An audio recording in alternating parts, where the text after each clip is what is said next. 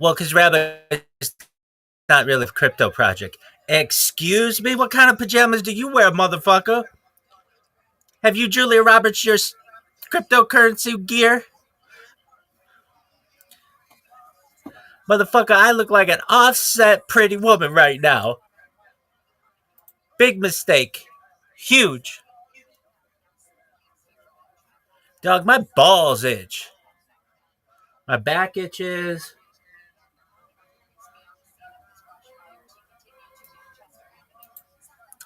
Big mistake. Huge. Like Kelly Kapoor. Yo, dog. This shit is cray cray. Come on, you little bitch.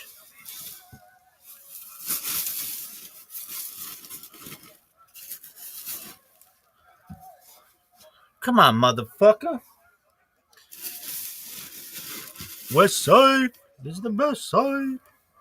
Look at this athleticism, motherfuckers.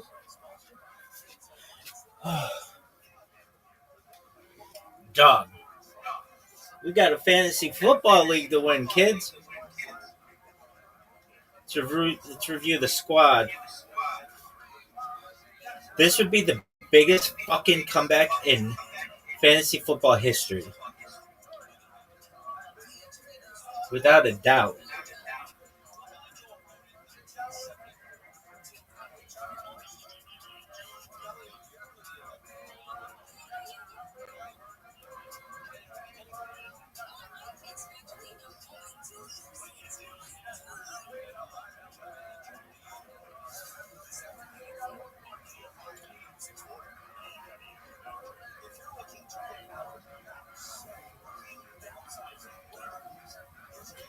Yo, dog. Oh, Rabbi's not in cryptocurrency. Excuse me, motherfucker. What kind of pajamas do you wear? I'm the ultimate cryptocurrency person. I'm a spokesperson for Harry Potter, Obama, Sonic, Ted Edu. I compete not with Schiller, aka Bitcoin Obama. I haven't heard Bitcoin Obama in any spaces. What the fuck happened to Bitcoin Obama?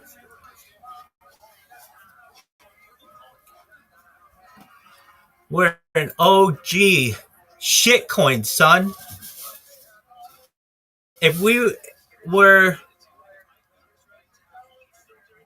a golfer, we'd be like Bobby Jones or Ben Hogan. These motherfuckers talking about Gene Saracen. Fuck Gene Saracen, motherfucker. Ben Hogan, baby. Come on, you bitch. Let's go. Come on, baby. Look at his body. People in the Harry Potter, Obama, Sonic 10 Enu group, they're like, what the fuck is he yelling about? What are they yelling about, motherfucker? Y'all should know that better than anybody. Actually, she. Anyway, come on. Quit sucking dick, dog. This computer sucks. This athleticism, though. This fantasy team.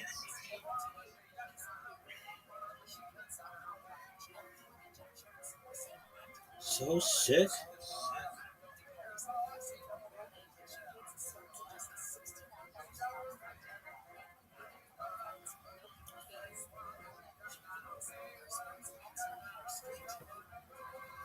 What are your thoughts on Raheed Shaheed?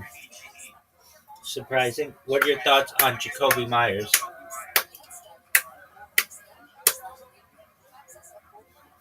He got his wish. He got traded. I don't know. That's kind of a lateral move. I mean, if I were fucking in the NFL, I'd be like, yeah, I want to be traded. To whom? Whatever team's the best right now. That's the team on which I want to be. Why? Because I'm going to make them even better, motherfucker. All right, come on. This thing sucks.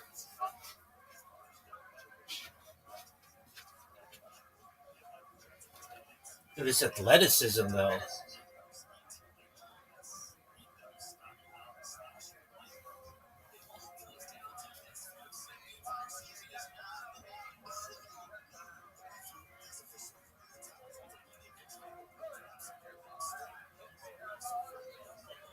Who's available?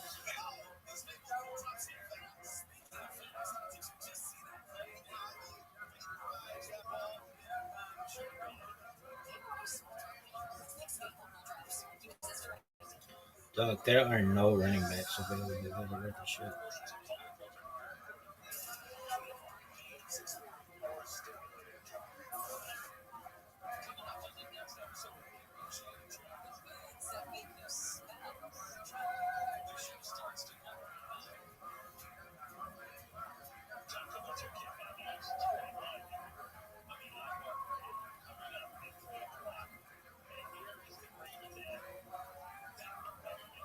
All right, dog. Look at this athleticism. That's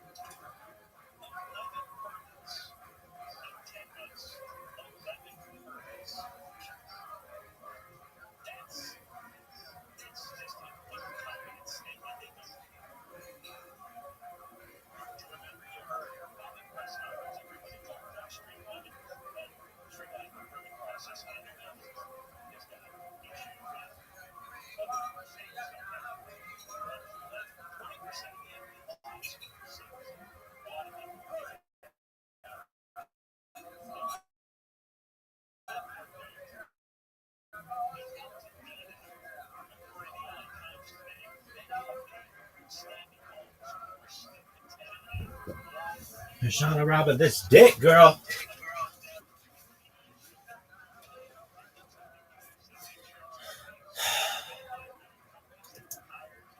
And Eli's descendants. And the Gemara says, the Gemara pointed out that there were certain descendants of Eli that did grow old. But how did they grow old if there was this curse hanging over them? So the Gemara attributed their ability to grow old through Torah and Chesed. Torah and Chesed. So even the descendants of Eli, let's say, if they engaged in learning and did acts of Chesed, were able to avert the effects of the curse. Listen, how overwhelming is that? How long is that? Even if you're bonus for Olam, curses your mishpacha and says that because of these egregious acts in your family, a person's family, that all the male members of the family are going to die young. You're die young if the male members of the family decide to immerse themselves in Torah, decide to immerse themselves in Chesed, they could stave off the effects of a divine curse. That is the power of Torah and Chesed. We don't even realize the powerful tools that we have at our disposal day in and day out, and how they can transform our lives and the lives of those around us. Even if a person is cursed, Chas v'Shalom, Torah and Chesed has the ability to change their fate. But again, we can see as much as Torah and Chesed save off the effects of the person allow them to grow old, what it won't allow is for the descendants of Eli to receive smicha. It's incredible.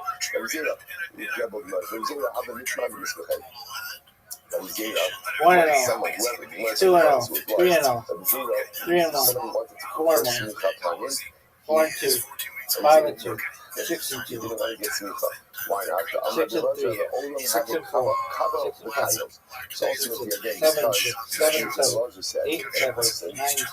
8-7, 9-7, 10-7, 11-7, 11-8, 12-8, 13-8.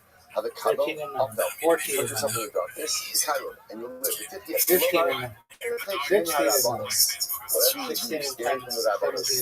16-10, 18-10, that's phenomenal.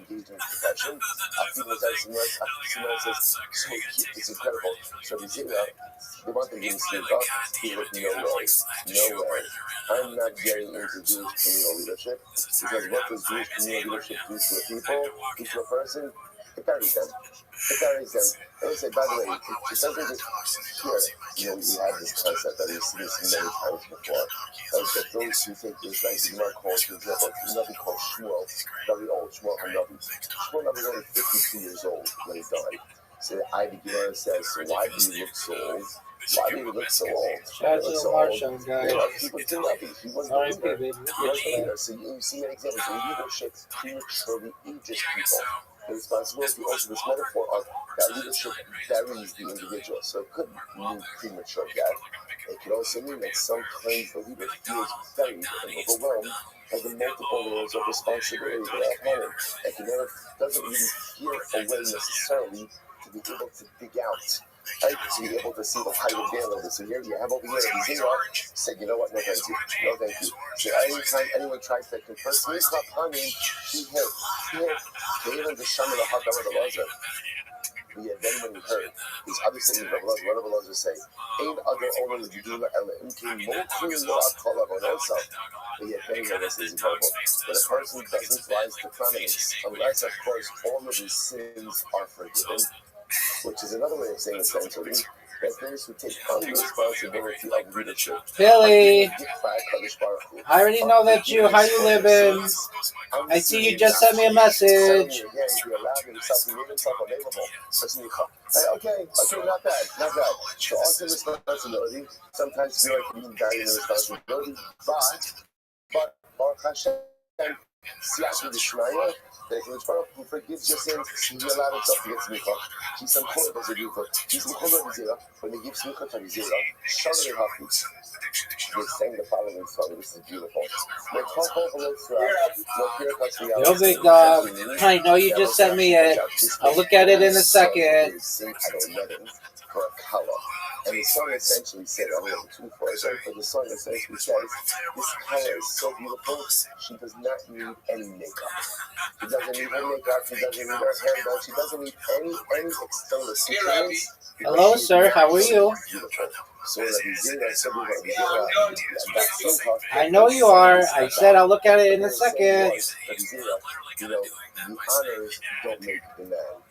Or I should say, the title doesn't make the man. The man makes the title.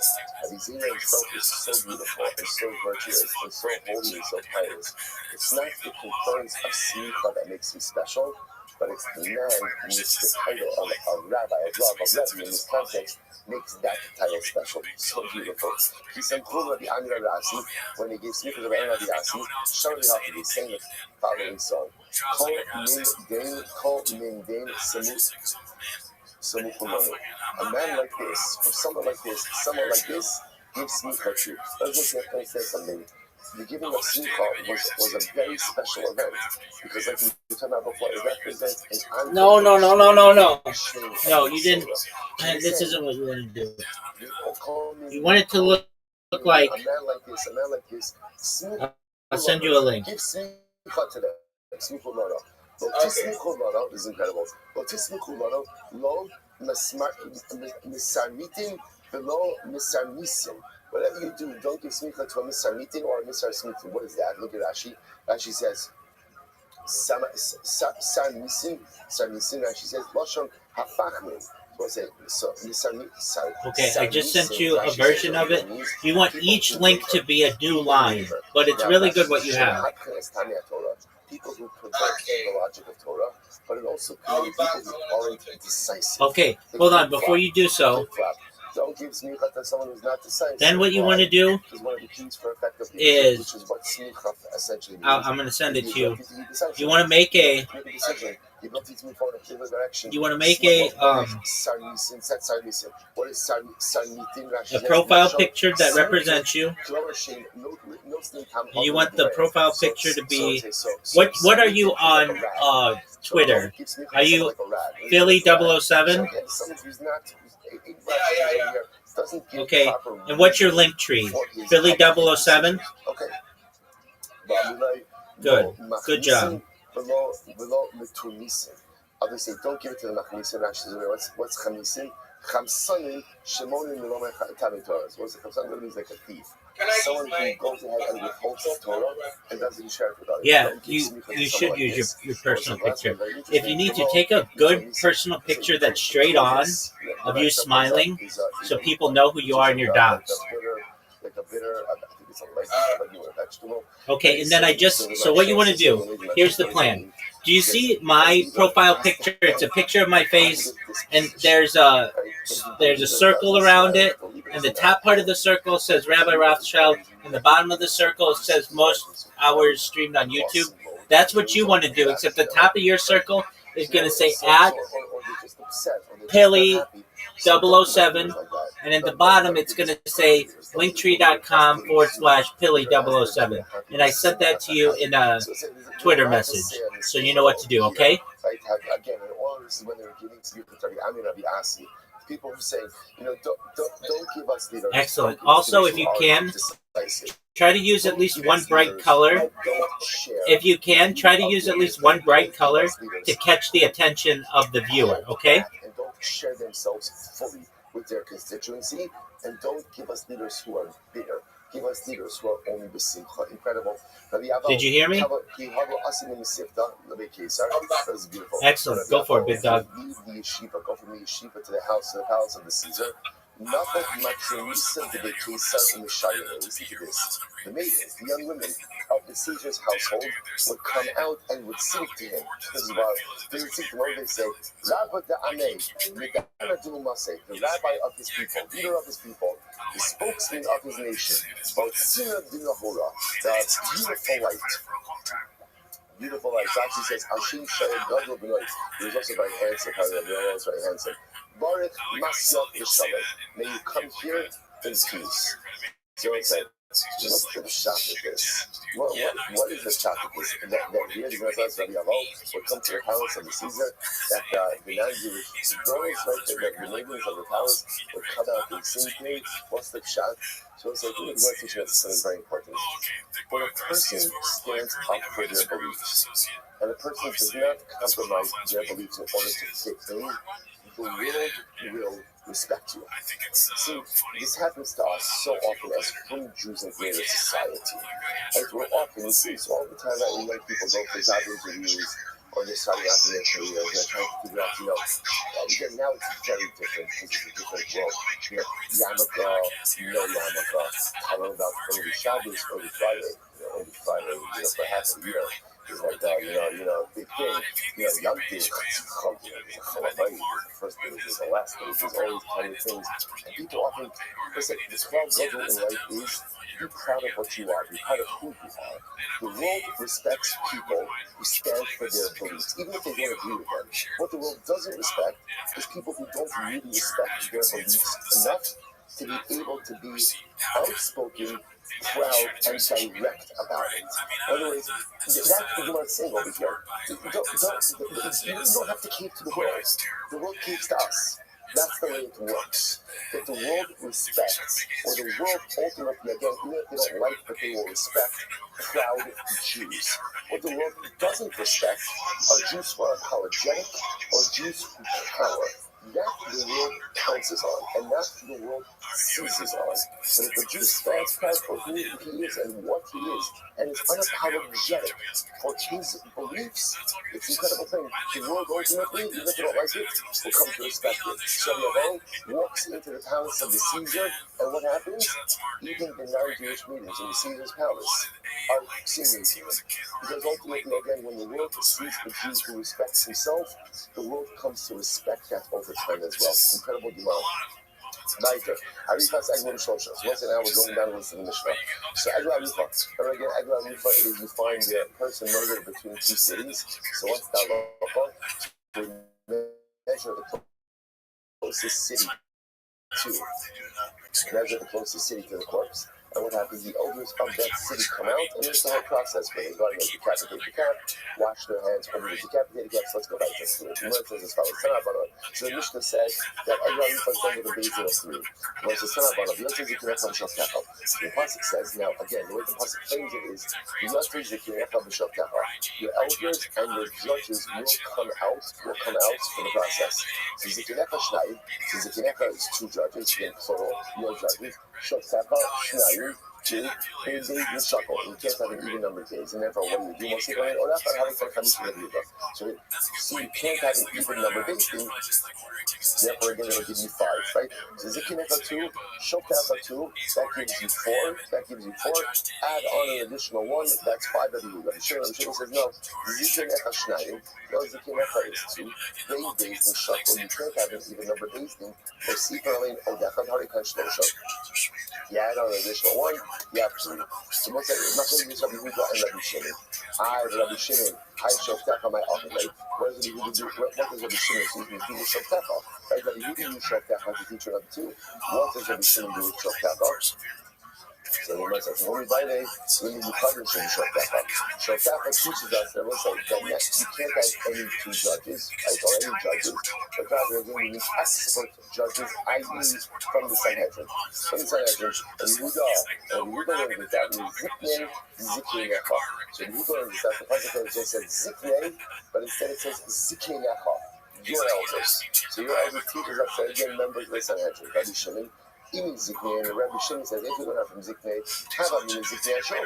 I would have thought Ziknei just means you have to be on, maybe it's just 2 guys in the marketplace. So therefore, again, Kasab Rahman or Ziknecha. Kasab Ziknecha, and going to say Ziknecha, how about Amina Sanhedrin Tzana? I would have thought that even members of the small Sanhedrin, let's say what's the small Sanhedrin? 23-member court. 23-member court. Therefore, Kasab Rahman of the Shoktecha, meaning you publish the Shoktecha, right? And you again, expert judges, i.e. from the Sanhedrin. Okay, so the Gemara says as follows: Rabbi Yehuda, well, now back to Yehuda. Gemara Ziknei, made the Samchu Ziknei Idei Sidehem. So Yehuda is Gzir Shava.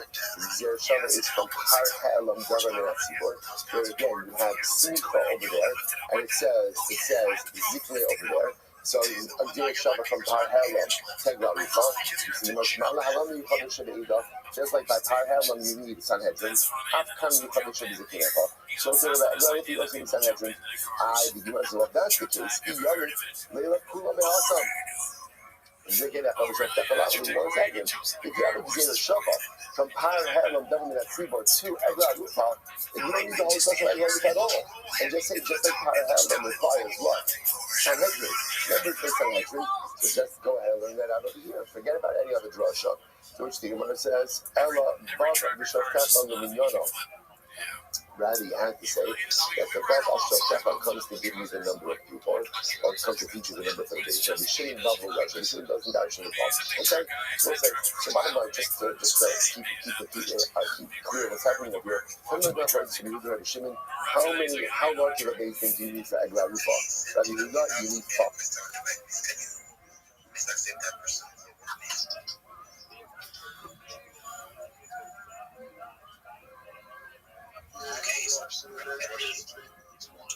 Guys, sorry for cutting you off. I just want to get into this topic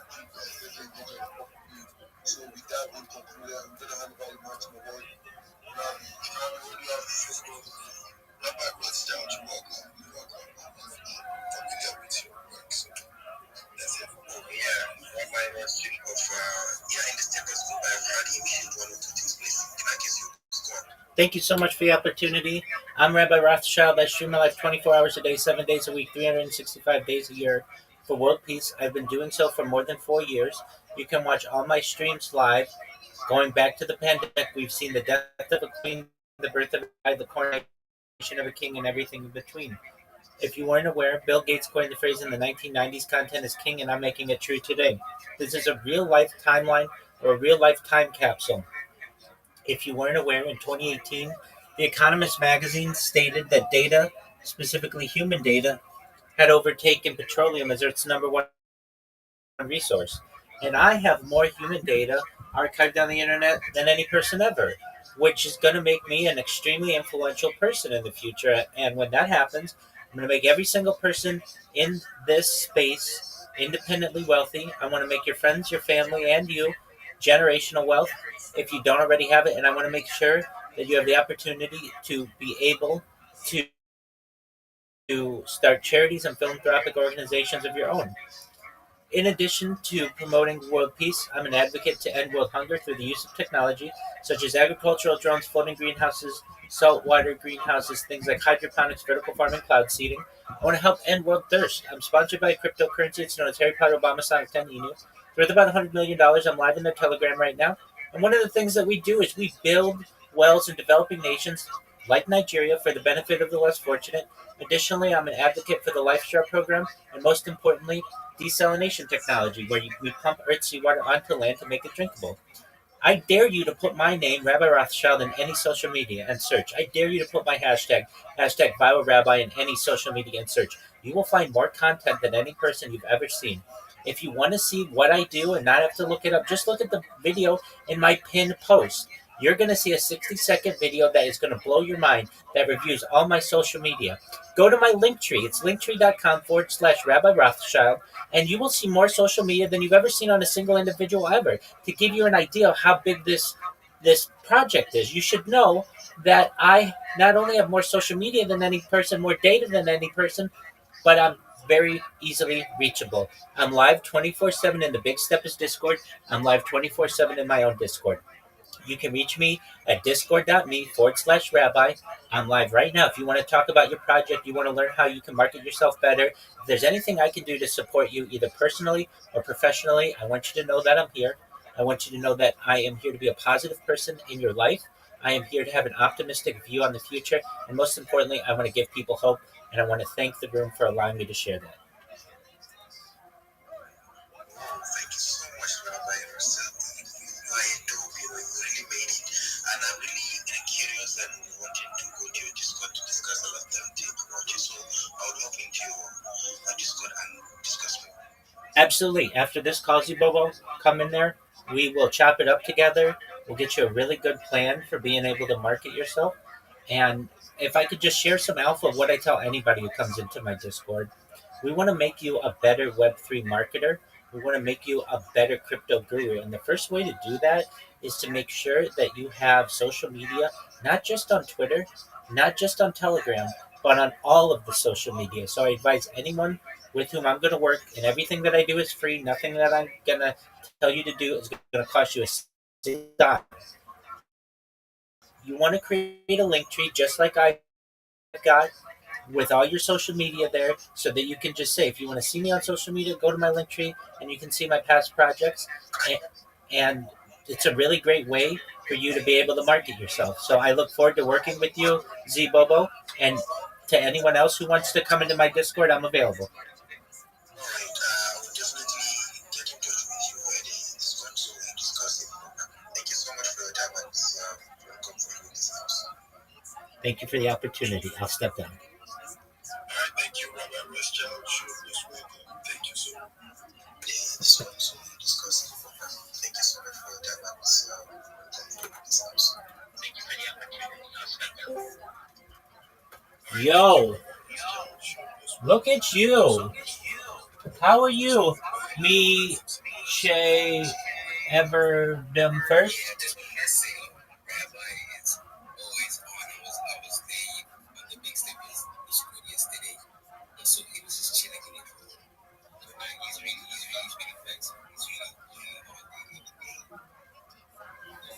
Whatever this first time. Everyone give Rabbi a follow. Give Rabbi a follow. He's on follow. That's the best chance, guys. We are looking for relevance. Likes on the space right there. That is so absolutely fucking best. Make sure you are liking. Make sure you are reposting. Make sure you are liking and tweet. The space to expand the reach of the space. We don't know who's just working. We don't know who's just stop by and say, oh, let me check out what's going on there. This is the community. Yo, Mama's boy, how you living, dog?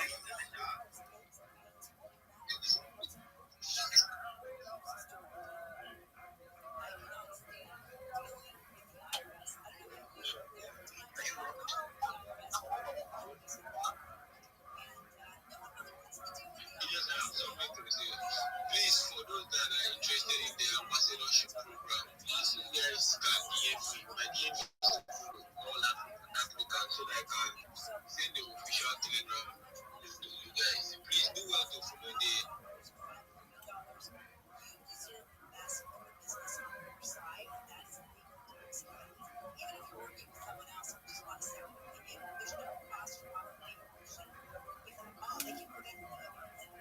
Yo, Mama's boy, or me.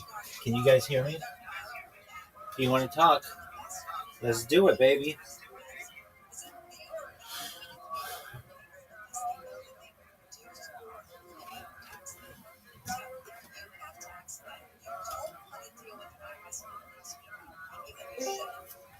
Yo, what's going on?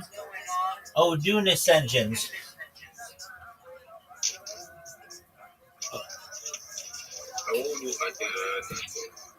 Hello, how are you? How's your day?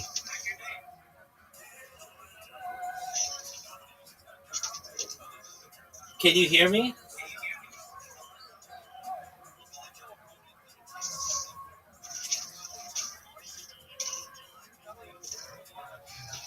Hey, what up? Hello? Hello, how are you? I'm fine. Excellent. So I take it you want to be a Web3 marketer, or you are a Web3 marketer, is that correct? Yeah, I want to be a community moderator and also an ambassador. Okay, excellent. Well, we can make those things happen for you. Do you have a link tree? No, I don't have a link tree, but I have social media handles Okay, great. like Great. Facebook, Great. Yeah, Instagram. that's wonderful. You need to put them all in Linktree and then send them to me and we'll review them. Linktree is free, but it's one link. It's one link so I can get all your social media at once. And it's really easy for you to be able to promote yourself. So what you want to do is create a Linktree, put all your social media in there, and then come back here and we'll review it, okay? Okay, I have one question, please. Go ahead, my friend. Okay, how can I create the link tree, please? Sure. You go to linktree.com You sign up. It's free. Get the free account, and then you put your links in, your Twitter, your Facebook, your if you don't have a Reddit, create a Reddit. If you don't have a YouTube, create a YouTube. If you don't have a Spotify, create a Spotify. If you don't have an Imager, create an Imager.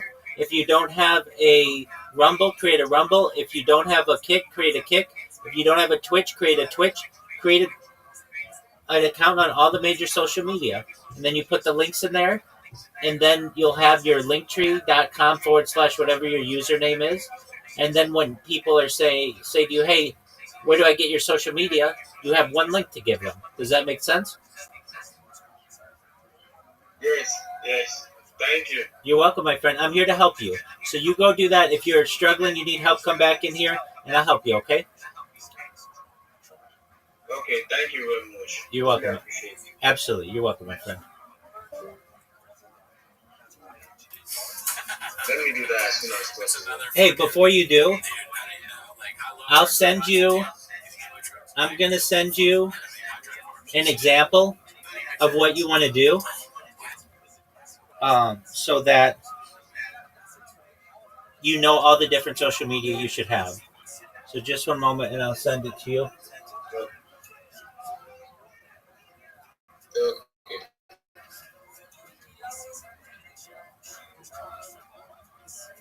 Rabbi, what's up, man? How you living, big dog? I'm good, man. I was that other with Boonsi's engines, but I was running my microphone was working. But I heard what you said, so I'm gonna do that link tree and set it up for you. Okay, excellent. And then when you do, come back in here, we'll review it. Then we're gonna get you a very good. We're gonna get you a really good profile picture, something that explains what you do, that represents you, that you like. And then what we're gonna do is we're gonna use AI to have you be able to create videos, which are free for you to make, and they're really easy. You just have to use prompts. You don't have to have any video editing skills. AI will make it all for you. And then what you're going to do is we're going to teach you how to make really good memes and promote those memes and promote yourself. Then we're going to get your pitch down so it's really tight and it's exciting when you're shilling yourself. And then we're going to help you shill. So we've got a whole plan for you. Right, yes. I have a question. Go ahead, my friend. For the other social media, should I make it like attached to my ex, like the same name and everything? Or that is an excellent question. Yes, absolutely. You want to be your name as consistently on the internet as possible, and the reason why is because it's really easy for you to say, hey, and you can follow me on all social media at whatever my username is. If you want to connect to my social media, it's linktree.com / at whatever my username is. And then on top of that, no one can impersonate you. Or it's much more difficult because you've already got that name secured for yourself and nobody else can take it. Does that make sense? Yeah. Not a sense, man. Excellent. I'm going to get that down for people. 100%. Before you go, Nova, I want you to check your Discord messages. You too, Meech. Look at your Discord messages. I sent you examples of what your link tree should look like and all of the different social media you should have. And here's why this is important. Not only is it going to allow you to market yourself, but let me just give you an example of what a lot of marketers on Twitter sound like. They go like this. GM, everybody, GM to the host, GM to the co-host. I want you to know that I'm a Web3 guru. I'm a brand ambassador. I'm a community builder. I'm brand driven. I want you to know that I am a reply guy and I am a rater. Everybody can do that. Everybody does that. You need to be able to differentiate yourself from that. So what you're going to be able to say is, of course I'm a reply guy. Of course I'm going to repost you. But what I'm going to do that nobody else is going to do is I'm going to take your content and put it on 20 different social media platforms. Nobody else is going to do that for you. But what that's going to mean is that you're going to get leads and buys on your coin across the entire internet. Not just Twitter, not just Telegram, but everywhere. YouTube is the number 2 largest website in the world, and I'm going to make content for you there. I'm going to have content that's attractive on Instagram. I'm going to have posts on Reddit that are insightful. No one else is going to market your project the way that I'm going to market it. My DMs are open to anyone who wants to partner with me, and that's a much better way to be able to market yourself. Wouldn't you agree? Yeah, no, definitely. Excellent. Did you see the example that I just sent you? Yeah, so that's a lot. That is a lot. I won't even lie. Wait, but let's be honest with you. Let's be honest with ourselves. It's about an hour of work for the rest of your life. You don't have to do it ever again once you get these things done. Yeah, not true. No, definitely. I'm gonna put in the work because Exactly. And then nobody can impersonate you. And then you're going to have a really attractive profile picture that I'm going to help you make that just it tells a story about you. It's going to have a picture that you want with which you want to identify. It's going to have your handle. It's going to have your link tree. I'll show you how we're going to do that. Then what we're going to do is use Sora, which is an AI program of ChatGPT, and we're going to have that make some short videos for us so that you can see how to start marketing yourself through video. And then what we're going to do is teach you how to make memes. We're going to work on your sales pitch, and then you're going to start doing what I do and working with people. And all of this is free. I don't want a dime from you ever. I want to give you money in the future. That's the goal. Okay? All right. Nah, I'm excited, man. I'm definitely excited. You should be. Nova FX, let me say this. If you go to any of these social media websites and they want money, then you did something wrong. Linktree is free. YouTube is free. Imager is free. Reddit's free. So don't buy the premium on anything. If you run into any kind of issue, let me know. I don't want you spending any money to do this, okay? All right, no problem. Yes, sir. Excellent, Noah. Rabbi, Yes, sir. are we using our are we using one name for all the social media handles? Yes, that's the goal. Okay.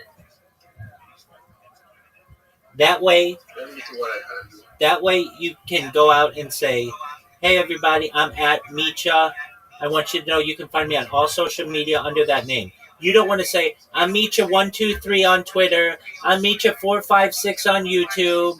I'm the Micha on Reddit. You don't want to have to do that. You want everything to be the same as much as possible. And if you're like, well, I don't have that right now, that's okay. Keep your Twitters the way they are because you've worked really hard for those. But if you need to, you can change it up a little bit for the other social media so long as you can get it as consistent as possible. So let's say Micha, you can't get Micha on YouTube. Okay, then be Micha Web3. Or let's say Nova, you can't be Nova FX on Reddit. Okay, so be Nova FX Web3. Whatever it is, but so that it's for you consistent or as consistent as possible. So if someone's searching you, they're going to find your account. Yeah, I agree. Excellent. Excellent. Micha, did you see that link I sent you? Yes. Excellent. That's what you want your Discord, that's what you want your link tree to look like. So it's going to take you guys an hour or two. You might not be able to finish it tonight. That's fine. Come back tomorrow. Send me the link when you're done. And then we'll come in here and we'll go on to the next step. Okay? Okay. Right, yeah. Excellent. I'll be done by tomorrow, so I'll definitely come back and let you know Sounds like a plan. for the next step. Absolutely. Thank you for the opportunity, man. Hey, it's my pleasure. Yeah. Absolutely. And so you should also know that in addition to helping you guys show your project and stuff, there's some new communities I'm in. I'll get you into those communities. I'll introduce you to people. They have job applications. I can't guarantee they're going to give you a job, but it's at least an opportunity.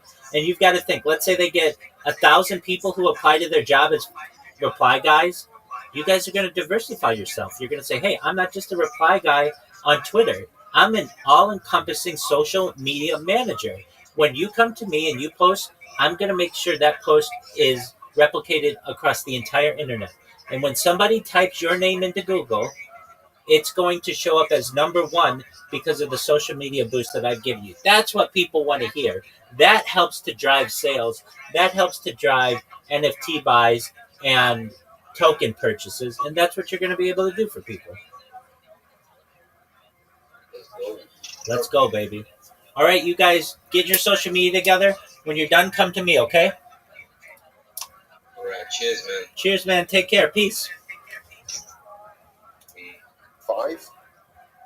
Rabbi Shimon, ultimately, again, you need 3. So, Elamiata. Shout out to those guys. It seems like they understood. Well, second, if you're mentioning total words, then Yotzu is another 2. Madadu, they don't measure is another 2. Rabbi Huda Hari Tisha, Rabbi Huda, that should give me a basin of 9, right? Because again, I got Zikinecha, Shotecha, Yotzu, Madadu. 2 for each of those words, that's 8. Can't have an equal number basin, that's 9. Rabbi Shimon Shiva, Rabbi Shimon, that should give me a basin of 7. Which says, no. Those words are needed for something different. The Holy Bible is a Kedusanya. This teaches me something different. Biyatsu, what does Biyatsu mean? Hang with the Lord Shukhan. So let's say Biyatsu means it has to be the members of the Sanhedrin themselves who go out to the courts and they can't dispatch messengers. They can't dispatch messengers. Let's say it's a very profound idea. There are things in life that you could outsource and delegate, and there are things that you have to do yourself. So I love what the Gemara says. Torah tells us, members of the Sanhedrin, you have to do it yourself. Hey, you have to measure. What does this mean? Shafirim Saba Alio on the days. Shafirim Saba the Meditas. This is very interesting. We'll say. What happens if you ever find a situation? Halachah, so they find the corpse that between 2 cities. Now it's clear that the corpse is closer to city A than it is to city B. Even if it is clear, just by mere ocular observation, that the corpse is closer to city A, the process of Para Aduma demands a process of measuring. You have to measure it. So again, the Yotzu teaches us that the members of the Sanhedrin themselves have to go. They cannot dispatch a messenger. And in Magadu, they have to measure, even if it's clear just by ocular intake, that it's closer to one city, they still have to engage in the process of measuring. This is the low-key icon. So once I say that part again, let's still have to make a good Rabbi Huda and Rabbi Shimon. Rabbi Huda telling me that I need a basin of 5. Rabbi Shimon, I need a basin of 3. So additional pieces of halakha. This is, again, this basin has to be comprised of members of the Sanhedrin. Right? Next, what else? The members of the Sanhedrin have to go out themselves, can't dispatch a messenger, and you have to measure, even if it's abundantly clear, that the corpse is closer to one city. Okay? So the word says, Masisi Gokiakana. What's the second line from the top? 14b, down on the base. So Mishka Kumi does not perfect the view of the following kind of the Sanya. Rabbi and Yaakov Omer, Rabbi Yaakov says, the Yotzu Zikinecha B'Shek Tzafah. The Pasuk says in this verse, the words of Yaakov, different drasha. Pasuk says, Egla Rupa, your elders and your judges shall go out to the Egla Rupa. Zikinecha, Zu Sanhedrin. So elders, that means members of Sanhedrin, Shok Tzafah, Melech the Kohen Gadol. Wow. Shok means who else goes out for Egla Rupa? The king and the Kohen Gadol. So I said, this is incredible. Like, can you imagine this? For this Egla Rufa, like you find this person, this Jew, this Yid, murdered in between 2 cities. The Rabbi is who's going out in the process? The Sanhedrin, or these members of the Sanhedrin, the king, and the Kohen Gadol. So you know, it says, why does Shofar mean Melech and Kohen Gadol? Melech B'Mishpat Ya'amid Aretz. You see over there that Melech is associated with Mishpat. Kohen Gadol B'Ksiv, B'Basar HaKohanim V'Alavim Ve'ala Shotei Ve'ala Shotei. So bottom line, so interestingly enough, so the Rabbi Yaakov, when he says Zikinecha, refers to Sanhedrin. Shot Tafa refers to the king and the Kohen Gadol. Everybody has to come out for Egla Rufa. So it says, Yibarihu, but the Rabbi Yaakov, the Tata Pali or the Tata Pali. So this is very interesting. Everyone asks, is Rabbi Yaakov arguing only on one point or on 2 points? What does this mean? So the Gemara says, B'melech the Kohen Gadol Pali about the Sanhedrin. Ikar Yehuda, Ikar B'Sheni. So let's say, so now, when Rabbi Yaakov says that Zikinecha is the Sanhedrin and Shofar is the king and the Kohen Gadol, when it comes to Sanhedrin, is he agreeing with one of the two opinions, either Rabbi Yehuda or Rabbi Shimon, that either it's 3 members or 5 members of the Sanhedrin? I mean, so he's agreeing with one of them in that respect. And the point of contention is Melech and Kohen Gadol. That Rabbi Yehuda and Shimon do not require the king of the Kohen Gadol, but the Lazar ben Yaakov does. Odilma, or the other class, Odilma, the Sanhedrin Nami party. The Amir Kula Sanhedrin Baina. Or maybe the Lazar ben Yaakov is arguing on the Sanhedrin point as well. And whereas the Yehuda and Shimon only require 3 or 5 members of the Sanhedrin, perhaps the Lazar ben Yaakov is going to require the entire Sanhedrin to come out to the Edna Arufa, in which case, again, the Lazar ben Yaakov is espousing a dramatically new position, which is that everyone requires the entire Sanhedrin, the kings, and the Kohen Gadol. So we're trying to define the parameters of the ROTHSCHILD and Yaakov and Yehuda and Shimon. I'm going to say Tashma. Alright, so that's analysis. This is also just fascinating pieces. Matzah and Abin's Pagi. So we'll say, 30 seconds background. Zaki Mamre. Zaki Mamre is a member of the Sanhedrin who refuses to yield to the majority and just espouses his own halakhic rulings. And again, just refuses to back down even when he is outnumbered. The halacha is that Zaki Mamre is executed.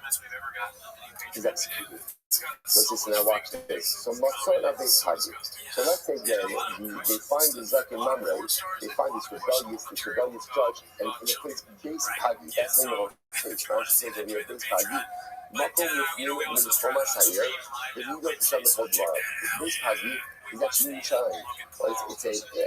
It's within the walls of Yerushalayim. And therefore, again, it's considered to be part of the Yerushalayim. So let's say again, the Sanhedrin ran into the, or it sounds like the Zaki Mamre ran into the Sanhedrin and base Pagi. The Himra Alayel, and this is where the showdown occurs. The showdown between the Zaki Mamre and the rest of the members of the Sanhedrin occurred in base Pagi. So the Gemara says, Yoko say, hey, I'm the Asamra. You might have thought that his rebellion is there a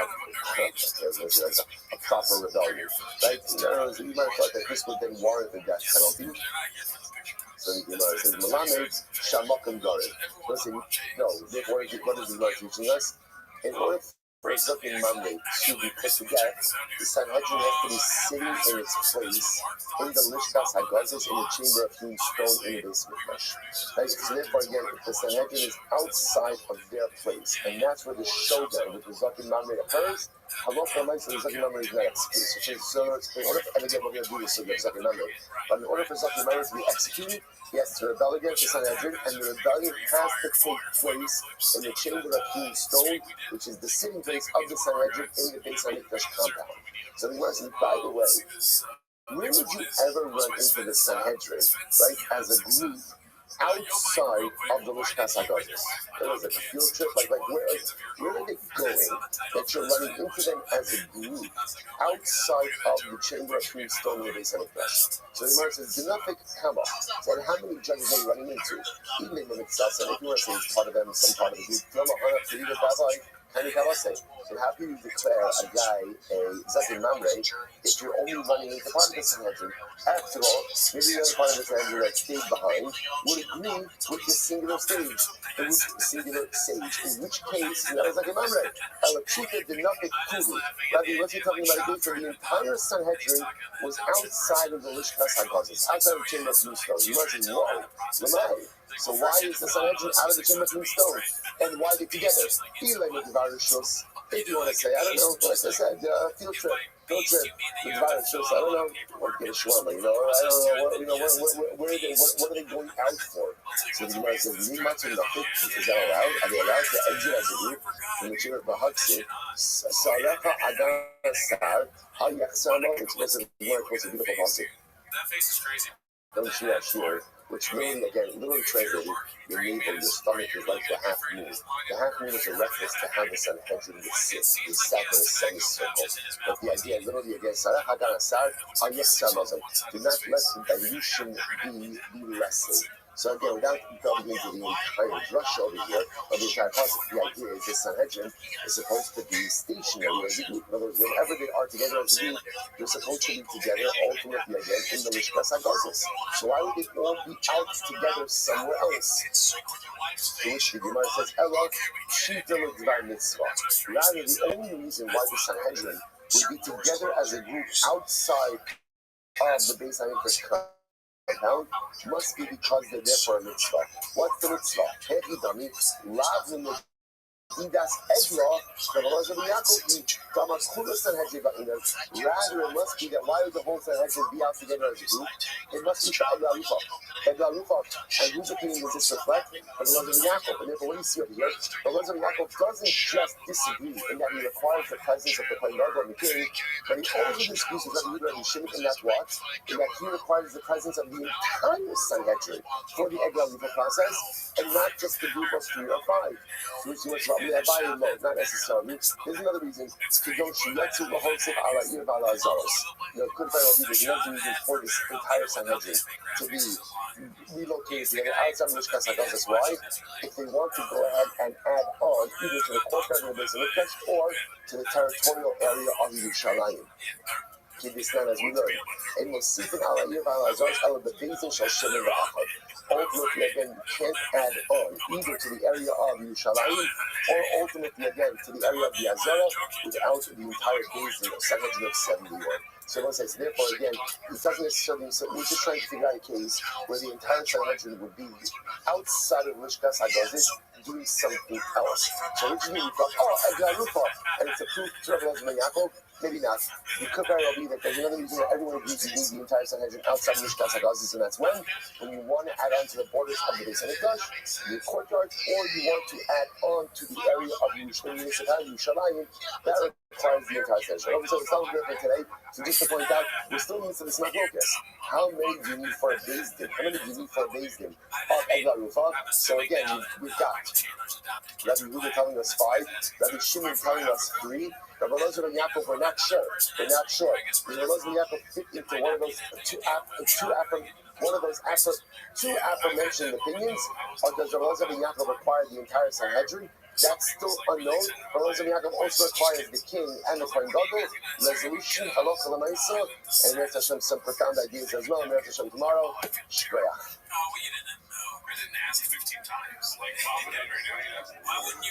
Tomorrow morning. Yeah, I'll put out the schedule, Meretz Hashem. I'm sorry, can you tell me? Yeah, well, I haven't done a WhatsApp poll in the documentary chat for a while. Yeah, I love those. And I'm going to put that out. All right, so this is called Tell Us Much Papa, posted by Savvy442. Looks like Dana White with the dog from. This is cool, ladies and gentlemen. He deserves it. They deserve it as a family.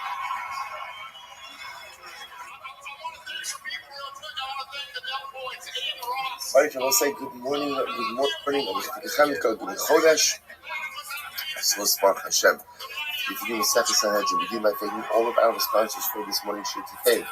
Our Talmud Torah sponsors, our annual Talmud Torah sponsor for Tafshin Pei, the Kosim Mishpach of Eretz Yisrael, for dedicating all of the Shiur and Midrashim this month as a zechus from Zohar Stamos for all of Am Yisrael.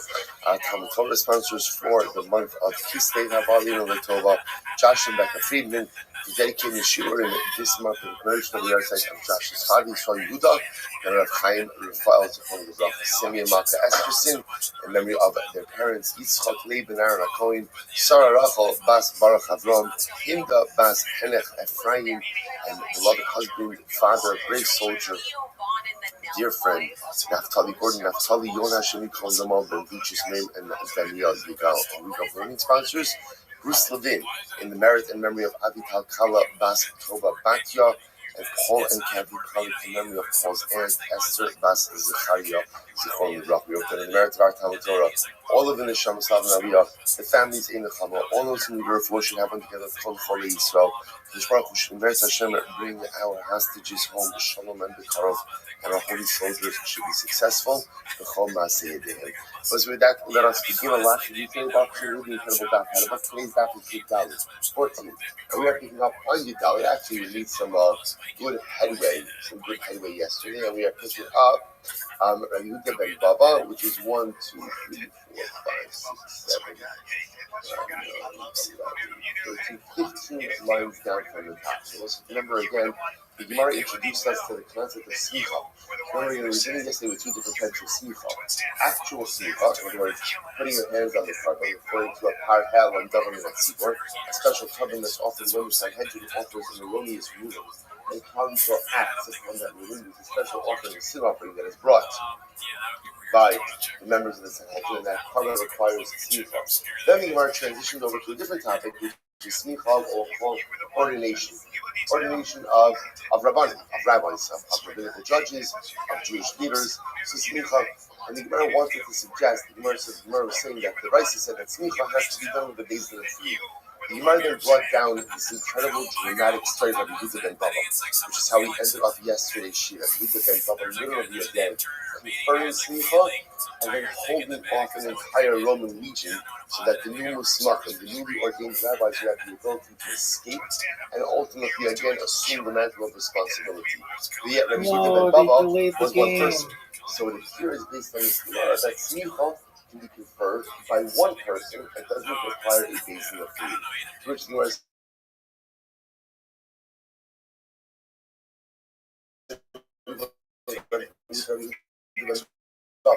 he wasn't any person saying smicha. So why aren't they mentioned? The Haidil Hashablu, which is called the Rabbi Yehuda ben Baba. They're not mentioned at a.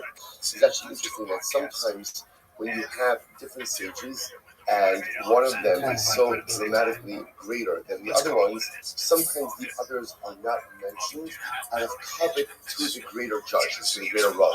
So Yehuda ben Baba, so there was a basin. There was a basin that was concerning smicha.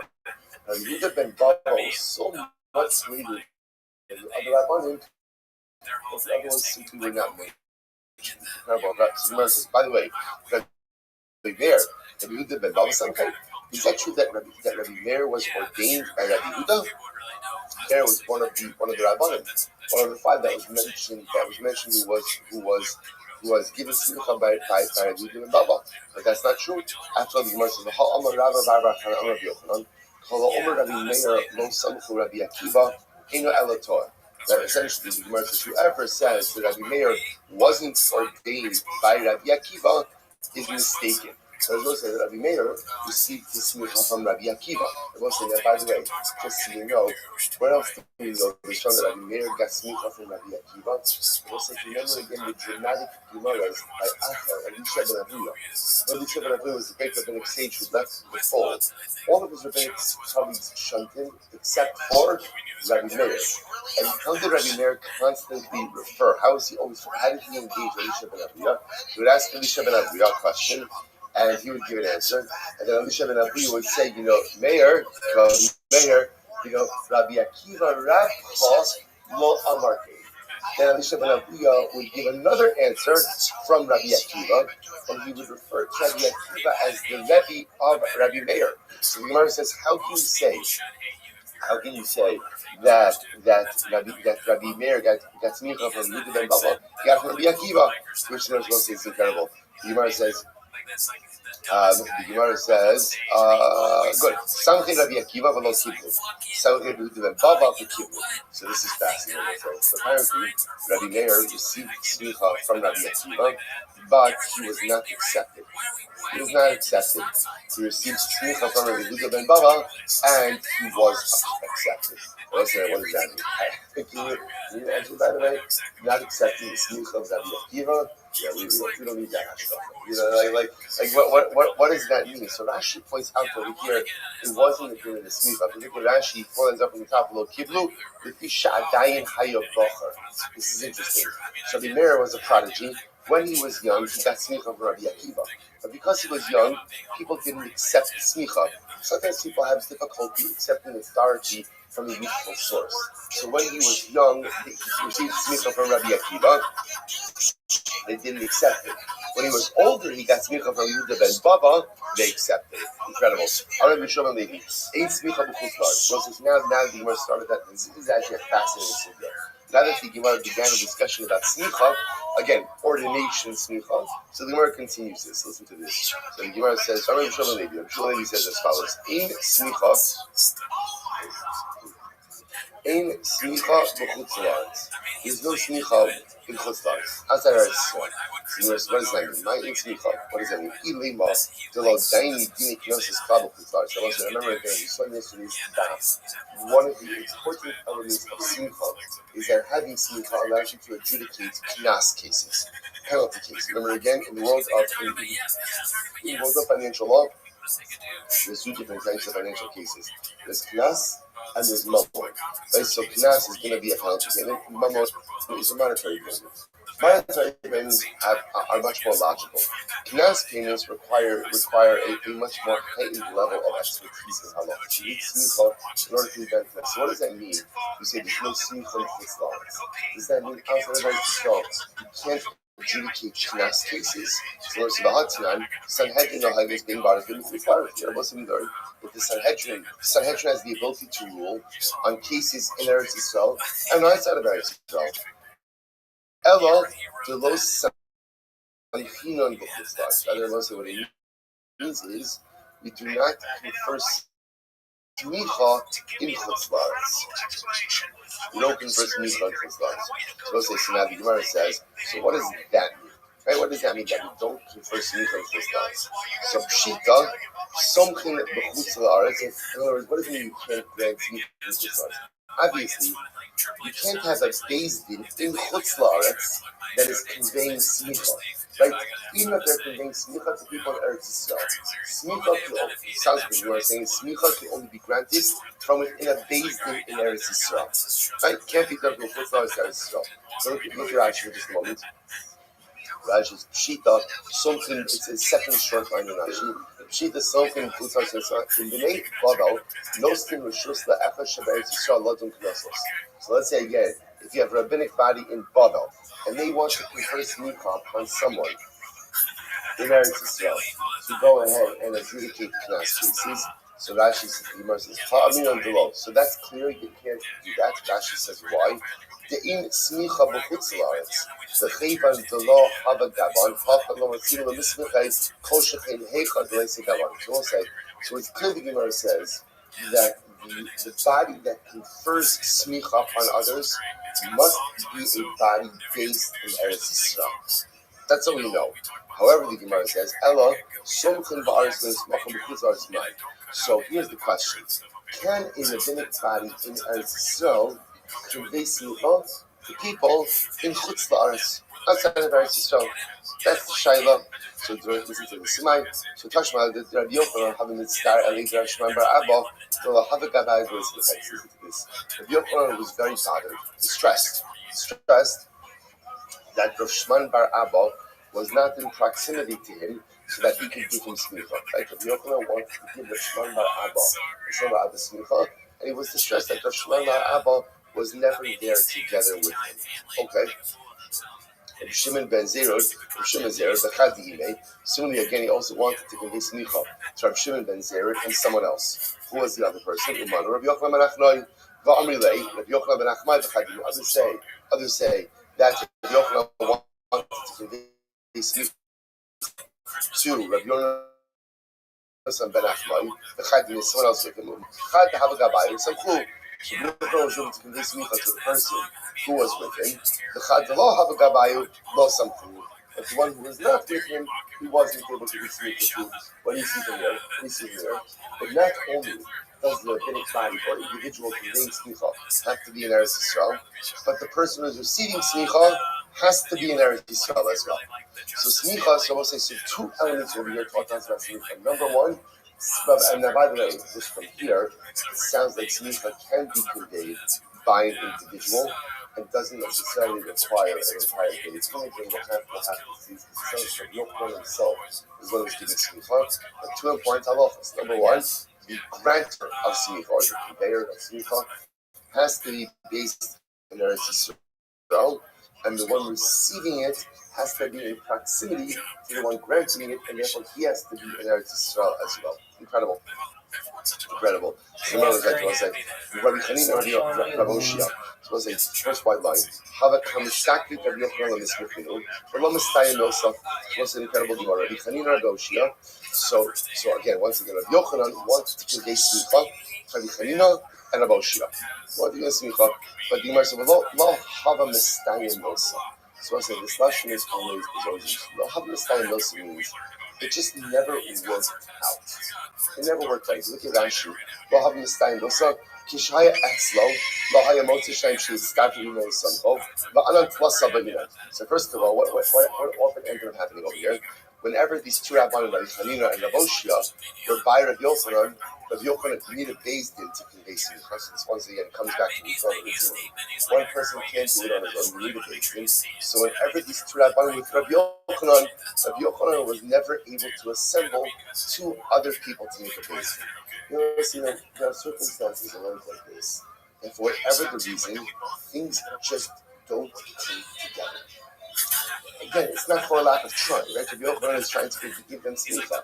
These individuals, again, seem to be present, so yet, whatever, when he gets the Beis Din, the guys aren't around. When the Rabbanim are around, can't get the Beis Din together. It's important. I don't know if we all have like moments or like this. Well, how the style of those things are just not coming together as they need to come together. And it's important to understand that this is sometimes part of the fabric of life. Sometimes things don't come together because I'm not trying hard enough or I'm not organized enough. And sometimes things don't come together just because Kodesh Baruch Hu is not allowing pieces to drop in the right way. So he's unable to give them smicha. Hava comes start to go. Rabbi Yochanan was very upset. He was very bothered. He was troubled by this. Because at the end of the day, he wanted to know, because with smicha comes the continuity of the Mitzvah, of our ability to go ahead and adjudicate those cases. There's a lot wrapped in there. So the Gemara says, don't be upset. Don't be upset. We're not surprised that things aren't coming together. Why? Danan, with the base Eli Kasima. We are descendants from Eli HaKohen. Eli HaKohen. Supposed to say, remember again, Eli HaKohen was the Kohen Gadol in the Mishkan at the times of Shmuel Hanavi, before the times of Shmuel Hanavi. Eli was an incredibly pious individual, but his sons engaged in some pretty negative behavior, and Eli never took them to task for it. So I want to say, a tremendously sorting parenting, that as much as a parent can't control what their children do, it's true. But when my children are young, and they're in my home, and they're under my influence, I do have the ability to exert influence over them. And failure to properly educate and lead and inspire one's children when they're young is a source of parental responsibility. And when they get older, if I see my kids, this is often a struggle that parents with adult children have. I see my kids doing something negative, but they're old already. So parents think, no business. Don't mind your business. Don't mind your business. You're free to body. If you see your kid doing something wrong, it doesn't matter if they're 13 or they're 33. Say something. Say something. And if your child knows that they love you enough, that you love them enough, they may be annoyed at you, but at the end of the day, they'll appreciate it. That's the job of a parent. If you see your child doing something wrong, it doesn't matter what age they are, the ability, and I'm saying this coming off like a long time these days. Right? So I did put this into practice a number of times. Right? You see your kids doing something that's just not right. It doesn't make a difference whether they're young or they're adult. Or it is a parental responsibility, especially, I don't mean that again, that's annoying and moving. But sometimes if you see something that borders on a bit egregious, it's a parent's responsibility to step in. So Amy's sons were doing some really bad stuff, and they were doing it inside of the Mishkan. Amy had a responsibility to step in, and he did it. And therefore, again, he's held culpable. What's the result of that? The result of that is essentially Amy's offspring were cursed. And I think we're not going to lead long lives. So listen to this. This is a wild story. So Rabbi Chanina, Rabbi Oshia, say Rabbi Yochanan, don't be upset. We're not surprised at all that the whole smicha thing is not working out. Why not? So the Gemara says, we are descendants of Eli. How do we know that smicha is never conferred to the descendants of Eli? Because the pasuk says one of the curse of Beis Eli is literally there'll be no elders that issue forth from Eli's home, from Eli's family. So my zaken, so I'll say, what does it mean zaken? Eli is zaken mamish. If you say that literally old, no one will grow old from Eli's descendants. Pasuk already says that. Pasuk already says that the male descendants of Eli will die young. Ella smicha.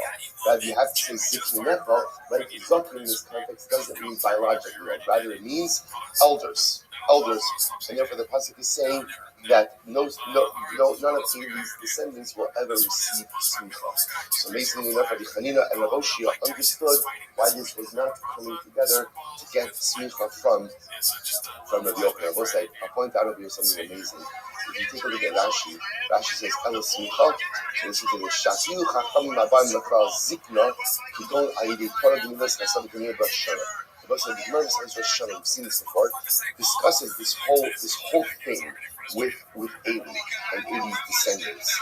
And the Gemara says, the Gemara points out that there were certain descendants of Eli that did grow old. But how did they grow old if there was this curse hanging over them? So the Gemara attributed their ability to grow old through Torah and Chesed. Torah and Chesed. So even the descendants of Eli, if they engaged in learning and did acts of chesed, were able to avert the effects of the curse. Now let's say, how overwhelming is that? How overwhelming is that? Even if the Ribono Shel Olam curses your mishpacha and says that because of the egregious acts of your family, the person's family, that all of the male members of the family are going to die young, if the male members of the family decide to immerse themselves in Torah, decide to immerse themselves in chesed, they could stave off the effects of a divine curse. That is the power of Torah and chesed. We don't even realize the powerful tools that we have at our disposal day in and day out, and how they could transform our lives and the lives of those around us. Even if a person is cursed, chas v'shalom, Torah and chesed has the ability to change their fate. But again, if they see as much as Torah and chesed can stave off the effects of the curse and allow them to grow old, what it won't allow is for the descendants of Eli to receive smicha. Incredible. Incredible Gemara. Rabbi Zera, when someone, whoever, the Gemara doesn't tell us who it was, Rabbi Zera, if somebody wanted to confer smicha upon him, he hid. Rabbi Zera hid. He didn't want to get smicha. Why not? The Rabbi Elazar, the Olam have a kabel v'kayim. So ultimately, again, because Rabbi Elazar said that a person should always try to hide himself in the darkness and will live a long life. What is that? Look at Rashi's great Rashi. Have a kabel afel. Put yourself in the darkness, v'kayim, and you'll live. V'tichya kilomar herchek min harabanos. Whatever you do, stay away from the rabbanos. Shemekareves is ba'aleha. Shemekareves is ba'aleha because it buries those who engage in this profession. After the Gemara says, so it's incredible. Rabbi Zera, they wanted to give him smicha. He's like, no way. I'm not getting into Jewish communal leadership because what does Jewish communal leadership do to a people, do to a person? It buries them. I will say, by the way, it doesn't just here, we have this concept, and we've seen this many times before, right? That those who think this, like the Gemara calls, for example, Nabi called Shmuel, very old, Shmuel Hamdavi. Shmuel was only 52 years old when he died. So the Gemara says, so why did he look so old? He was so old. He was the Nabi. He was the leader. So you see many examples. Leadership prematurely ages people. The responsibility, also this metaphor of that leadership buries the individual. So it couldn't mean premature death. It could also mean that sometimes the leader feels buried and overwhelmed by the multiple layers of responsibility that are upon him. Like he never doesn't really feel a way necessarily to be able to dig out, right? To be able to see the light of day a little bit. So here you have over here Rabbi Zera said, you know what? No, thank you. So anytime anyone tried to confer smicha upon him, he hid. Kevin the Shama the Hadam Rabbi Elazar. But yet then when he heard this other statement of Rabbi Elazar, what Rabbi Elazar say? Ein adon olam v'gdula ela imkin mochim lo akol avonosav. But yet then Rabbi says incredible. that a person doesn't rise to prominence unless, of course, all of his sins are forgiven, which is another way of saying essentially that those who take on the responsibility of leadership are given a gift by HaKadosh Baruch Hu of forgiveness for their sins, Ansilei Nafshe. Suddenly again, he allowed himself, he made himself available for smicha. Okay, not bad. So awesome responsibility. Sometimes feel like you're being buried in the responsibility, but Baruch Hashem, Siyata D'Shmaya, that Kadosh Baruch Hu forgives your sins, so he allowed himself to get smicha. Chisamchol was beautiful. Chisamchol Rabbi Zera, when they give smicha to Rabbi Zera, Shara they happy.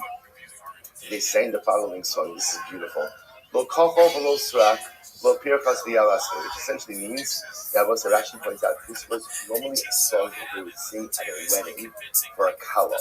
And the song essentially said, I mean, so the song essentially says, this kala is so beautiful, she does not need any makeup. She doesn't need her makeup, she doesn't need her hair done, she doesn't need any external accoutrements because she is naturally beautiful. So Rabbi Zera, so beautiful, Rabbi Zera got smicha, they sang this about him. What they were saying was, Rabbi Zera, the honors don't make the man. Or I should say, the title doesn't make the man. The man makes the title. Rabbi Zera himself is so beautiful and so virtuous and so holy and so pious. It's not the conference of smicha that makes him special, but it's the man who makes the title of a rabbi, of Rabbi in this context, makes that title special. It's so beautiful. Rabbi Amira Razi, when they gave smicha to Rabbi Razi, Shari Hafi, saying the following song: Kol min gain, samu moment. A man like this, or someone like this, gives smicha to. Let's go say something. The giving of smicha was a very special event. Just like we talked about before, it represents the ongoing extreme of the Messiah. So they say, baby. A man like this, smicha lanu, give smicha to them, smicha lanu. Lo tismichu lanu is incredible. Lo tismichu lanu, lo misarmitin, lo misarmisin. Whatever you do, don't give smicha to a misarmitin or a misarmitin. What is that? Look at Rashi. Rashi says, Sarmisin, Rashi says, Lashon hapachnu. What's it? So, Sarmisin, Rashi says, what it means, people who waver. Now, Rashi says, Shemahapchen es Tamei Torah, people who pervert the logic of Torah, but also people who aren't decisive. They flip-flop. Don't give smicha to someone who's not decisive. Why? Because one of the keys for effective leadership, which is what smicha essentially means, is the ability to be decisive, the ability to make a decision, the ability to move forward in a particular direction. What is sarmisin? Says sarmisin. What is sarmitin? Rashi says lashon smirtut klover shem no skin kam hagul in the brain. So sarmitin is like a rag. So don't give smicha to someone like a rag. Anything like a rag. So again, someone who's not, in Rashi says over here, doesn't give proper reasoning for his halachic decisions. Okay. Lo machnisin, lo meturnisin. Obviously, don't give it to the machnisin. Rashi says, what's chanisin? Chamsanim shemonim milomer chatani Torah. So it means like a thief. Someone who goes ahead and withholds his Torah and doesn't share it with others. Don't give smicha to someone like this. And what's the last one is very interesting. Below miturnisin. You say the tortoise, the Maharsha points out, is a lupine, which is like a bitter, vegetable. Right? So the Maharsha says something amazing. What does it mean? He says the leader has to have a positive disposition. Right? If the leader doesn't smile, if the leader is not happy, if the leader is always negative, sometimes you see people like this who having an awesome mode, and as a result of that, they're like cranky. I think he's in so he's just not happy. So don't give us leaders like that. Don't give us cranky leaders. The leader has to exude happiness, the simchas ha'chayil. So there's a lot to say on this Gemara over here, right? Again, in all of this is when they were giving speech to Rabbi Asi. People who say, don't give us leaders who aren't decisive. Don't give us leaders who don't share the beauty of their wisdom. Don't give us leaders who hold back and don't share themselves fully with their constituency, and don't give us leaders who are bitter. Give us leaders who are only with simcha. Incredible. Rabbi Aval, that was beautiful. Rabbi Aval would leave the yeshiva, go from the yeshiva to the house of the Caesar. Nafok matronisa de Caesar from the Shire. Listen to this. The maidens, the young women of the Caesar's household would come out and would sing to him. This is wild. They would sing to him. What would they say? Rabbi Da'ameh, the rabbi of his people, leader of his people, the spokesman of his nation, Otsina Binahura, the beautiful light. Beautiful light. Rashi says, Hashim Shayad Gadol B'noi. He was also very handsome. He was very handsome. Baruch Masyach L'Shalom. May you come here in peace. So it's like, what's the shot with this? What is the shot with this? That here the Gazans Rabbi Aval would come to the palace of the Caesar, that the non-Jewish girls, right, the maidens of the palace would cut out their sing thing. What's the shot? So it's like, this is something very important. When a person stands up for their beliefs, and a person does not compromise their beliefs in order to fit in, the world will respect you. See, this happens to us so often as from Jews in greater society. Right? We're often, we see this all the time, right, when young people go for job interviews, or they're starting out in their careers, and they're trying to figure out, again, now it's very different, it's a different world. Yarmulke, no yarmulke, Talmud out early Shabbos, early Friday, for half a year. It's like, a big thing. Yom Tiv, last days, there's all these kind of things. And people often, what's that, proud gadol in life is, be proud of what you are, be proud of who you are. The world respects people who stand for their beliefs, even if they don't agree with them. What the world doesn't respect is people who don't really respect their beliefs enough to be able to be outspoken, proud, and direct about it. In other words, that's the Gemara saying over here. You don't have to cave to the world. The world caves to us. That's the way it works. That the world respects, or the world ultimately, again, even if they don't like, that they will respect proud Jews. What the world doesn't respect are Jews who are apologetic, or Jews who cower. That the world pounces on, and that the world seizes on. But if a Jew stands proud for who he is and what he is, and is unapologetic for his beliefs, it's an incredible thing. The world ultimately, even if they don't like it, will come to respect it. So Rabbi Aval walks into the palace of the Caesar, and what happens? Even the non-Jewish leaders in the Caesar's palace are singing to him. Because ultimately, again, when the world sees a Jew who respects himself, the world comes to respect that over time as well. Incredible Gemara. Later, Arifas Egla Shosha. So once again, we're going down to listen to Mishnah. So Egla Rufa. And again, Egla Rufa is you find the person murdered between two cities. So once time local, so we measure the closest city to it. Measure the closest city to the corpse. And what happens, the elders of that city come out, and there's the whole process where they go and they decapitate the calf, wash their hands over the decapitated calf. So let's go back to the Gemara says as follows. So the Mishnah said that Egla Rufa is done with a basin of three. So the pasuk says, now again, the way the pasuk frames it is, your elders and your judges will come out for the process. So Zikinecha Shnayim, so Zikinecha is two judges, again plural, your judges. Shoftecha Shnayim, two. Bein Beis and Shakel. You can't have an even number of grades. And therefore, what do you do? Most people you can't have an even number of grades. Therefore, again, it'll give you 5, right? So Zikinecha 2, Shoftecha 2. That gives you 4. Add on an additional 1. That's 5. Rabbi Shimon says no. Zikinecha Shnayim. No, Zikinecha is 2. Bein Beis and Shakel. You can't have an even number of days. Or Sifan Alein Odechad Harikan Shlosha. You add on an additional 1. You have 3. So both said Machlokes Rabbi Yehuda and Rabbi Shimon. Rabbi Shimon, I Shoftecha my oven, right? What does Rabbi Yehuda do? What does Rabbi Shimon, do with Shoftecha? Right? Rabbi Yehuda use Shoftecha to teach you 2. What does Rabbi Shimon do with Shoftecha? So the Gemara says, only by the way, let me Yuchadim Shoftecha. Shoftecha teaches us that we'll say that you can't have any 2 judges, right? Or any judges, but rather again you need expert judges, i.e. from the Sanhedrin. Rabbi Yehuda learns this out in Ziknei Zikinecha. So Rabbi Yehuda is that the pasuk just said ziknei, but instead it says ziknecha, your elders. So your elders teaches us that again, members of the Sanhedrin. Rabbi Shimon, Imi ziknei, and Rabbi Shimon says if you don't have ziknei, have a mina ziknei ashol. I would have thought ziknei just means you have to be old. Maybe it's just too old to pass in the marketplace. So therefore again, kasav rachman or ziknecha, I be kasav ziknecha, and what just says ziknecha, have a mina Sanhedrin kana. I would have thought that even members of the small Sanhedrin, what's the small Sanhedrin? 23-member court. 23-member court.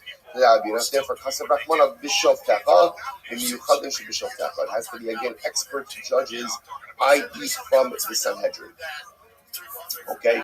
So the Gemara says as follows. Rabbi Yehuda, now back to Yehuda. Gemara Ziknei.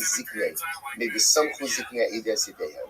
So Yehuda has Gzera Shava. Gzera Shava is from Par Ha'elam Davar Le'atzibor, where again you have smicha over there, and it says ziknei over there.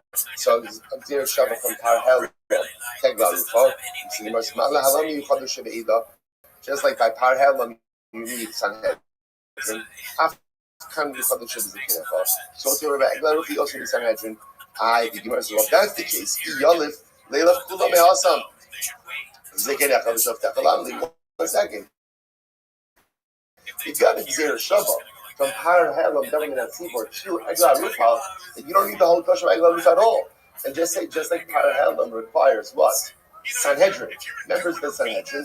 So just go ahead and learn that out over here. Forget about any other drasha. Which the Gemara says, Ella Vav Mishov Techalam L'Minyana. Rather, you have to say that the Vav of Rabbi Shimon Vav will rush. Rabbi Shimon doesn't darshan the Vav. Okay? So bottom line, just to keep clear what's happening over here. Rabbi Shimon, how large of a base do you need for Egla Rufa? Rabbi Yehuda, you need 5. Rabbi Shimon, ultimately again, you need 3.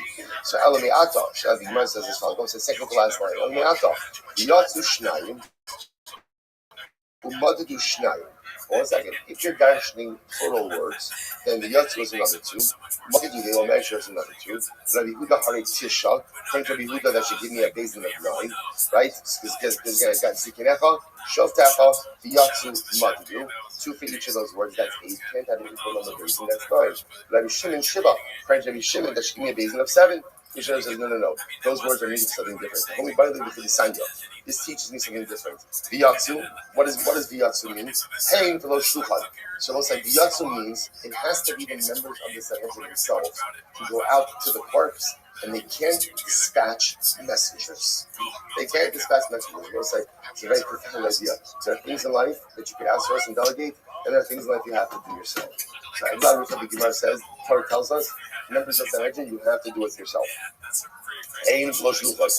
Umad, they have to measure. What does this mean? Shafilu nimsa ba'alu on the days. Shafilu nimsa ba'alu li'ir tzarech lasot b'medida. So this is very interesting. We'll say. What happens if you come to find situation? Halach when I say we find the corpse right between 2 cities. Now it's clear that the corpse is closer to city A than it is to city B. Even if it is clear, just by mere ocular observation, that the city A, the process of Kara Aduma demands a process of measuring. You have to measure it. So again, the Yatsu teaches us that the members of the Sanhedrin themselves have to go. They cannot dispatch a messenger. And Umadadu means they have to measure, even if it's clear just by ocular intake, that is closer to one city. They still have to engage in the process of measuring. This is the low-key outcome. So it's therefore again, we still have to find the Machal against Rabbi Yehuda and Rabbi Shimon. Rabbi Yehuda telling me, I need a basin of 5. Rabbi Shimon, I need a basin of 3. So this is the halacha. This is, again, this basin has to be comprised of members of the Sanhedrin. Right? Next, what else? The members of the Sanhedrin have to go out themselves, can't dispatch a messenger, and you have to measure even if it's abundantly clear that the corpse is closer to one city. Okay? So whereas there's Masisi Gosiyaitan, what's the second line from the top? 14b, down on the base. So Mishnah clearly does not reflect the view of the following kind. The Sanyo, Rabbi Yaakov Omer, Rabbi Yaakov says, Yatsu Ziknecha B'Shov Techa. The Pasuk says, listen to this, it's Rabbi Yaakov, different drasha. Pasuk says, Egla Rufa, your elders and your judges shall go out to the Egla Rufa. Ziknecha, Zu Sanhedrin. So elders, that means members of the Sanhedrin. Shofecha, Zet Melech the Kohen Gadol. Wow. Shofecha means who else goes down for Eglah Arufa? The king and the Kohen Gadol. So I say this is incredible. Like, can you imagine this for this Eglah Arufa? Like, you find this person, this Jew, this Yid, he lives in between two cities. But who's going out for the process? The Sanhedrin, or these members of the Sanhedrin, the king and the Kohen Gadol. Where it says, why does Shofecha mean Melech and Kohen Gadol? Melech the Mishpat Yami Paras. You see over here that Melech is associated with Mishpat. Kohen Gadol said, the boss of the Kohen Baladina, the Allah Shofet, the Allah Shofet. You also say, so bottom line, interestingly enough, so if Elazar ben Yaakov understands Zikinecha refers to Sanhedrin, Shofecha refers to the king and the Kohen Gadol. Everybody has to come out for Eglah Arufa. Remember, if you buy the rule, really, Elazar ben Yaakov, the Chata Polit or the Karta Polit? So this is very interesting. You want to ask. Is Elazar ben Yaakov arguing only on one point or on 2 points? What does this mean? So the Gemara says, the Melech, the Kohen Gadol Polit about the Sanhedrin.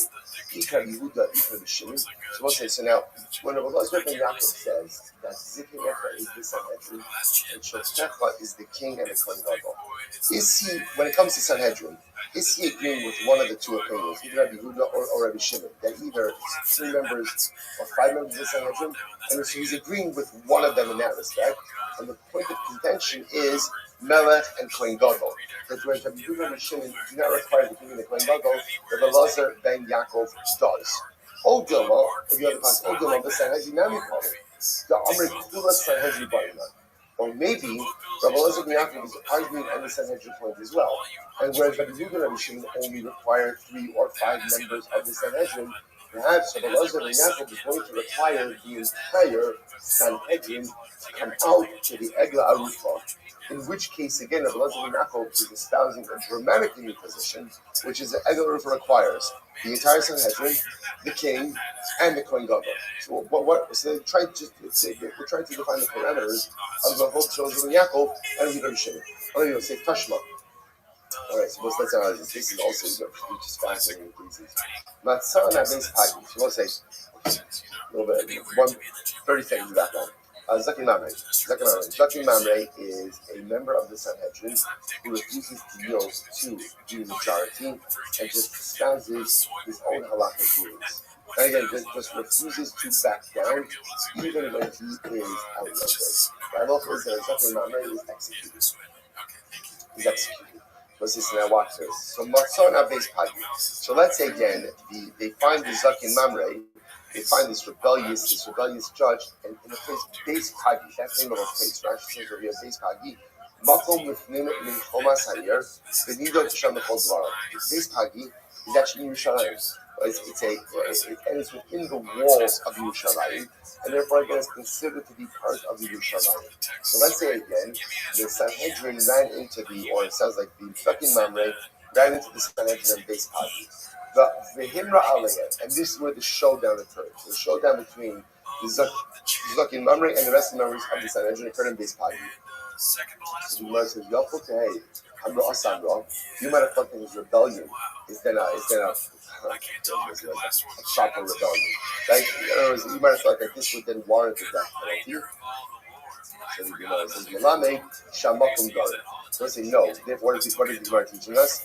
In order for a Zakin Mamre to be put to death, the Sanhedrin has to be sitting in its place in the Lishkas Hagazis, in the chamber of hewn stone in the base of the flesh. Right? So therefore, again, if the Sanhedrin is outside of their place, and that's where the showdown with the Zakin Mamre occurs, Halacha L'maisa, the Zakin Mamre is not executed. So in order, and again, we're going to do this with Zakin Mamre. And in order for Zakin Mamre to be executed, he has to rebel against the Sanhedrin, and the rebellion has to take place in the chamber of hewn stone, which is the sitting place of the Sanhedrin in the base of the flesh compound. So the question, by the way, where would you ever run into the Sanhedrin, right, as a group, outside of the Lishkas HaGazis? So is it a field trip? Like where are they going that you're running into them as a group outside of the chamber of hewn stone that is in it? So the Gemara says, nothing come up. So how many judges are you running into? Even they know itself, and if you want to say it's part of them, some part of the group, then how can you declare a guy a Zakin Mamre if you're only running into part of the Sanhedrin?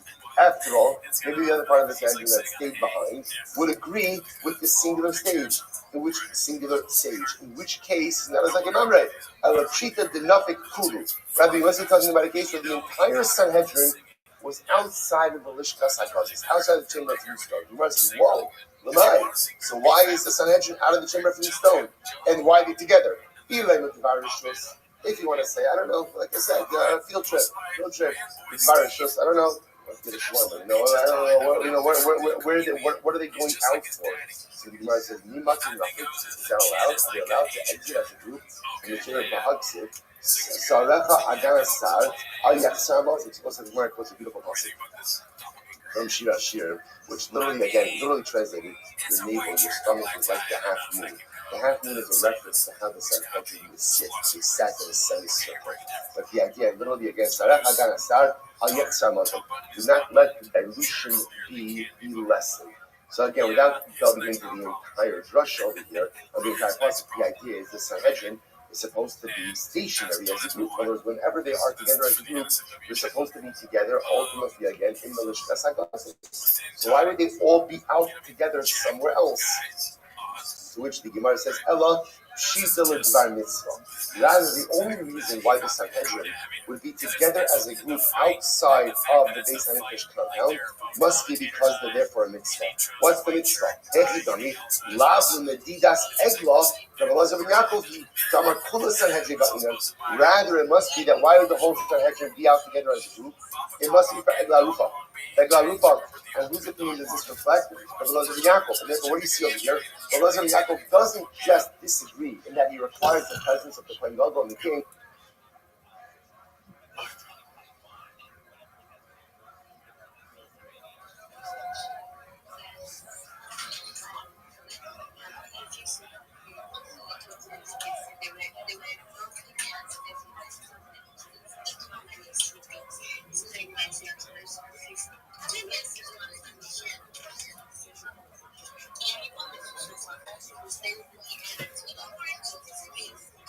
Hang.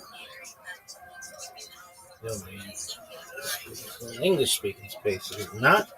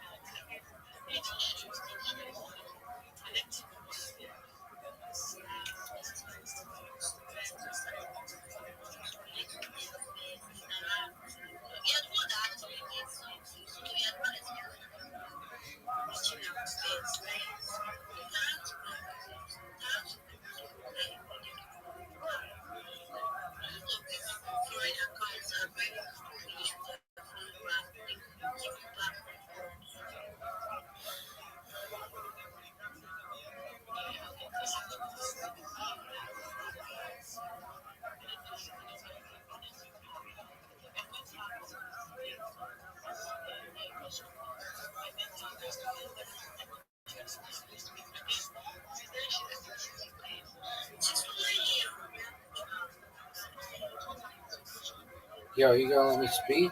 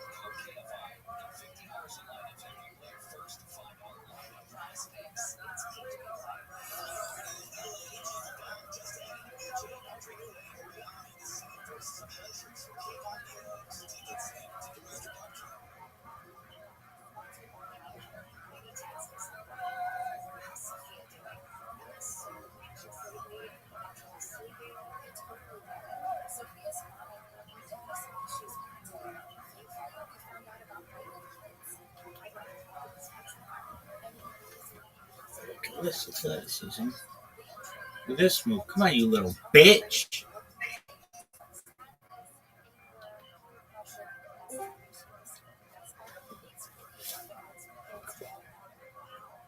Yo.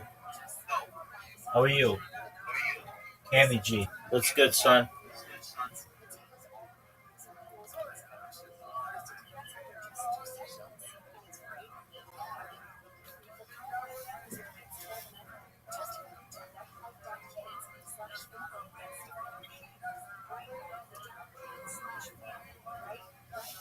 Yo, what up, Cammy G? How are you? What's good? How's it going? Kicking ass, taking names. Every day's a holiday, every meal's a feast. How are things in your neck of the woods, son? Not bad. Excellent. I How'd was you... just checking. Your X account got suspended. Oh, did it?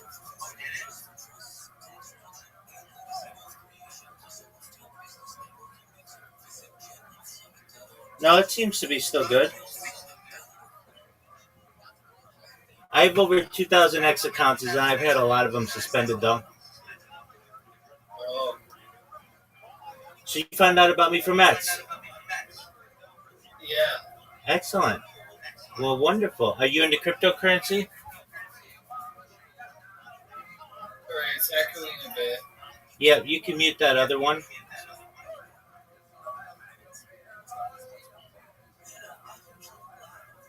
I have 2 accounts in here.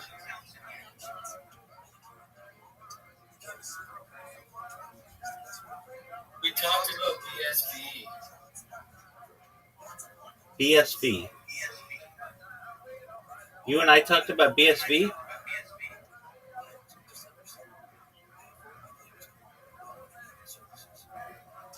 we talked about BSB for a bit. When did we talk? When did we It's talk? alright. It's echoing quite a bit. Yeah, like I said, you just mute the other account that I have in here.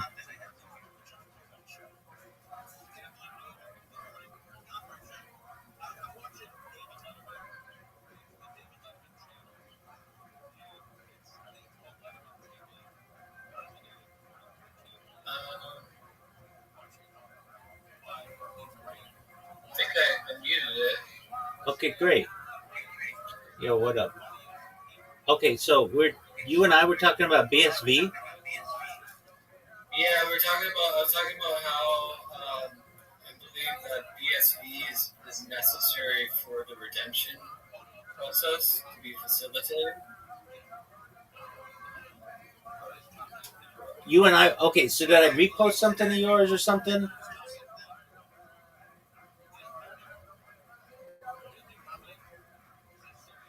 Help me out here.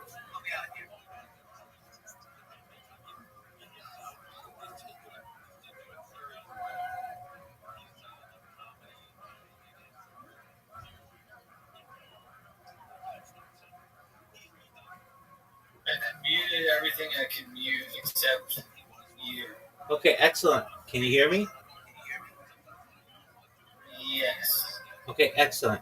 You and I were talking about BSV. Yeah, and Craig Wright and Mashiach Okay, and I know. things like that. I know Mashiach. BSV, help me with that. What do I'm not exactly sure what we were talking about. The true Bitcoin protocol. Oh yeah. Now I remember you. Yeah. Okay, yeah. Oh, I see. Oh, okay. I had the YouTube. That's why I had the YouTube on. That's why. Sorry. You're good. It Okay, kept echoing. absolutely. Now I remember you. Yeah, we talked like a month ago, right? Yeah. Yeah. Okay, so Just saying hi. yeah. Okay, great. Well, good to see you, big man. Oh yeah, and you're like your YouTube account or your Twitter account got suspended. Oh yeah, I've got like more than 2,000 Twitter accounts. So if they get suspended, I just create another one. I don't let that stop me. So how have you been? Yeah, good.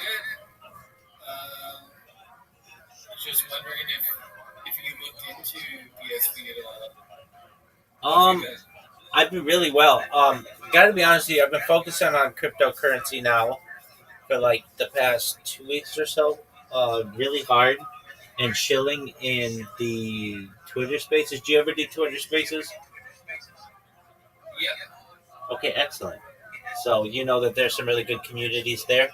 I've gained like 300 followers in the last week or so. Just organically telling people what I do, and they've been very positive towards it. Um, I've got to say, I did think about what you and I talked about. Most recently, I saw somebody talking about that Bitcoin alternative, and I thought it was interesting. Um, but just like people who were searching for the founder, and that there were different potential opportunities that people may have had at which way Bitcoin could have gone in its earliest days. So yeah, I've really found a lot of success recently over the course of the last week or so in shilling, getting a lot of people into this Discord. And I've also been living in another Discord, well, multiple. Um, I'm sure you're probably not aware who they're called the Big Steppers. And they have an amazing community, and it's growing really quickly. They grew like 1,000 people in like 2 weeks, and it looks like in like another few days they'll have gained another 1,000 just through Twitter Spaces. So their Discord is discord.gg/BIGSTEPPAS. I've been helping a lot of people in crypto and just marketing themselves. So they come in here and I do my best to mentor them on how they can get link trees and get all of their different social media accounts and then use Sora. Have you been using Sora at all?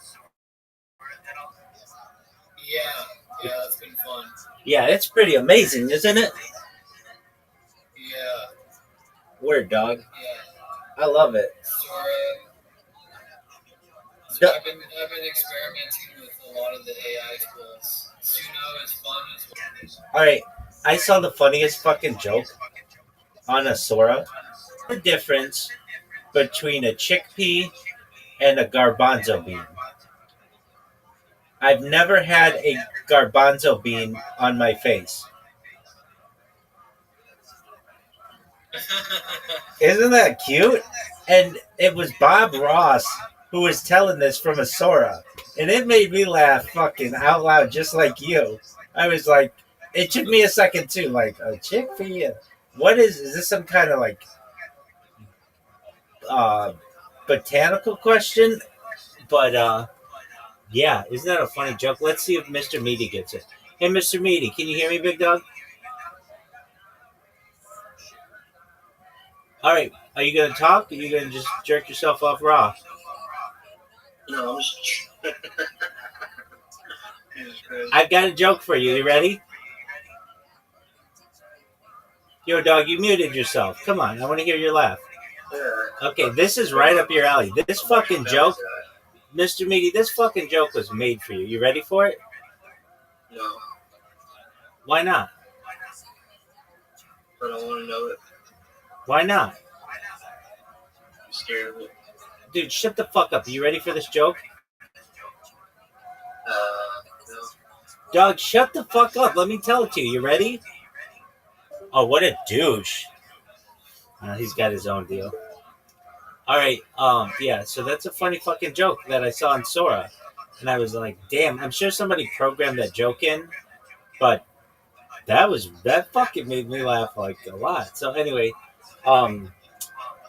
yeah, I've been using that. I've been using Sound Generator.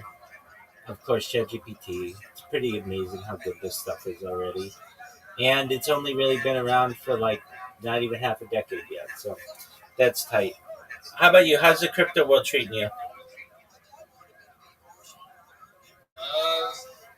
Well, I'm mostly just in BSV. I've been on something called treechat.io, and it's like it's a BSV powered social network where you can tip people microtransactions on chain, and there's a good community of people on there. BSV is the only blockchain that can do microtransactions on chain. So it's doing what no other blockchain can do. So I'm mostly focused in on that, and also I'm pretty sure that like I was saying, we need it for the redemption process to facilitate the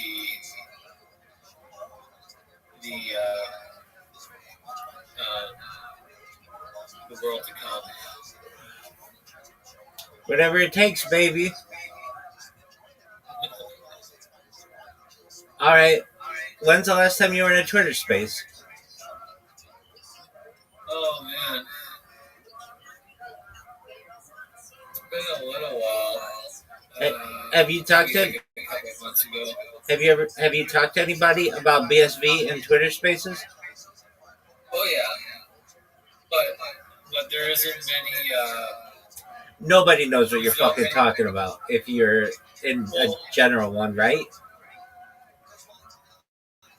Yeah, it's hard to grasp. I think that's why I think it's interesting to talk to someone who's Jewish, because they understand the world to come, and that's the best way I can describe it. It's we're transitioning from the world of lies into the world to come, and I'm pretty sure it was sent by God.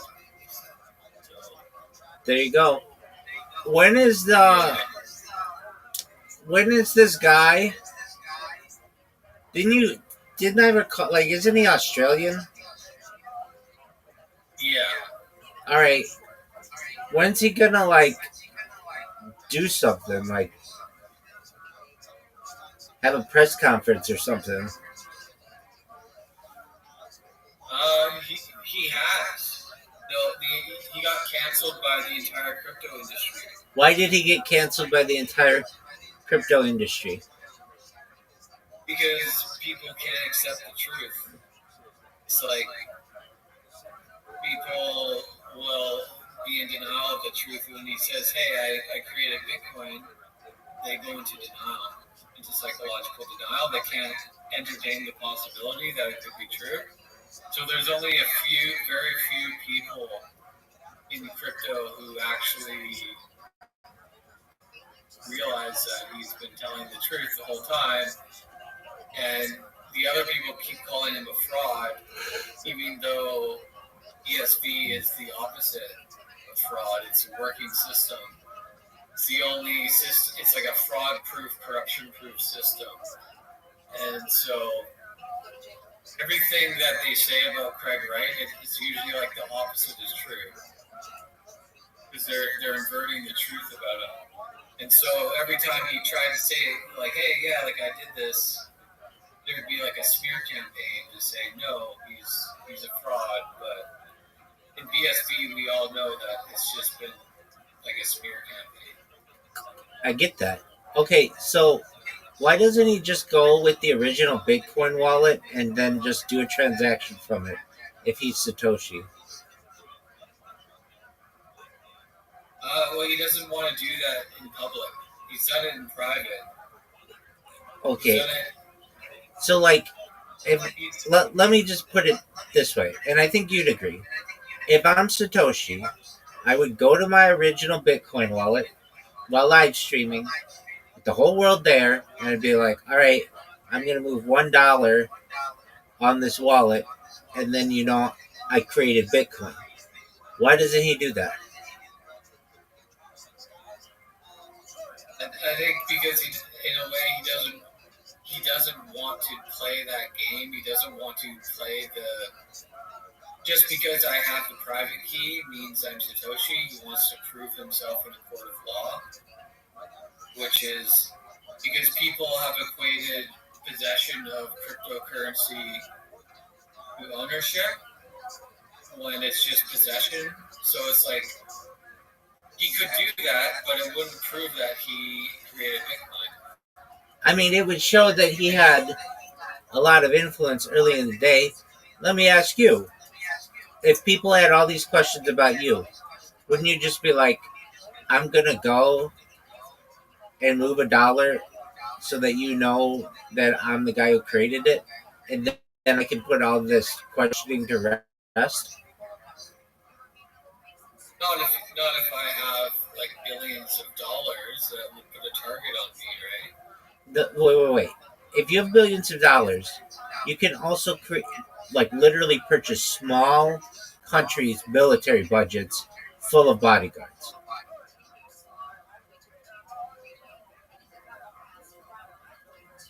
Your security is not an issue. Why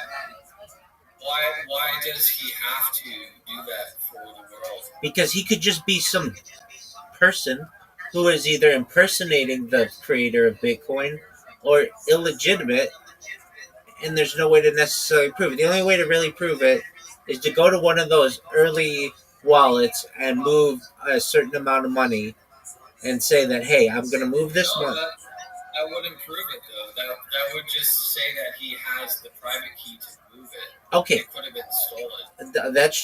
That's true. But then wouldn't he have had to be the one who stole it? Yeah. Okay.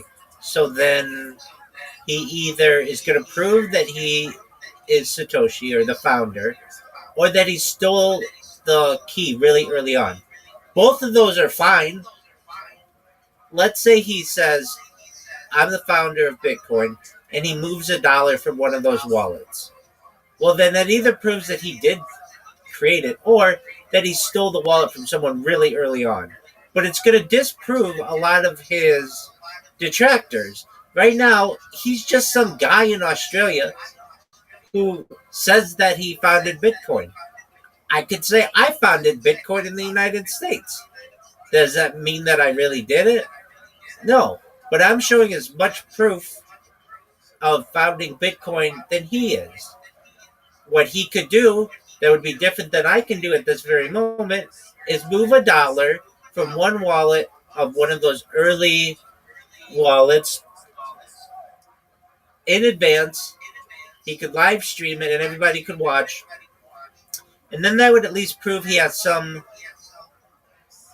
access to those early keys, which is a lot of proof, which is more than most people can prove. Right now, he can't. He's just some dude. He's literally just some dude who says that he's the founder of Bitcoin, which there are a lot of... It's a lot more than that. Wait. As of right... He convinced, so he handed off the Bitcoin project to a developer named Gavin Andreessen. and he signed one of the early blocks when they met up, and he signed one of the early blocks for Gavin, and Gavin confirmed publicly that he believes that Craig is Satoshi. Okay, that's cool. That guy could be misunderstood as well. It's very easy. He could prove this in like 10 minutes. He goes on camera, moves $1 from one of those early wallets to another wallet, and then he proves it. And then we're like, wow, that was amazing that you did that. Instead, he chooses not to. And until he does that, there's as much evidence that he's Satoshi as you're Satoshi. Or I'm Satoshi. No. There's a lot. There's quite nobody knows Bitcoin better than Craig. That's fine. He could have studied it. It's very simple. There's no the argument goes out the door if he just takes $1 and transfers it from the wallet. Until then, he could just be someone who knows a lot about Bitcoin, which is cool. All he has to do is transfer $1. It's as simple as that. It's super. Well, it doesn't really matter in the end. It's oh no! Au contraire, it matters a lot. It matters a lot because if he can't do that, then he could just be somebody who knew about it early on, but he has no control over those early wallets. Whatever person has control over those early wallets either A, started Bitcoin, or B, stole the identity or the credentials of someone who did, which is still really important. Until then, like people who like you're gonna have to trust me, but when you look into it and you actually want to know the truth, it becomes obvious. Like it's not like, for me, it's not really like, oh, I'm not sure if he is. It's like 100% like this guy. I know it. Like this guy is blue. Craig invented Bitcoin. Cool. Cool. So that's just cool. That's Wait, just my cool. opinion. Cool. That's a great story. Then have him transfer $1 out of his wallet. It's as simple as that. And then I'll believe you too. Until then, he has no sufficient evidence to be able to prove that he was either the founder or an early wallet holder. All he has to do is transfer $1. Then I'm on board with you. Wait. Then I'm on board with you. I'm on board with you wholeheartedly. Then I really mean that.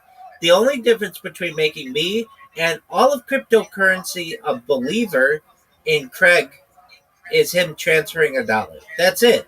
You would think that he would. All you have to do is transfer $1 from your wallet to some other person's wallet and tell us you're going to do it beforehand. Boom. I'll do it the next 20 minutes. It'd be really simple if it meant something. The fact that he's not doing that is very suspicious. No, there's. Stop. Take my arguments piece by piece. Take my arguments piece by piece. Why doesn't he just transfer $1? Here's the thing. Like, for me, it's the opposite. Like, I don't know why people feel like that is the necessary component for proving it. Because to me, that's like saying you have to do this for me to accept that you are this.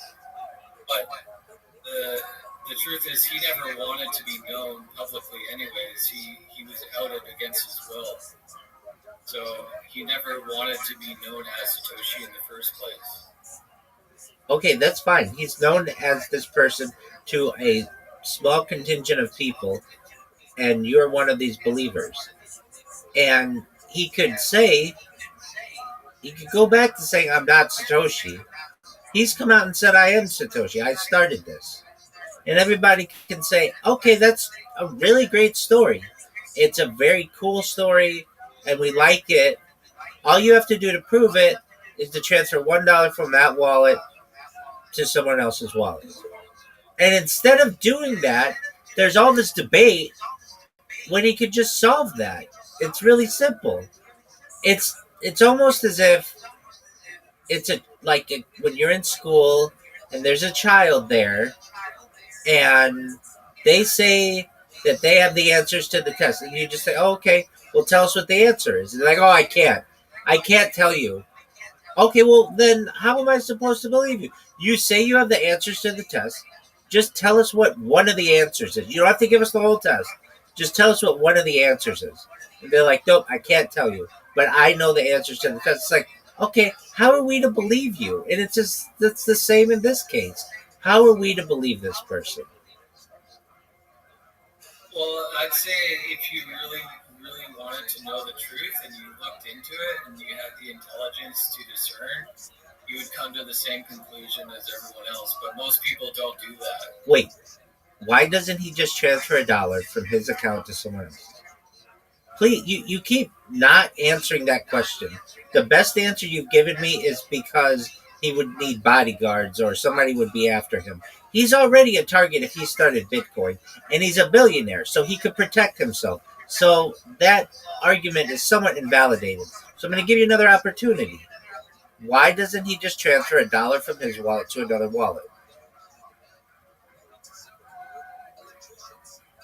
Why does he have to do that? Because it would instantly show credibility.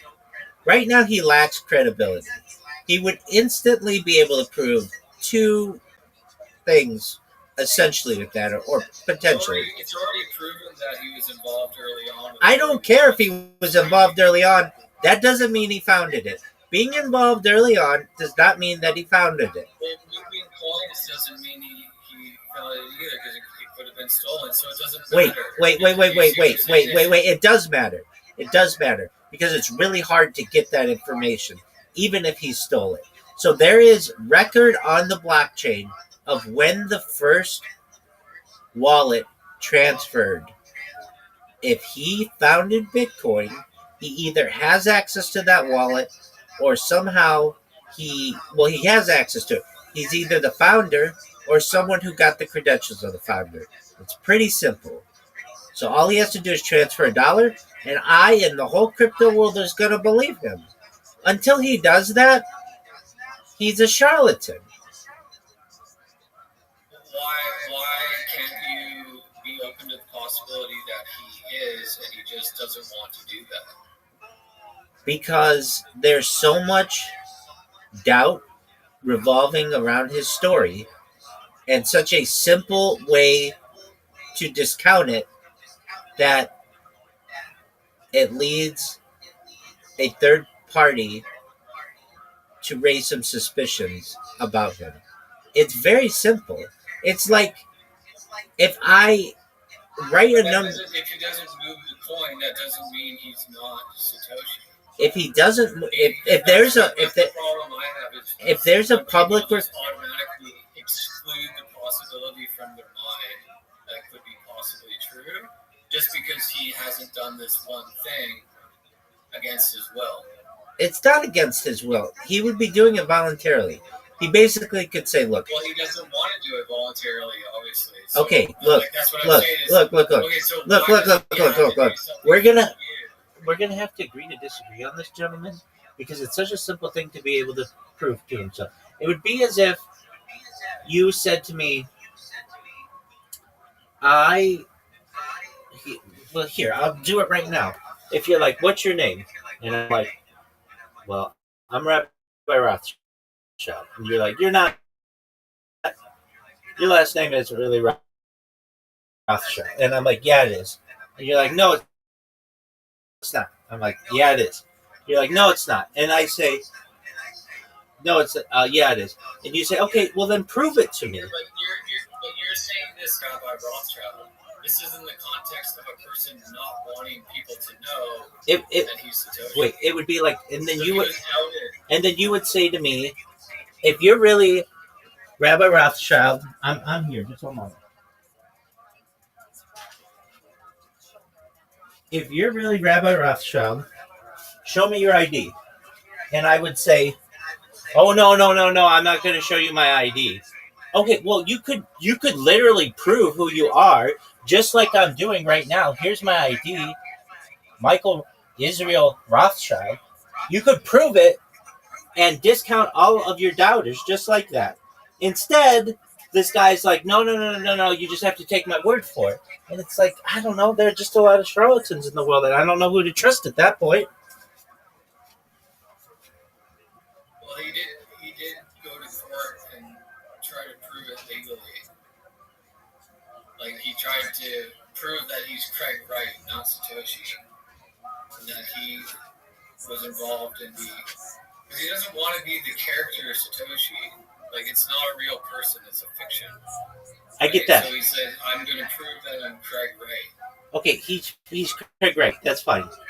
All he has to do is take that original wallet and transfer $1 somewhere. Until then, I'm not going to believe him, and nor is the entire crypto community. Now, I will say, I will say this. That doesn't mean I can't get on board for the alternative Bitcoin strategy. That doesn't mean I can't get on board for that. So I want you to know that, like, I can get on board with the story of the alternative Bitcoin. I get that. But for this man to say that he founded Bitcoin, it's like, okay, show me your ID is basically what I'm saying. Transfer $1. You don't have to transfer $1 billion. You don't have to transfer $1 trillion. 1 penny, just transfer it. That's all. And he's unable to do that. So until he does that, I'm skeptical. And you should be as well. Well, I think that's fair. That's fair. But I've looked into it very deeply and came to my own conclusion. And that's fine. I don't want to change your. I'm not going to force you to. I'm not going to try to force you to believe it. Oh, I recognize that. I appreciate that. I think that it's pretty easy for him to be able to prove this. It really is. This isn't a difficult thing to prove. It's a cryptocurrency transaction that he could do within 5 minutes and disprove everybody. He chooses not to, for whatever reason, and thus a discerning mind would be suspicious of this activity. You want him to be the founder of Bitcoin, and I get that. But that is a manipulated view of what you want this man to be. Now, that doesn't mean that the alternative Bitcoin can't be a realistic possibility in the future. So I don't want you to think like I'm throwing the baby out with the bathwater here. That might still be a good idea. But for Craig Wright to not be able to make a transfer from this wallet shows a lot of reasons not to believe him. It's as simple as you have a lot of doubt surrounding this. You could dispel all of that doubt with the transaction of one crypto, with the completion of one crypto transaction, and he chooses not to. So yeah, there's a lot of other evidence. okay, but the best evidence, don't you recognize the best evidence would be to go to that original crypto wallet and make a transfer or something? Yeah, but it's even still. Wait. So you're right. It would prove that he either is the founder or that he got his hands on the founder's credentials. Wouldn't we agree with that? Don't you agree with that? Okay, so we agree. Yeah, and then the cancel culture would continue to say, "Oh, he's a thief. He's a fraud. He stole." Wait, that's cool. That's cool. Look, I could be on board with you. Actually, I think I would be on board with you. If he came out and transferred $1 and the whole world came out and said he stole these credentials, I'd be on board with it. But you know what? He either was like the first guy or he had access to the first guy's stuff, which is really, really interesting. And I'd be on board with you. But right now, I can't be. Okay, with that, it's Thursday Night Football. So you're on board with World Peace. Oh, 100%. So to me, this is the technology for creating the world peace. Wait, and that may be. I'm not denying that.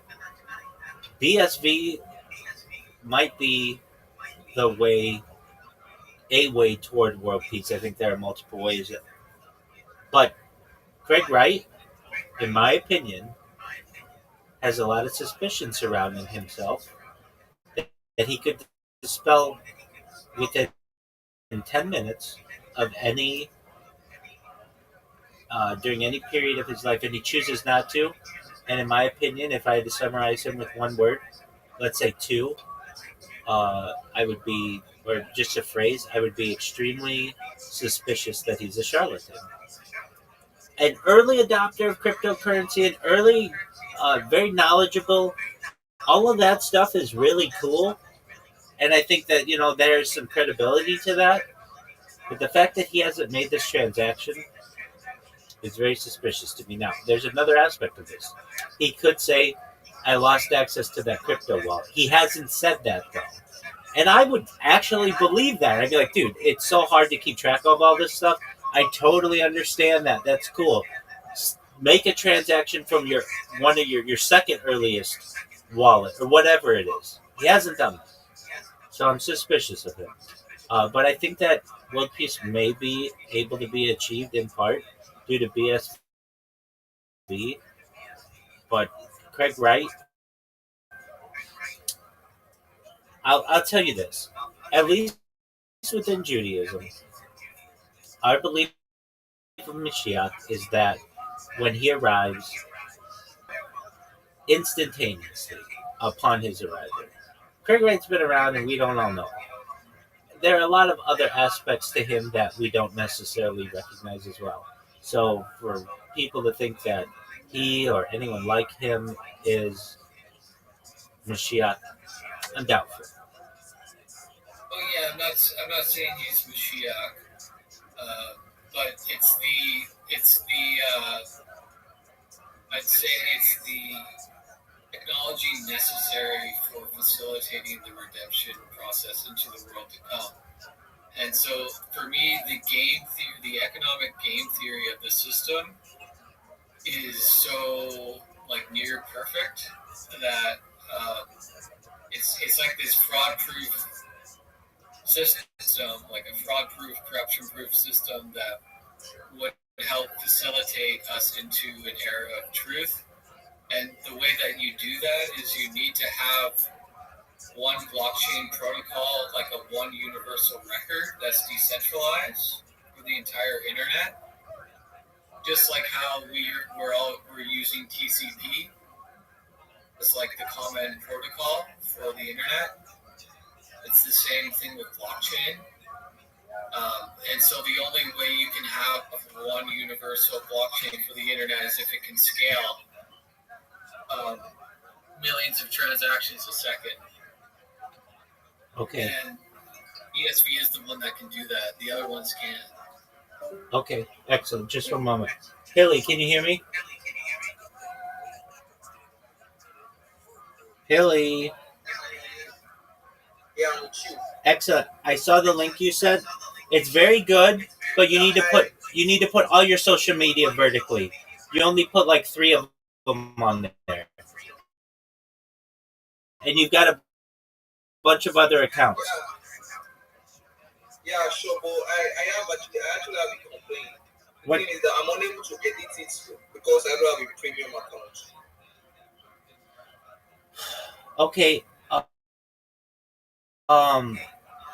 You mean you can't edit it without a premium account? Yes. Able to edit it. Have you downloaded the Linktree app? Okay, so I should add all my social media platforms, right? Exactly. Go log into the Linktree app and try it. You should be able to do it. I'm able to do it, and I'm able to do it with a lot more social media than you have. Okay. Hello, Kami. Oh, really? How you living, Nice Kami? meeting you. Sweet shit. Yeah. Anyways, yeah, I'll let you go, but yeah, don't throw the baby out with the bathwater. And yeah, I'm just I just wanted to tell someone who understands the world to come, basically, that I think this is the technology for facilitating it. And I'm gonna agree with you that there's the potentiality of that. Perhaps much better than fiat currency. So we're on board. We're aligned on that. Just with Craig Wright, I just have my suspicions, and I think they're healthy suspicions, and we can not necessarily we don't necessarily disagree 100% on the subject. It's just I am highly suspicious, so I want to refrain my opinion until more information is provided, and that information and those that suspicion could be dispelled immediately with one transaction on the ledger. Until that happens, I don't believe it. But that doesn't mean yeah, that could I share something with you that might help alleviate your suspicion? That absolutely, not like I mean, just for later. absolutely share whatever you want. Okay. Because I gotta go. I got a guest over right now. But how do I just send it to you Do you see in the on the section? Discord server? Yeah, just there's a section here that says "Ask Rabbi anything." Just send it in there. Okay, cool. Okay. Thanks, Rabbi. You're welcome. Nice to meet you, Billy. Take care, big dog.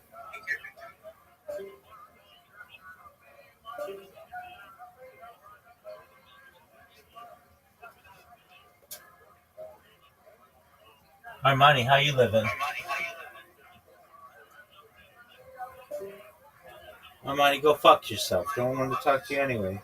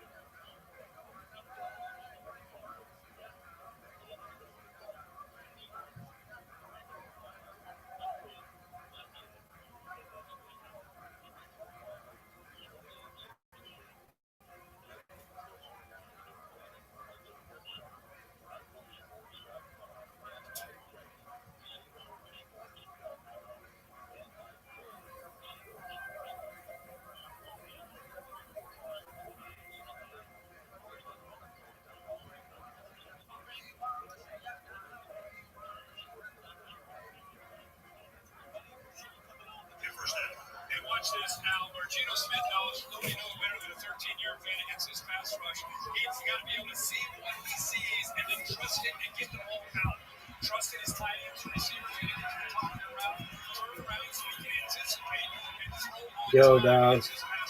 I gotta throw off. Come on, baby. Bowers. Bowers, he's wide. For the egg process, and not just the body. Bowers.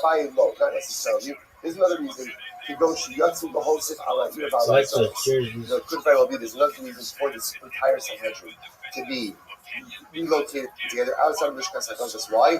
If they want to go ahead and add on either to the courtyard of the Beis Hamikdash or to the territorial area of Yerushalayim.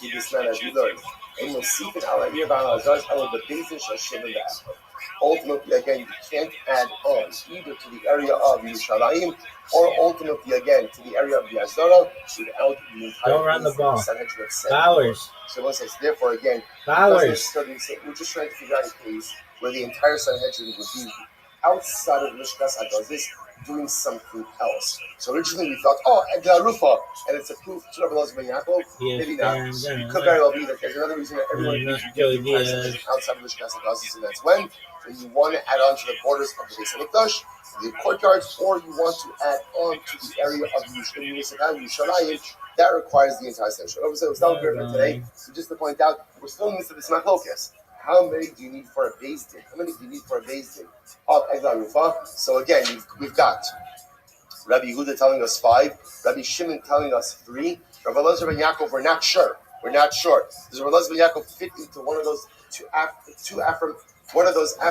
two aforementioned opinions, or does Rabbi Elazar ben Yaakov require the entire Sanhedrin? That's still unknown. Rabbi Elazar ben Yaakov also requires the king and the Kohen Gadol. Resolution, halacha l'maisa, and Meretz Hashem some profound ideas as well. Meretz Hashem tomorrow. Shkoyach.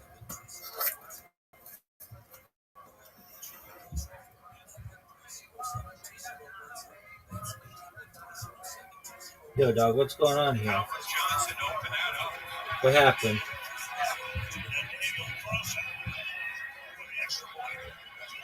All right, so I say good morning, Hashem.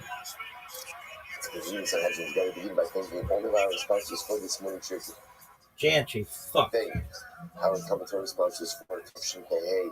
The Total Smith Bachar for dedicating all of the Sherman instructions this year. As a source, from Solar's Tavos for all of our our Torah sponsors for Bowers at 0? Josh and Dr. Information of the architect of Josh's father. Are you fucking serious? This shit is the worst. Lady, shut the fuck up. Yo, it's Hash Monday, everybody. Yeah, it's always Hash Monday.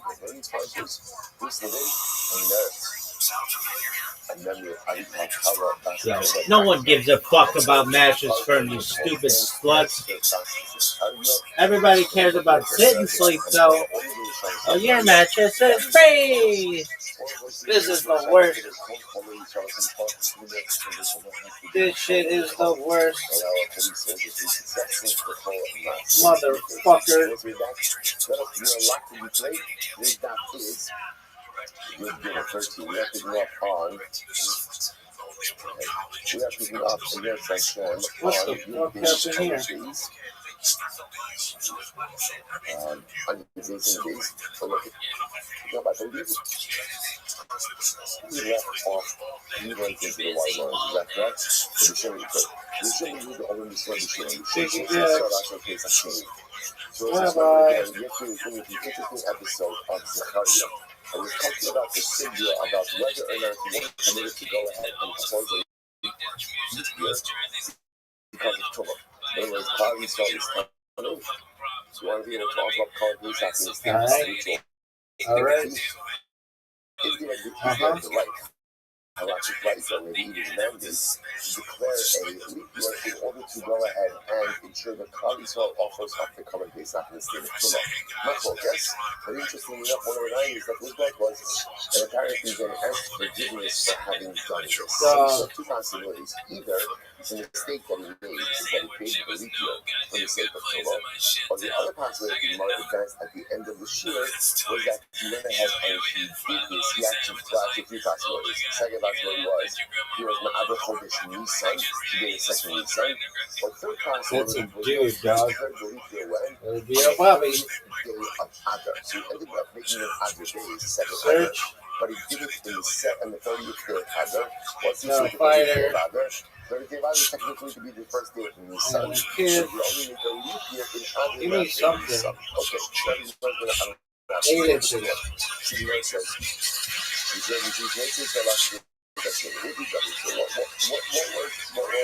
What this feels logic. So now they ask you to go show you from next to me and next to Holly.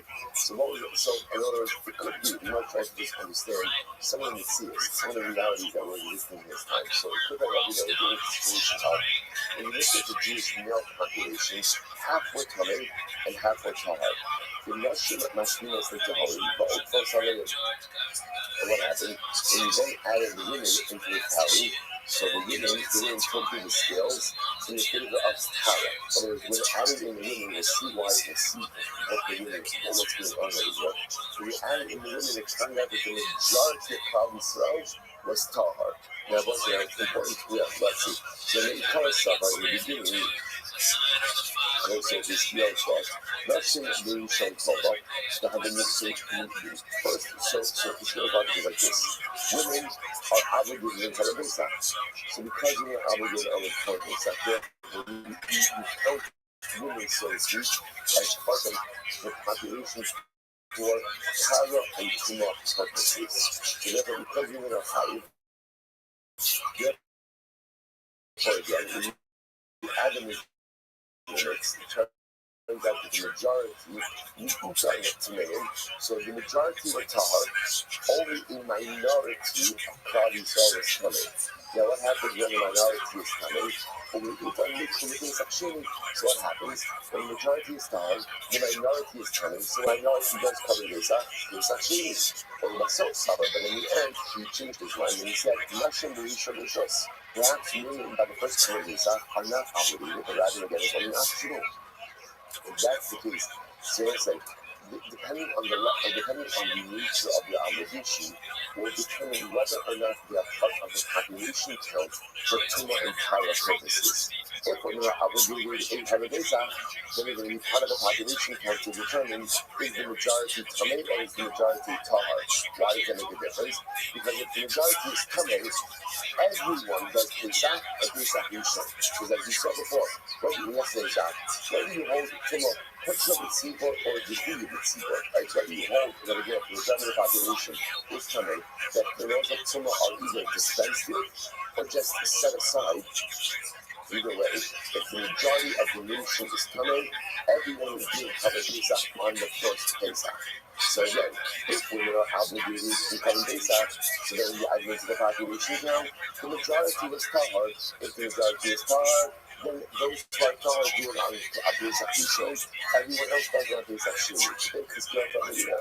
If they're not obligated to Pesach, if they're not obligated to Pesach, then what? They're not part of the population count for the purposes of Tuma and Kara. If that's the case, it turned out that the majority of Klal Yisrael was coming. If the majority of Klal Yisrael was coming in what? Then everyone does come at Pesach, right? Pesach Rishon. Pesach Rishon. Okay. So you know, says that's a part. You're the level to Pesach Sheni. Fine. So the point over here is just there's a lot of machlokes concerning what exactly this deal did in that year. One thing is clear. One thing is clear. What can we do? He could be very clear for too much purposes. That's what's clear. That's what's clear. What exactly he did wrong in that process that he felt that he needed to ask forgiveness. So that is the subject of some controversy. Okay, whoever's like to give up. How much more? In the other session, you're supposed to show Aga. Hold on, hold on, you say Gura. So you must hold very recall on Nisa. We saw this yesterday, that we just said before. But I'm also myself, you cannot declare a leap year on the 30th day of August. Why not? Because since technically speaking, the 30th day of August would be what could be first day of Nisa. Therefore, again, it doesn't work. It's real life. What if you did it? What if you did it? It's real life. Even the tax says that Kodesh. So you're saying that means you just not made this formal declaration of the remote. I teach you my, what if you do? I'm a lover, but or Eber. No, the Eber doesn't work. Eber doesn't work. We're not the element of Eber. I'm a Kodesh. And I'm going to say it does work, although it's not ideal. But if you give it, it absolutely works. I'm going to go over that now. Let's analyze this. Before you look this stuff, plus you know the novel, so when you're 30 days according to Pesach, and before you're like, you're going to go Pesach, and how often I say, there's a concept of Shlosh Milim Kodim Akad, Sholem Milim Shabbat, 30 days before you begin the halachos, you begin learning the halachos of that Yom Tov. So therefore, again, Purim is 30 days before Pesach. So 30 days before Pesach. So therefore, I'm telling you, only start going before Pesach. Designio, Shomer before Pesach, Kodem Pesach, Shloshim Yom. If you see from the Halachot of Pesach, before Purim, or before Pesach, 30 days. Shimon says, Shkei Shabbat. Shimon says, 30 days. Rabbi only in 2 weeks. Masi Rishiacha, Mahikam, when your soldiers come, they run and the distancing. Asif is also where the comments. There's a concern that what can happen. What can happen if people are going to go ahead and not be fully mindful of the halachos of comments? Rabbi said no. People know that in general, when Chazal have to make a leap year, so it's dependent on a whole bunch of components. And everybody knows, which people will stop the rabbi at Hashta. And people will say the rabbis are not able to make that final decision until really the end of Adar. So therefore, the people won't take it as a lack of seriousness about the calendar. Now the people will understand that the nature of these calculations is that they take some time. Okay? How much you know? How much you know? In the Adinus Hashanah, our entry has such a Kufa Hasira Riva.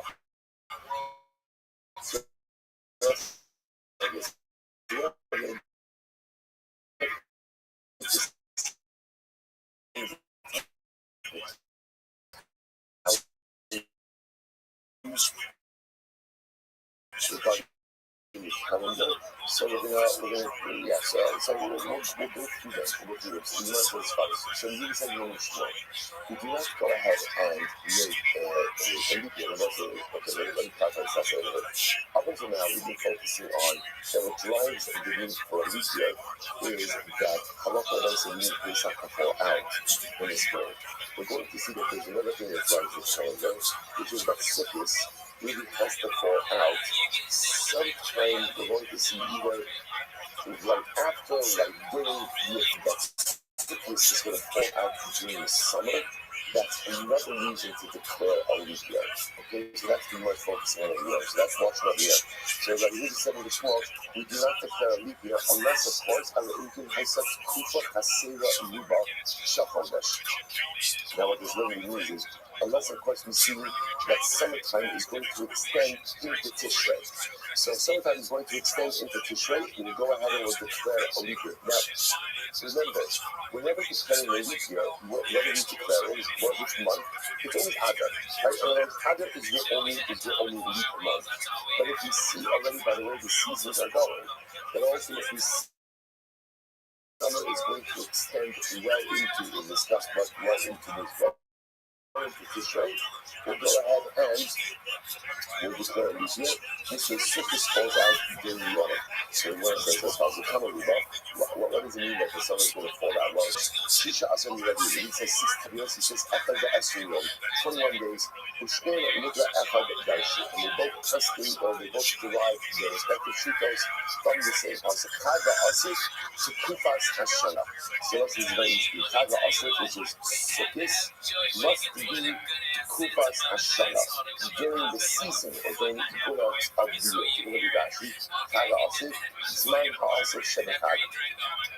The Ayu Cholo Shebechad, Shnacham La'asov Bo Dabar HaAlif. So this is interesting. You know, guys, over here, the Chaga Asif Dafka refers, even though Chaga Asif refers to Sukkot, right? Sukkot is the harvest holiday. It's kind of, in a agrarian society, they bring in all of the produce of the field, right? Produce is harvested, let's say like Shavuos time, you leave it out in the fields to dry out over the course of the summer, and then Sukkot is when the Sukkot time when you're bringing it in to the storehouses before the rainy season. So the year that's going to be a little bit interesting. The Chaga Asher actually refers back to the Kalamai, because Kalamai is the time when you'll be able to gather things and plant in the Malacha on Yom itself. But you can do certain. He already has 10 points against Denver. Fuck.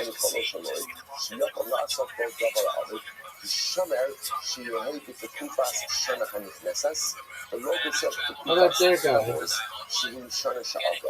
Make sure that the Chagas of Kalamai is part of the dog. next season, i.e. fall, autumn, and not part of the previous season of which is the summer. which is the summer. Okay?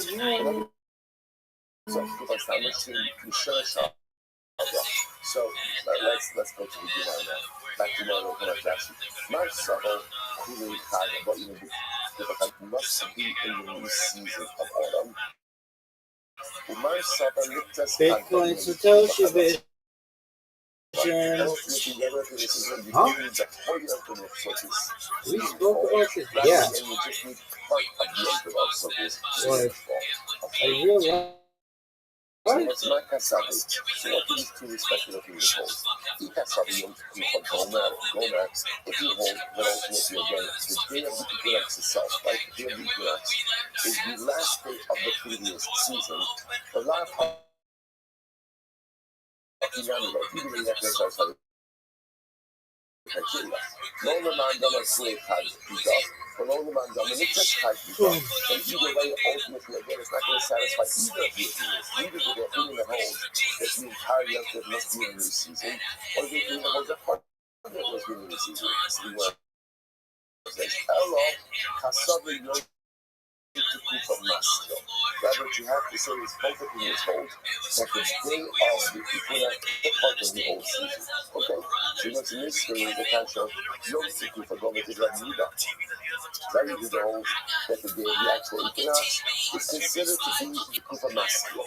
Which is said that Yossi said, no, not true. The day of the equinox is the beginning of the new season.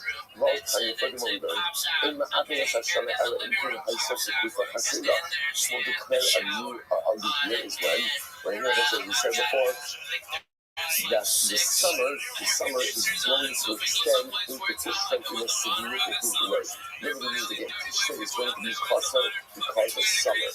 How much of summer or how much of Tishrei does summer have to extend into in order to declare a leap year? So it's the summer of Chodesh, Shisha Shayom, 16 days. When you go over, Jesus says, state Yodas Chodesh, 2/3 of Tishrei. The Gamish Yodas Chodesh, how much is 2/3 of Tishrei? Plus Yom, 20 days. 20 days. So Yossi says, Shisha Asar B'Tnei Pesach. Yossi says, again, interesting that Yossi is going back a little bit. Yossi says, when did we declare a leap year? And Yossi on the Chashim, Shisha Asar B'Tnei Pesach Ma'aber. If we see that winter is going to extend in a significant way into the month of Nisan, we'll also go ahead and make a leap year. That's what we're much more familiar with. Because remember again, if we see that winter is extending into Pesach, into Nisan, then what's going to happen? Then Pesach is not going to be what? Chag HaAviv. So again, just to appreciate, what's being introduced over here is, interestingly enough, that Halacha L'Meisa, in there, it seems to be... Are you fucking serious? That It's so weird. Pesach, but also affect Sukkot. Sukkot needs to fall out after the autumnal equinox. The show just is over here how much of Sukkot. Is it the entire Yom Tov? Is it just in front of mind and arm? But again, we're being used to over here is that Halacha L'Meisa, if we see that essentially Sukkot is going to fall down this year. Okay, so I'm not going back to do that. Whereas he says, if we see that winter is going to extend into Nisan, we go ahead and we declare a leap year. The Gemara says, Shisha Asher B'Tnei Achad, in average. But if Halacha L'Meisa gets me 16 years before the end of the year, if we don't make leap year because of that. The Shura says, Shisha Asher B'Tnei Achad, even 16, even if it's going to turn out 16 years before. The Yom Kippur, we still go ahead and make a leap year. So the Gemara says, others say, you don't. Only if it's minority. The commonly you don't, or even if it's minority. Now, what is a unit of the month?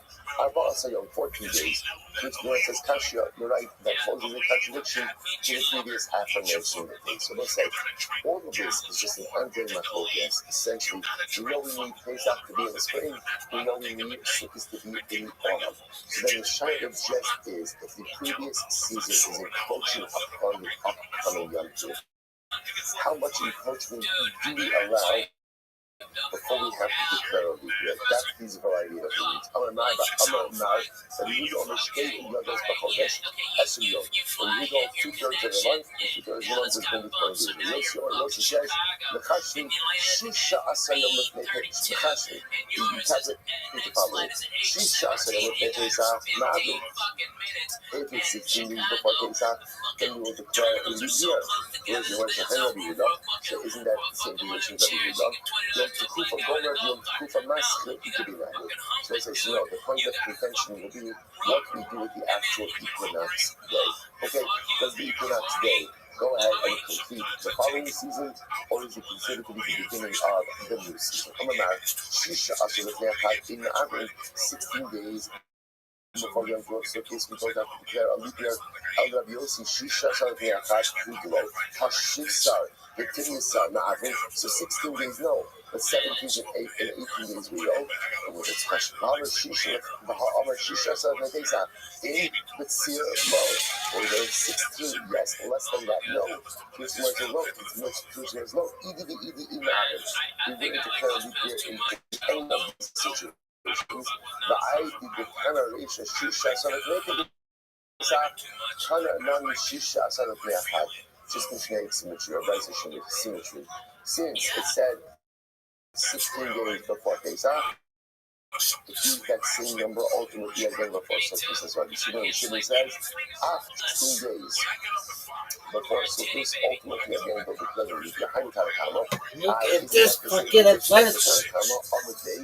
On the base, Yom Tekufa Maschil, Yom Tekufa Gomer. So ultimately, again, once I know this will be fundamental focus once again will be on the equinox day. What starts the equinox day? Is it the end of the previous season or the beginning of the new one? Along with sign. And we're not sure who to attribute which opinion to. Are you fucking minority for common Mito? Is it considered to be the minority of the month? I also know 14 days. So like I said, what do they hold? That's how we don't so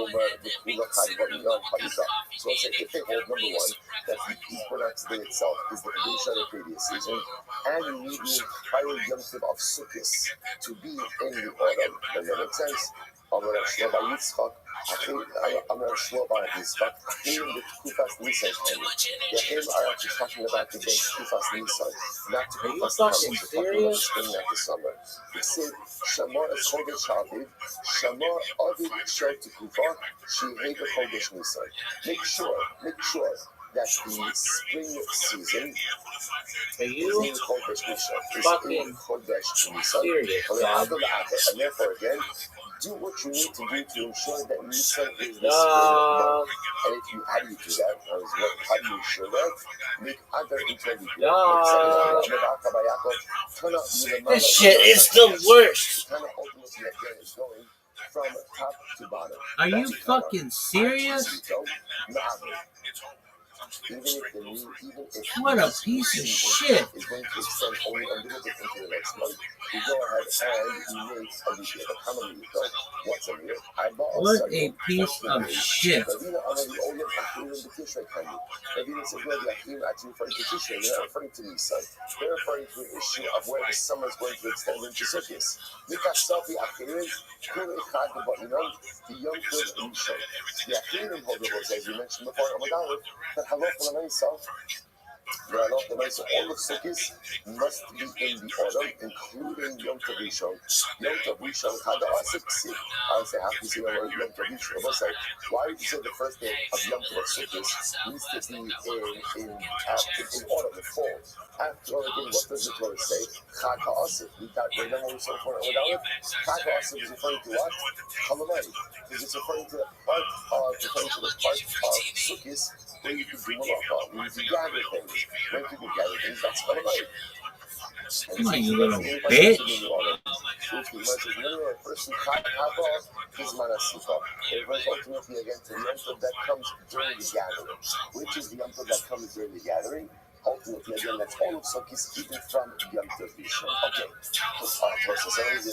Okay, but again, the takeaway is that essentially two primary pieces of information being introduced here. Up until this point, really, the only thing that ever motivated this shit is the worst. This shit is the worst. Dog. Rabbi sucks. He's the worst. He's the worst. Brock Bowers is the worst fucking tight end to play in tonight's game. How much of Nissan has to be approached by the previous season of winter? Stop me. What the fuck kind of... This is the worst. This is the worst. Come on, you little bitch. What kind of fucking positioning is this? This is the worst. Dog, come on. What do you call it? What's the fucking formation? What the fuck is formation? What in the fuck is wrong with this fucking thing? This is the worst. Dog. Dog. Dog.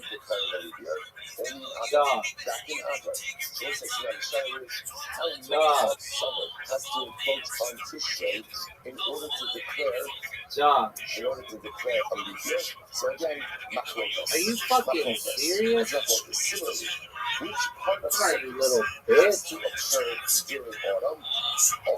Come on. Is it the beginning of Sukkot? Is it just the middle or the night of Sukkot? Also oh, that's great. All right. Is that block? The first day of the new season. Let that bitch bounce out of bounds. Give it to Brock Bowers, son. This is the worst. Are you fucking serious over here?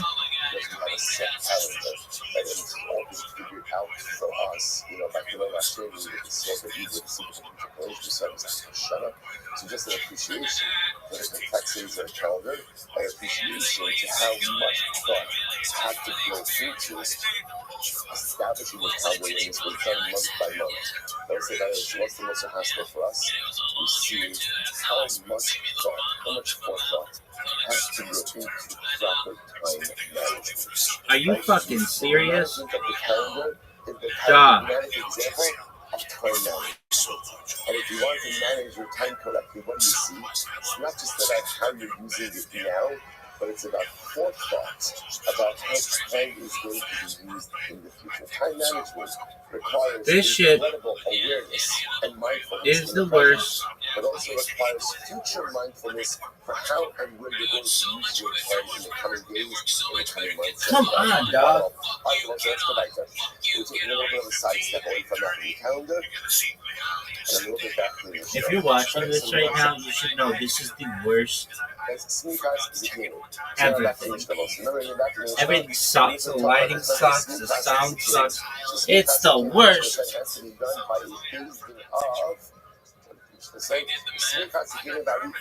That's the Jewiest thing I've ever heard.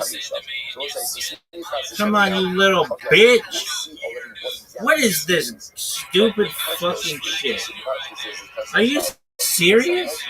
Are you fucking serious? I hate computers when they don't work because they suck. Come on, you little bitch.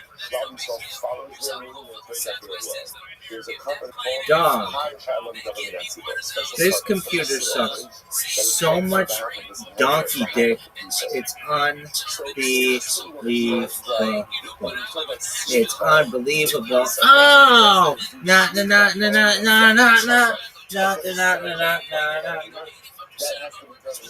Dog, Brock Bowers, come on. Brock Bowers.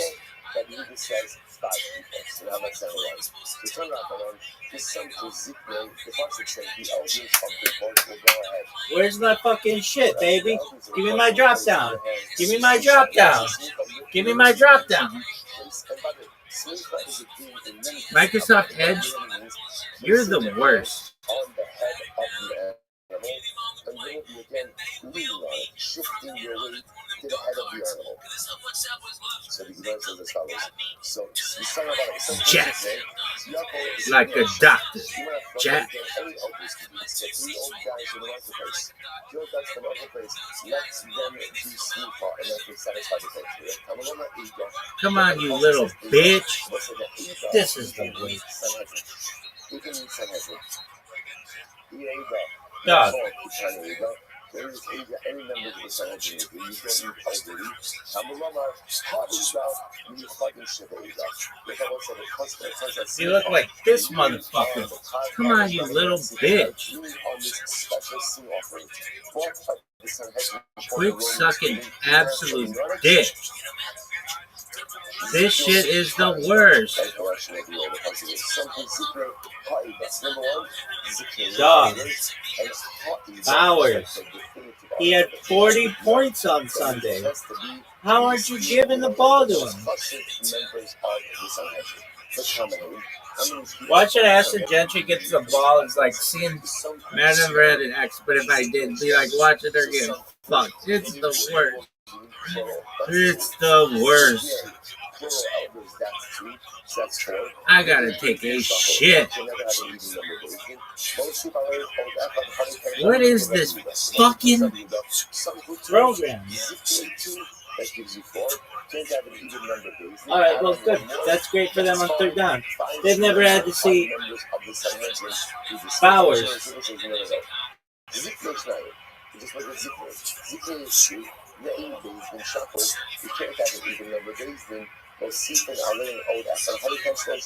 Oh, that is some bullshit. What is this fucking deal? Sure, that's his secret. He doesn't go ahead and he doesn't mention the something. So let's say I'll repeat third down. What about the something? You can give it to Gentry now. This is the worst. That the something teaches me a halacha. In other words, from student's perspective, today's drasha is the only word after the word that potentially is extremely. This shit is the worst. Dog. Are you fucking serious? But you can say that, but you doesn't need it for a drasha. You doesn't need to start a whole life. You can to the drasha. You can see the something. The drasha, you don't zikre ha'ir yudei haros ha'ar. So let's say that you just say like this. The pasuk have eliminated the something altogether. What to do? But it was just written, the elders of the Udas, their hands on the power. Right? You would have understood that what is that mean? It would be on the power. Therefore, the word was so important that Yudah is extra. Because it's extra, Yudah is not to teach us whatever to Diana. Rabbi Shimon, Haba Amina, my owl, the son. Rabbi Shimon would have said, the pastor would have said that the elders place their hands next to the head of the animal, but they don't say you have to put their hands on the head of the animal.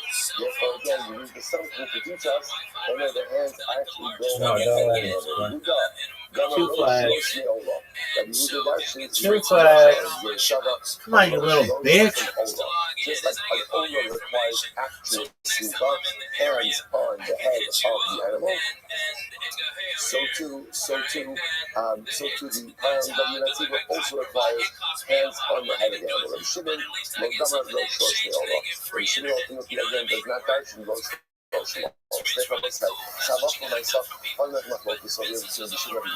About how sleep has done. Now again, here's what everyone is agreeing with, which is when we say we sin offerings, our heaven government at Seaborn, so it requires simcha from the elders of the Sanhedrin. The Machlokes is how many elders? Right, so Rabbi Huda is saying 5, and Shimon is saying 3, based on how this is actually okay, so the Gemara says, that's not like it. Simcha is simcha zikune begina. Both smicha, as well as smicha by others, has to be done by 3. Simura says, my smicha or my smicha is a good. Just to point out, the guys is actually utilizing 2 distinct terms. What a great fun. What a great fun. My entire fucking life. That right there, kids, is the best. And nobody's ever gonna know it, but that was the best punt in the history of football ever.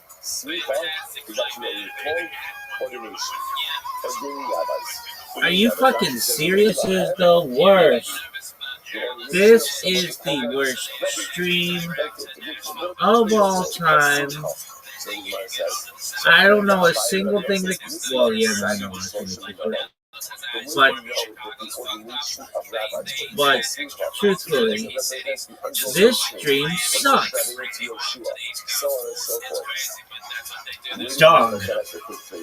You're over there, you're over there, you're over there, you're over there. How about you fucking pick one? This is the worst. This is the worst stream. That one, it's taking 2 videos of absolute dog shit. They're both cutting off my fucking head. This is the worst.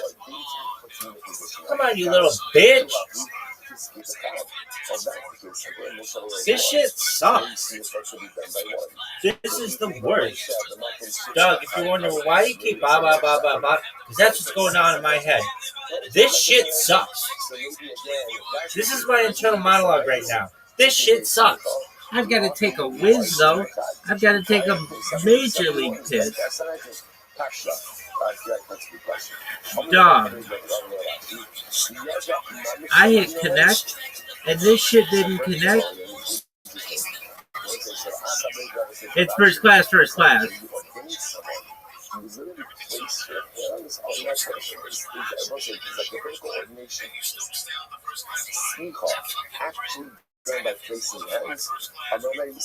Some hero number schmuck. No.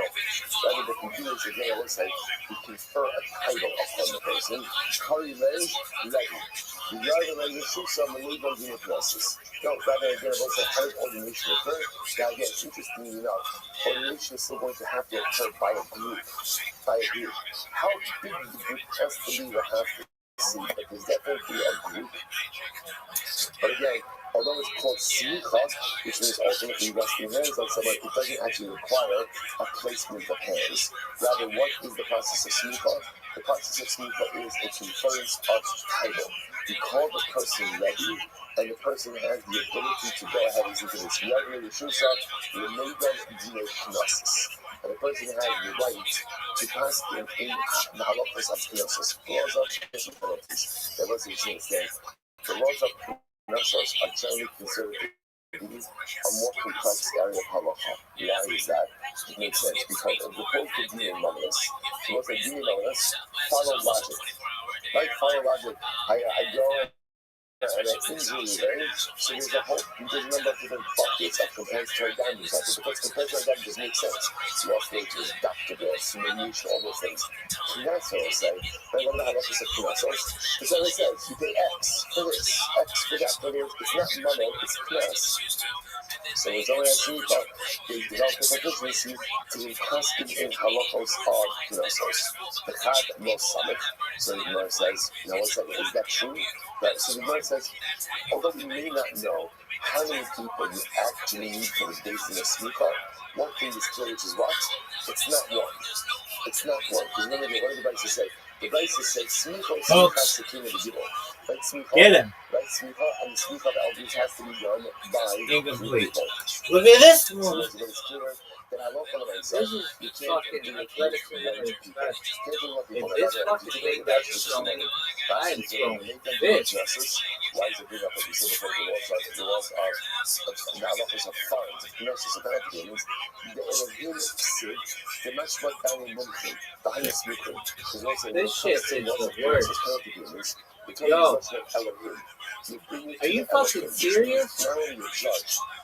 Are you fucking serious? On the Shagini Mamas, nobody in Mumkin. Also, but in general, in other areas of monetary law, not dafka that you need an expert judge. To the Kuila Varish Pirkin, you should tell us fine. Suppose that's just interesting idea. By monetary law, you need someone whose profession doesn't have to be an expert. By knossos, you need someone who's an expert. Smicha represents that someone has not only knowledge but expertise in halacha. Therefore, you can even pass in knossos. Okay, so once I snap you might say, well, 1 second, is it true that halacha l'maisa, I gotta take a whiz. This shit, I'm so pissed off. Give this fucking. Oh, what happened? I got Big K. I don't want Big K right now. I don't want Brown Powers. An amazingly beautiful, overwhelming Gemara. Shemoni, for that's how you give them Baba. Nishtakafu dinu knossos mi Yisrael. The laws of knossos, right? The laws of Chinese beginnings would have been lost in Klal Yisrael. They would have been forgotten. Why? You're sinning. Like you just learned them. Why would they have been forgotten? Ella was a couple of down 14 years. Ella, Bakru, Dine, Knossos mi Yisrael. Rather, I will say the laws of Knossos would have been bottled. I will say household. So as we just said before, in order for a basin to adjudicate Dine Knossos laws, the Dayanim have to have Simcha. Smicha, my classic Smicha, the classic ordination was again an unbroken chain that started with Moshe and went to Yeshua. The Gemara says, thanks to Yehuda ben Baba, the chain of Smicha remains intact. But that's why Yehuda ben Baba, the chain of Smicha would have been broken, and therefore I think one of the manifestations of that would have been no incapacity in Israel. So whatever Yehuda ben Baba. This is an incredible story that we started today. One time, the evil answer, also this is in reference to Rome. Made a decree upon the Jewish people. So let's say whoever confers Smicha will be executed. And whoever receives Smicha will be executed.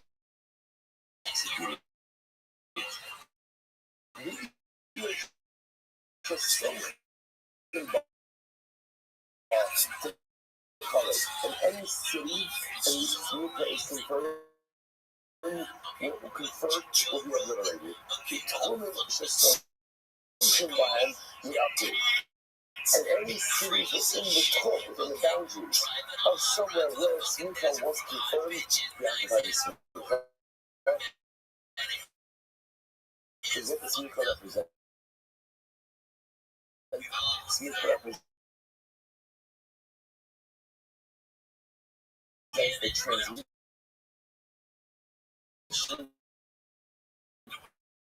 of our Yisora, the transmission of our tradition. What is Rome interested in doing? What they're interested in doing? They're interested in uprooting the Yisora, traditional culture. So we're going to say, like the Greeks of Hanukkah, the Romans were not interested in our physical annihilation. 3.7. In our spiritual annihilation. So therefore, they could disrupt the Yisora, disrupt Smicha, and also if you have any other Jewish works, you need to incredible. What the fuck is that? Smicha, like the chain of Smicha, we have Smicha. We are good rabbis, but the Smicha that we have today is not the real, original Smicha. It's more like a zikr, like a remembrance to what was. It's not the actual Smicha. And yet what? It's still there. Even if somehow Brock Bowers. something to fear, certain ways, you can't stop us. Fuck that guy. Nothing stops us. Nothing Fuck interrupts us. them kids. Nothing interferes with the progression of Klal Yisrael. And absolutely already disrupting Smicha. So what happens? Not us, you give them Baba. Very Turner. Give them Baba. What is his plan? He will continue. What can he do? Halach Yashem lo ben shnei harim gidolim, lo ben shnei ayaros gidolos, lo ben shnei tikkun Shabbos. So I say, but this is fascinating. We didn't know that it's essential. So what's going to happen? The Romans can't uproot mountains. Between two large cities, they can't uproot those cities. Between two Shabbat boundaries. So essentially what he does is surrounding population in danger. That's his crap. So he says, the summer Sham Hamisha Zakim, he ordained 5 elders. Who were the named Rabbi Meir, Rabbi Huda, Rabbi Shimon, Rabbi Yossi, and Rabbi Raza ben Shamua. Those are the 5 elders. So that Avia, Motzik Akad Nechaya. The Rabbi said even Rabbi Nehemiah was included in this as well. So as I see what happened, it's incredible in this story. Kevin Shikiri argued by him once the enemies of the Jewish people saw what was happening over here. On the other hand, so it was then discovered what was going on, right? It was discovered ultimately again that the Romans were going to go ahead. The Romans discovered what was happening. They saw that the Yehudim above was giving smicha. So on the other hand, the Yehudim above says, "Banai, Lotzi, run away. I'll move on. Rabbi, Matahei Alacha. If you run, what's going to happen to you?" On the other hand, Harry Muta with you can eventually don't worry, they won't get through you. I'll go ahead and protect you. You run, they won't get through you. So Amulot, Lozaz Misham Action Atsubot Shalosh Meos Lodios Shabazal Vasio Kikavra. So it's again with 3 spears. That was pierced so many times that it became like a sea. He was pierced so terribly. Rabbi said, but he held his ground, ordained Rabbi to go ahead and escape. But even the Rabbi, so what's up, it is what the story, we'll stop over here, let's just understand. What an incredibly overwhelming and profound story. So let's say, so first of all, this is how the chain of Simcha was making religion. Now, more about religion tomorrow, but let's just understand the amazing part of it. Jewish history is filled with stories like this. Jewish history is filled with stories of people, of individuals, who are most nefesh, who engage in profound self-sacrifice for the good and for the continuity of the Am. Rabbi Yehuda ben Baba stood in the face of the approaching Roman army, knowing full well that he was done. Literally again, killed with 300 spears. Why? To maintain the continuity of Simcha, to maintain the continuity of Klal Yisrael. These are the shoulders upon which we stand. These are the people to whom we are what we have today. Individuals throughout history, and you can know his name, but there are tens of thousands of others whose names we do not know. They made the same sacrifice for our people, and in whose merit we are so happy to be here today. We can love this Shabbat, and in the Shabbat of all of those who have been most members of Klal Yisrael, shall have a tremendous Aviyah. We look at that, we should be Zok Haniyat Hashem to make their sacrifice worth it. This is top of it for today. Shkar Haniyat. Yo.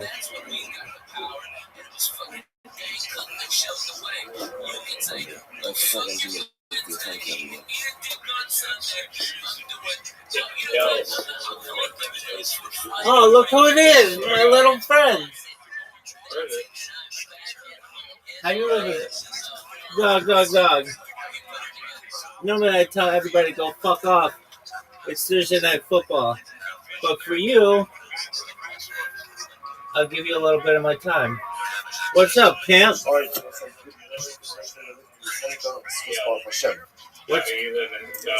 dog? I'm slinging dick like it's going out of style, son. In the last 24 hours, I've gotten over 100 people following me on Twitter. And I'm really sexy. Yo, why haven't you been on Twitter? Your bot or something? No, it's actually been fucking organic as shit. So, here's what I've done. I was using a bot, and that was cool, but it's disingenuous, and I felt like, you know what? I saw that. Okay, so the way it happened is I saw this guy from Australia who I like. His name's Reptile Hybrid. Shout out to Reptile Hybrid. And he's really difficult to get along with. And I spoke to him 3 years ago, and he asked me all these questions in quick succession, and he liked my answers. And so he let me up and we talked. This is a week ago. And it gave me some motivation. You know what? If I get into these Twitter spaces, there's a chance that other people are going to remember me because I've been such a I've used Twitter Spaces a lot, so I started to get into these chill and chill spaces, and I have found a lot of success. So like in the last week, I've gotten oh like 350 people following me without really trying. Like I don't reach out. Generally, I don't reach out to them and follow them or anything like that. And they've just followed me from hearing me speak. And then I had a bunch of people join the Discord as well. So I've been doing these chill and chills, and I met this really great community that's called the Big Steppers. They've got like 7,000 people in their Discord, and they are growing really quickly. They like gained 1,000 people in their Discord in like 2 weeks, and they'll probably get another 1,000 by the end of this week. And it's because they do these Twitter Spaces better than any group of people I've ever seen. And I've seen everybody do Twitter Spaces, but they do them better than anybody. And so, what do they do that makes them really unique? Well, they bot them, which is like, okay, so they cheat, but nevertheless, if it works, it works. So they'll get like 700 people in their space, 200 of which are bots and 500 are real people, and then they allow you to shill yourself. So Were you doing that with your Twitter space? Like would you create a bunch of, you had bots in your Twitter space, right? Yeah, but I never had 200 bots, and all of my bots, I think at the most I got like 20 people in there, and they were all just hot girl avatars. And the thing is, even though I did that, my spaces still didn't get out to the general group of people. When they get like 700 people in each space, and they allow you to come up and chill. Well, I reluctantly joined their Discord because I'm like not just in a lot of ways. So I joined their Discord, and I start live streaming my life in there.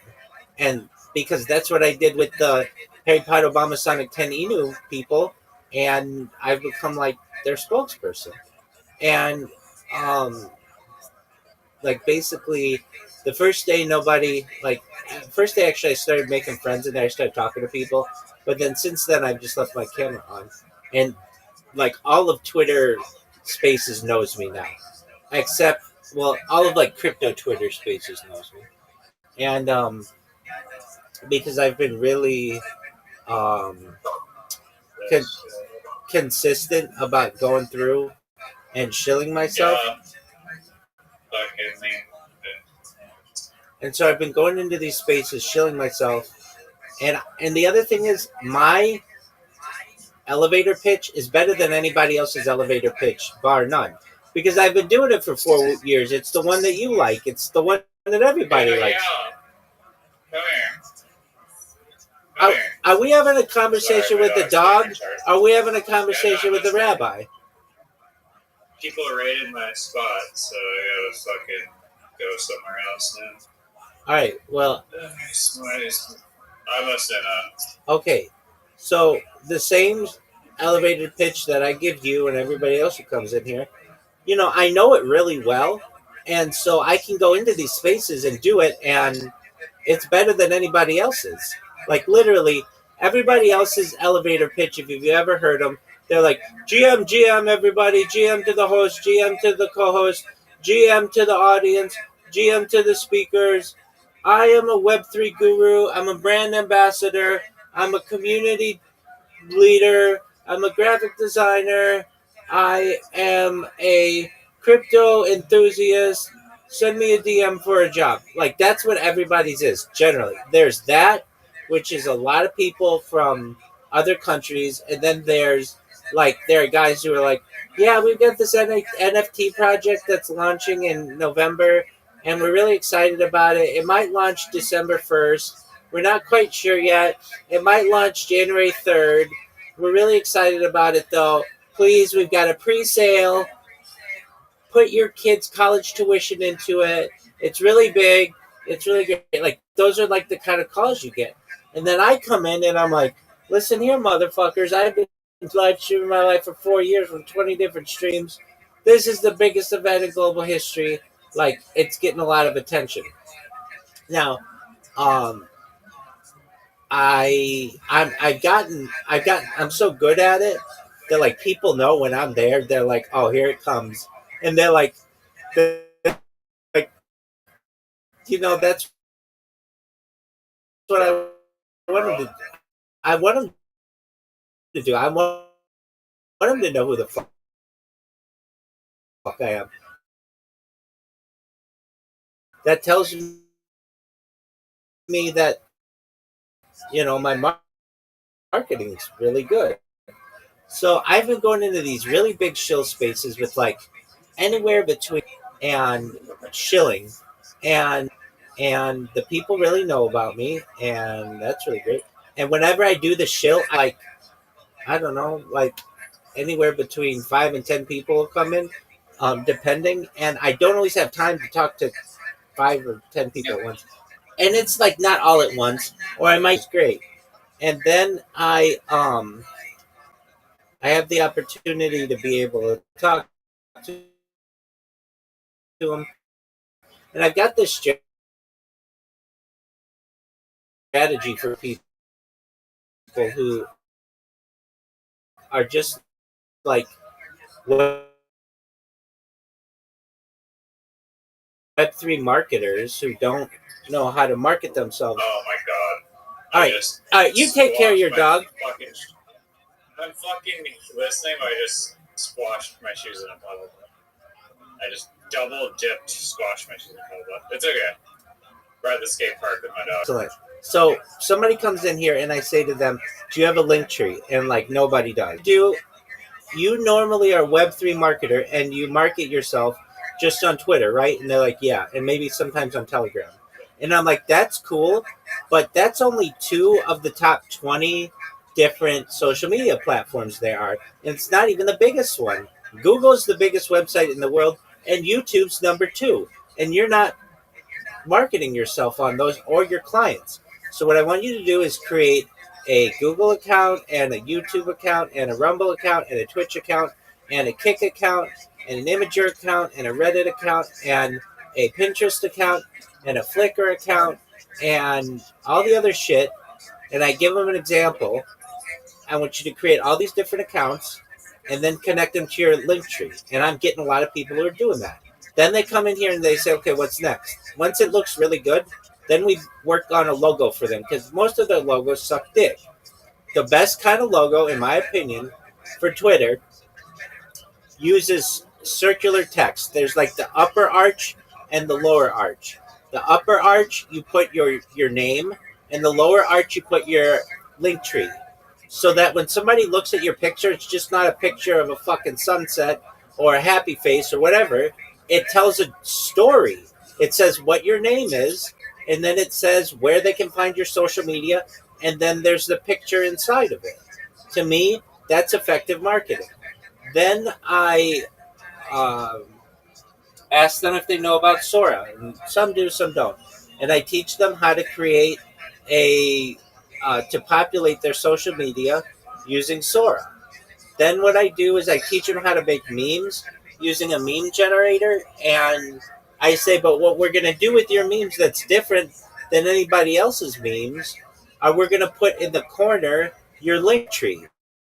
So that if somebody's like, hey, that was a really creative idea, they know who to go to, and it also reinforces the fact that you created this. Then I told them, once we've got all that shit done, then you're going to come in here and we're going to work on your pitch. If you notice, when I do my pitch, I get a ton of people in here. I got you in here. It's good, and I know it because I've been rehearsing it for like 4 fucking years, like 25 times a day, at least sometimes. And so you should know, I know at least how to put this together, and I've timed it. I have different versions of it. If they're only going to give me 30 seconds, I can do that. If they're going to give me a minute, I can do that. If they're going to give me unlimited time, I can do that. And most of these guys are like these Nigerian guys, and after a little, some of them are all in. They're like, that's a really good idea. Some of them are like, okay, well, I don't understand if like why I need to create a Reddit account. And it's like there's a lot of Web3 people on Reddit. You go to the subreddit R crypto and you say, hey, there's this airdrop or whatever. That's a really great place to get eyes on a project. And I say, look, it's like where our goal is to dig a hole in the ground. You're digging a hole with one shovel with Twitter and maybe a little with Telegram. So you've got like one or two shovels. I'm giving you 20 different shovels when you use all the social media. On top of that, it gives you the opportunity to be able to get messages and more business because you're on different platforms. Additionally, it stops people from impersonating you, or at least does its best to prevent that in as many ways possible, because somebody doesn't steal your name and start impersonating you on different platforms. And moreover, when you are selling yourself in these Twitter spaces and you say, I'm a marketer and et cetera, you can say, I'm the best marketer on crypto Twitter. And here's why. Everybody else is going to be a reply guy. Everybody else is going to be a raider.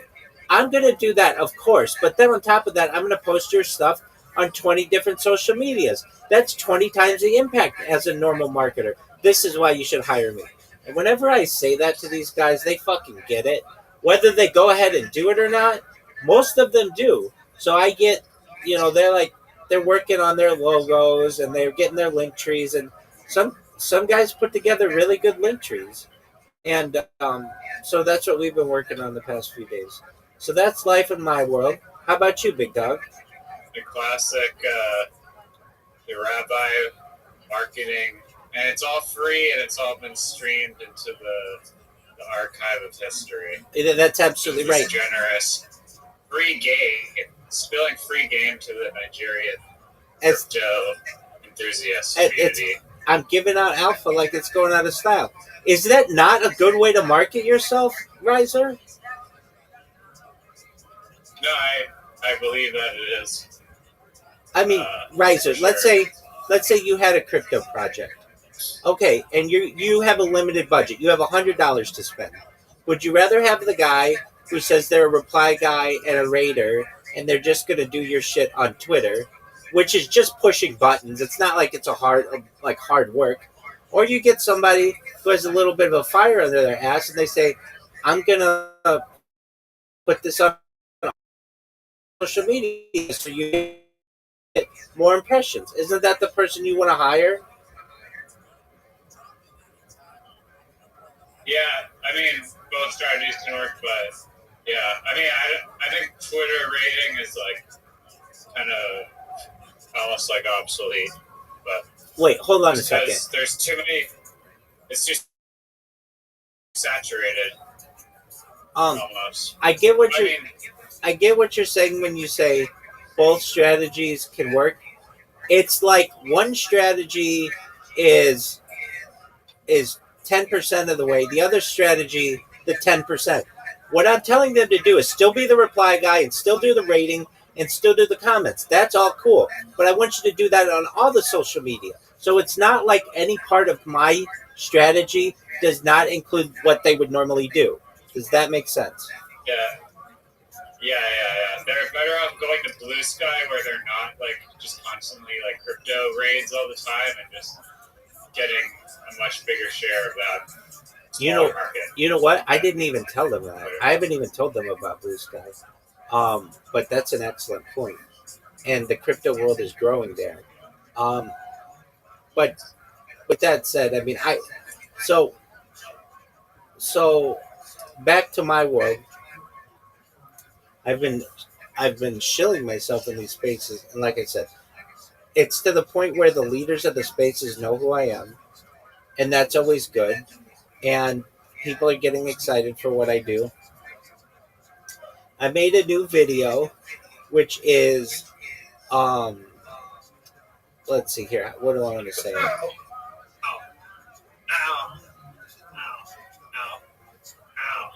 What'd you do?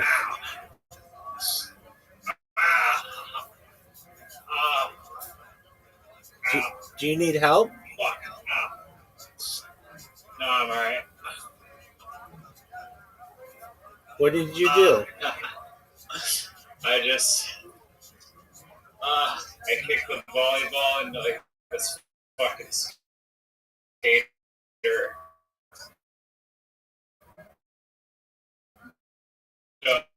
Um,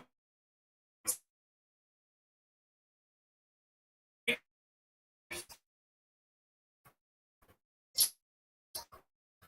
then I had to retrieve it, and then I went in and slid and smashed my elbow onto the fucking hard ass surface. Are you okay? So, Are you okay? Are you okay?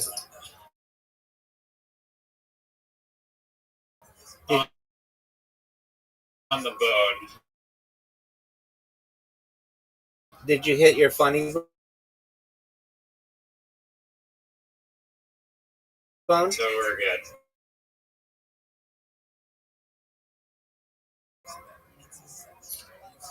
Now it's right on the elbow. Okay. And my hip a little bit. It was a lot slipperier than I expected.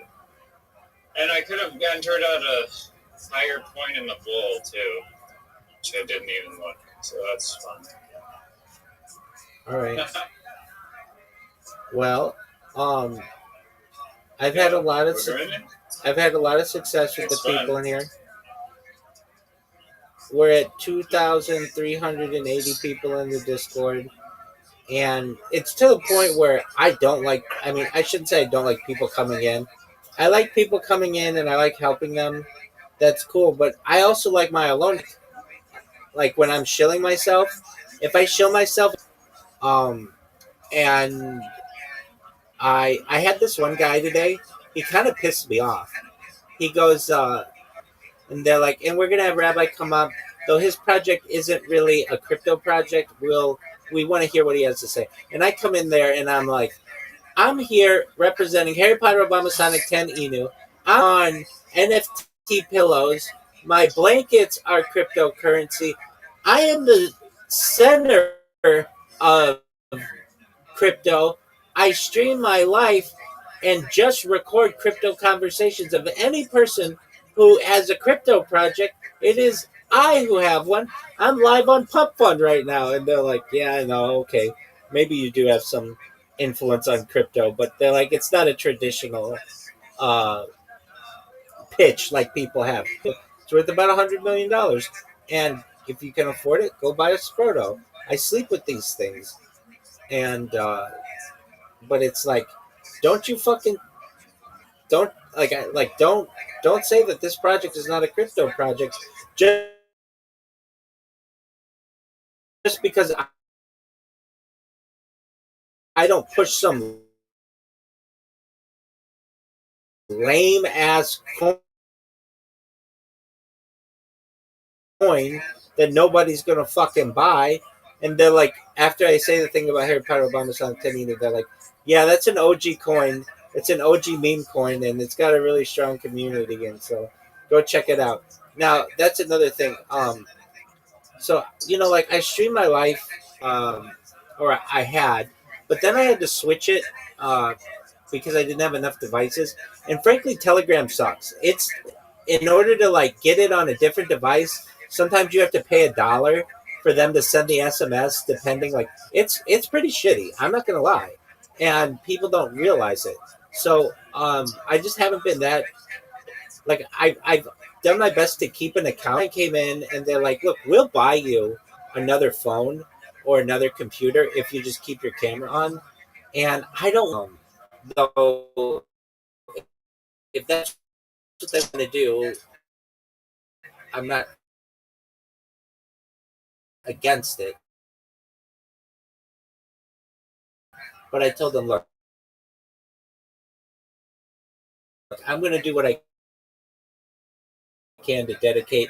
If you really want me to stream in there, which I can, I'll do my best to do it with a different device, and we'll see how it goes. And if it doesn't work, then okay, you can buy me It's in a and now that's streaming from a camera. Here's the thing, and this is with a lot of different platforms.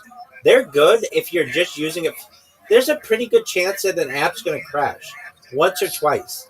And when you're doing so for 24 hours times 3, and no matter what the device is, if it's a brand new iPhone apps have crashing issues sometimes, depending. So, but they were really nice. They're like, "We'll buy you." They'll buy me a camera if needed.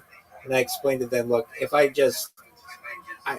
you guys really want me to stream in there, I will. I can dedicate a device to it." So I did. That device kept crashing after and it's fine for 4 hours.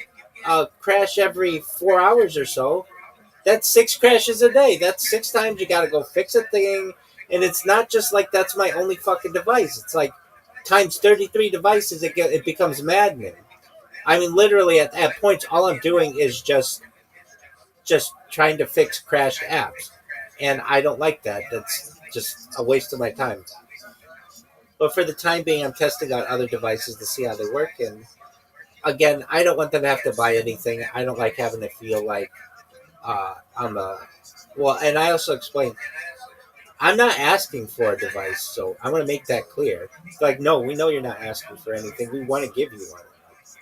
Okay, well, I don't want you guys to have to pay for it. So why don't we do this? I'll try my other one on Amazon, and we'll buy a used computer that doesn't crash. And that's the only thing I'll do is run the Telegram app from it. So there's that. Do you remember? Yeah, I mean, there's not a lot of no one even joins the Telegram and Harry Potter. Well, the VC. Yeah. There are reasons for that. I mean, that community isn't really visual, video based. It's more text based and meme based, and it's an older coin, believe it or not. I mean, I remember when it was brand new, and now for a meme coin, it's old. So many meme coins have fizzled out, and that one's still going. And it's still pretty strong. And I'm just making it stronger because in my shill, I talk about Harry Potter, Obama, Sonic 10 Inu. I either say the whole name, or if I'm running short on time, I say, I'm sponsored by this cryptocurrency worth $500 million. People are like, hey, you should stream on Pump Fund. And I'm like, I am streaming on Pump Fund. And they're like, oh, what's your ticker? I'm like, it's Rabbi, but don't buy it. And that gets their attention. Why shouldn't we buy it? And it's like, because I want you to buy Harry Potter, Obama, Sonic 10 Inu. Don't buy my coin. I don't know how to run a coin. I don't there's a lot to it. There's bonding and all that other shit. I'm not an expert in any of that, and I don't want to be right now. I just want to stream. So I explained that to them, but it catches their attention. Wait, why shouldn't we buy your coin? But the people in Harry Potter, Obama, Sonic 10 Inu, they're amazing. Do you remember this guy? Yeah. He the actual guy. And he scammed that Joe guy out of $10,000. Yeah. You remember that? Oh yeah. Okay, so he came in the Telegram today, and fool me once, shame on me. Fool me twice, shame on you. Or apologies. Fool me once, shame on you. Fool me twice, shame on me. He came in, and I was like. He's like, hey, Rabbi, do you remember me? And I'm like, not looking at the device. I'm like, no, who are you? He's like, can't you see my name? And I'm like, no, I'm on a device. I can't see the name. But just join my Discord. I'm so just jaded by people. Just I don't fucking give a shit about you, frankly, unless I know who you are. And right now, I can't look at that device to see your name. He's like, oh, I'm Jared from Subway. The second I heard that, I just say to him, you're a bad person. and then I had him banned from the Harry Potter Obama Sonic 10 Inu Discord. And I've only ever reached out to them on, I think, 2 occasions to have somebody banned. This was one of them. They got rid of him really quickly. There was one other. This person was trying to get my attention and then started making really inappropriate, just, they weren't even jokes. They were like, just being inappropriate. How would I say it? Like, they were talking about harming children, and I didn't like that. And I didn't want to have our coin associated with that. And they had a meeting, and they're like, yeah, we got rid of that person. So I don't normally say, get rid of this motherfucker, but Jared from Subway, that guy can pound sand.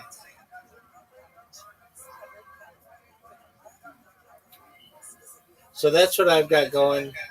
I had somebody's wife come in after I did my shill. I did the shill in a space with like 800 people, and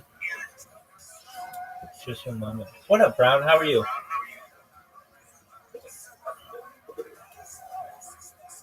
Brown, how you living, pimp? All right, well maybe he can't hear me. These guys in Nigeria have the absolute shittiest everything: phones, Wi-Fi, cellular service. It is so bad. I try to have these conversations. Oh, it's so bad. It's so bad, and it's so fucking annoying. And if people ever watch this in the future, they're going to say, Rabbi has a heart of fucking gold to put up with this bullshit. And I fucking know I do. Because I'm trying to help them, and it's like these conversations are like, I'll talk to them, and they'll be like, one moment, it's like a fucking rooster in the background. It sounds like they're having the call in the middle of a fucking intersection. It's like, dude, go somewhere quiet where we can have this conversation. And then I'll be talking to them, and they'll be like, oh, can you say that again? Can you say that again? Can you say that again? And I do absolutely everything I can. I mean, I tell them, look, I want you to become so.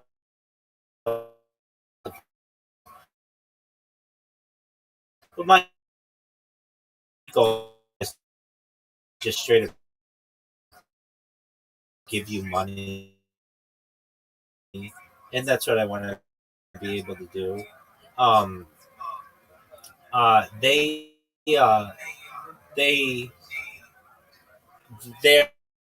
their service there just absolutely sucks dog shit though. So, but I had this lady come in to my.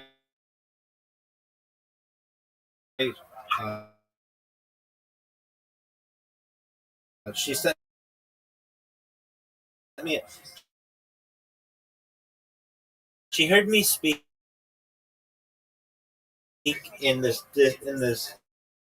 chill space, and she immediately came in and she was like, "I want you to talk to my husband about what he can do in Web3." And I spoke with him, and he's a mathematician, and he knows all this shit about math, and like to the point where he was talking, and I'm like, all right, this guy knows a lot about math, but he's like, I now need to see how much he knows about crypto, and he didn't really know anything about crypto, but he wants to get into it. He wants to use his math skills.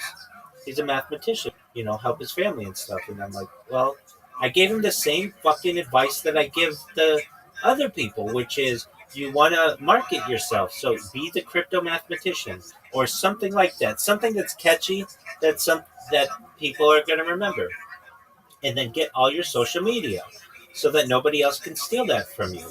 And then what you want to do is we'll teach you how to make some Sora videos so that when people go to your social media, it's not empty. There's some content there, and they get a little bit of an idea of who you are.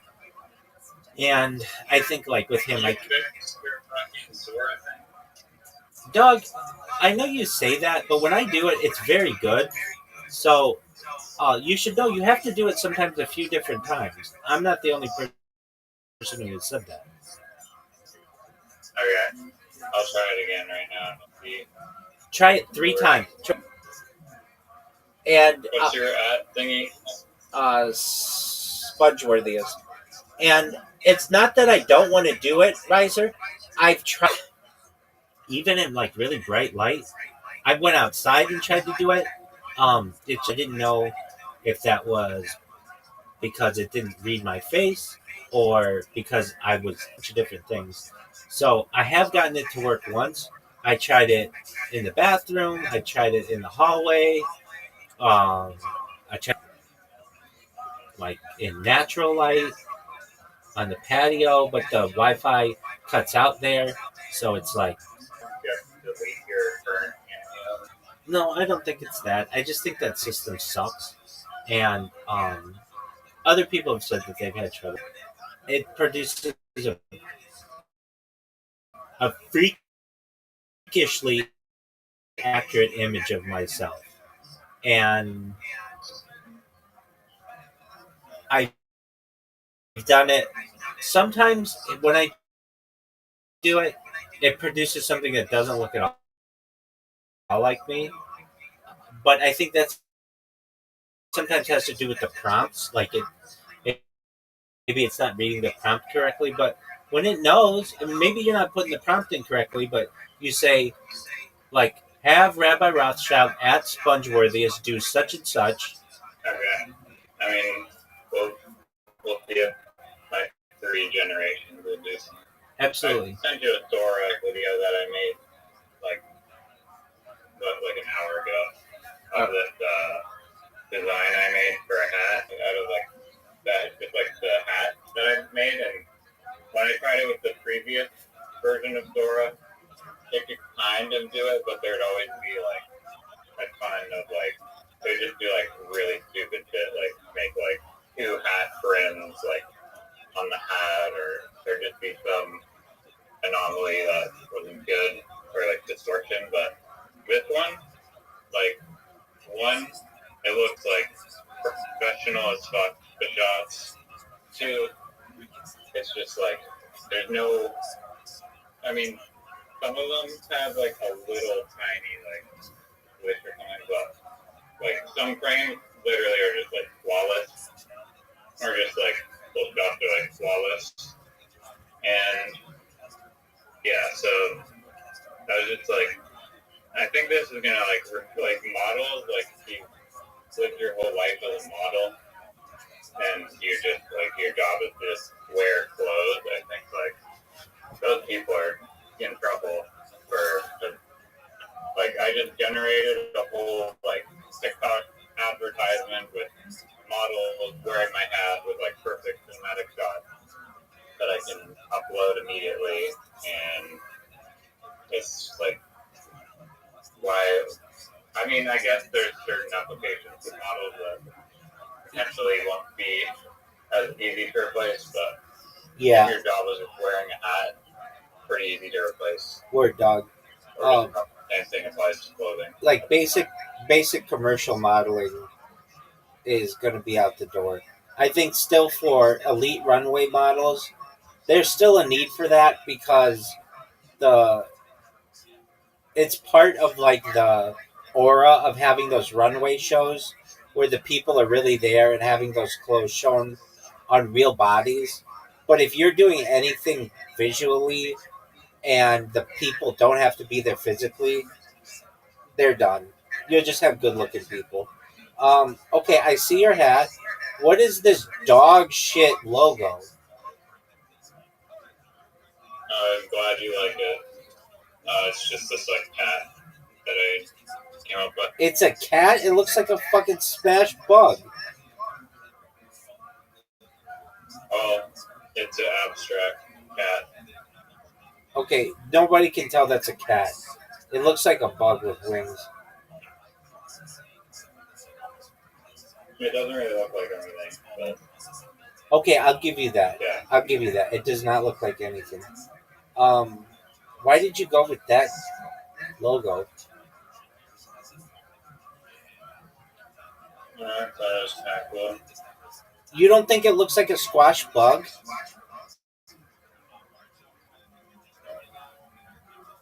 Like on the left, it looks like a wing. Do you see how the left part of the head or whatever looks like a wing? I mean, it looks like a butterfly. Yeah, that's what I mean. It looks like a butterfly. It does not look like a cat. So yeah, butterflies don't have giant eyes and like a teeth in like the middle of it. Hold on. Some butterflies do have that. If you've seen like they create that so that predators don't attack them from the back.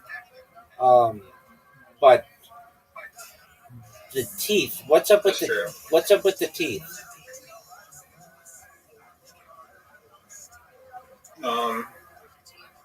It's just like some random character. It doesn't have to be an actual thing, really. But it's a character I came up with. Okay, I like the video. I mean, it really shows that, like, hey, it looks real. And, like, if you would have shown me this 5 years ago, I would have no idea that this isn't a real person. And, like, basically, like, it looks completely real. The logo, I like the white hat.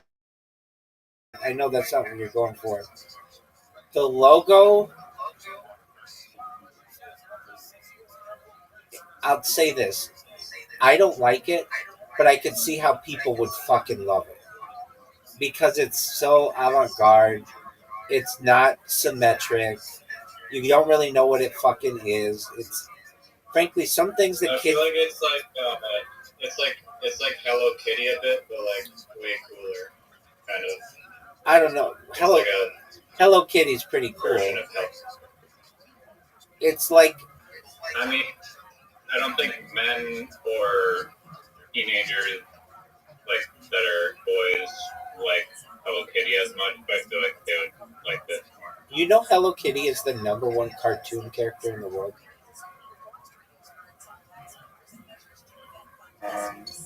By a lot. Really? Bigger than Mickey Mouse? Bigger than Mickey Mouse. I mean, bigger than Bugs Bunny. Bigger than Pikachu. Yeah, because the Japanese people like own the cartoon space. Right. They're the force behind it. You know, I think I'm going to be the voice of Hello Kitty in the future. Why? It was just in the stream that I had a long time ago, and I don't know anything about Hello Kitty. I'm not a Hello Kitty fan, but I've become a Hello Kitty fan because I think I'm going to voice that character in the future, and I probably won't, but if I do voice a character, it would be that one. And it would make a lot of sense that Hello Kitty's dead-ass silent, and then all of a sudden when this person live streams their life, Hello Kitty's the biggest cartoon character, and the person who has their voice recorded the most on the internet, which I'm that person, would be the voice of it. If Hello Kitty's going to be the voice of anybody, if anybody's going to be the voice of Hello Kitty, it might be the person whose voice is on the internet the most. Not guaranteeing that, and it doesn't really make sense. It'd be like, well, you have a more masculine voice, and Hello Kitty has like we assume, like a girl voice. I don't know. It might be that I do a girl voice. Who the fuck knows? But it would make sense that the cartoon that's on the internet the most would have the voice of the person who's on the internet the most. Not guaranteeing it, but it makes sense. Okay, so you said it was like Hello Kitty. Technically, you're a female in the future. That's true. Actually, right now, I'm a female. According to the state of California, I am a female. I changed my gender in 2024. I mean, I have a whole gender, like when I talk to transgender people, like they all have a journey, and I have a journey as well. I on stream changed my gender to being a non-binary in 2021, and that was fall of 2021, and then I changed in spring of winter spring of 2024. I became a woman, and I'm still a woman. So yeah, that would make sense. Okay, so does this? What's weird about this video? I never once ever in this video told it to say make it say riser hat at all. Like my username on this is cute_yellow. There's no mention of riser in the Sora app.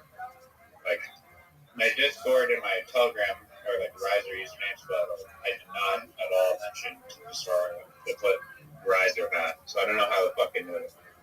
Did it hear me saying it in the background, and you have your microphone on?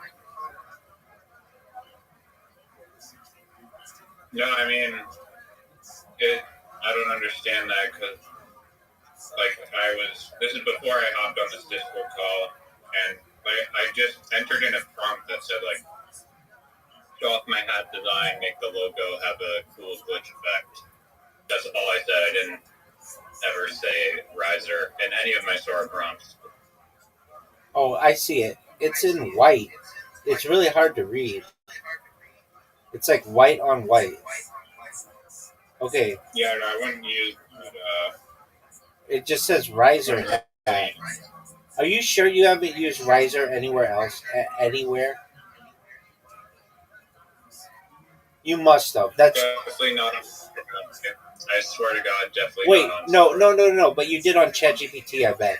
And your ChatGPT account is linked to Sora.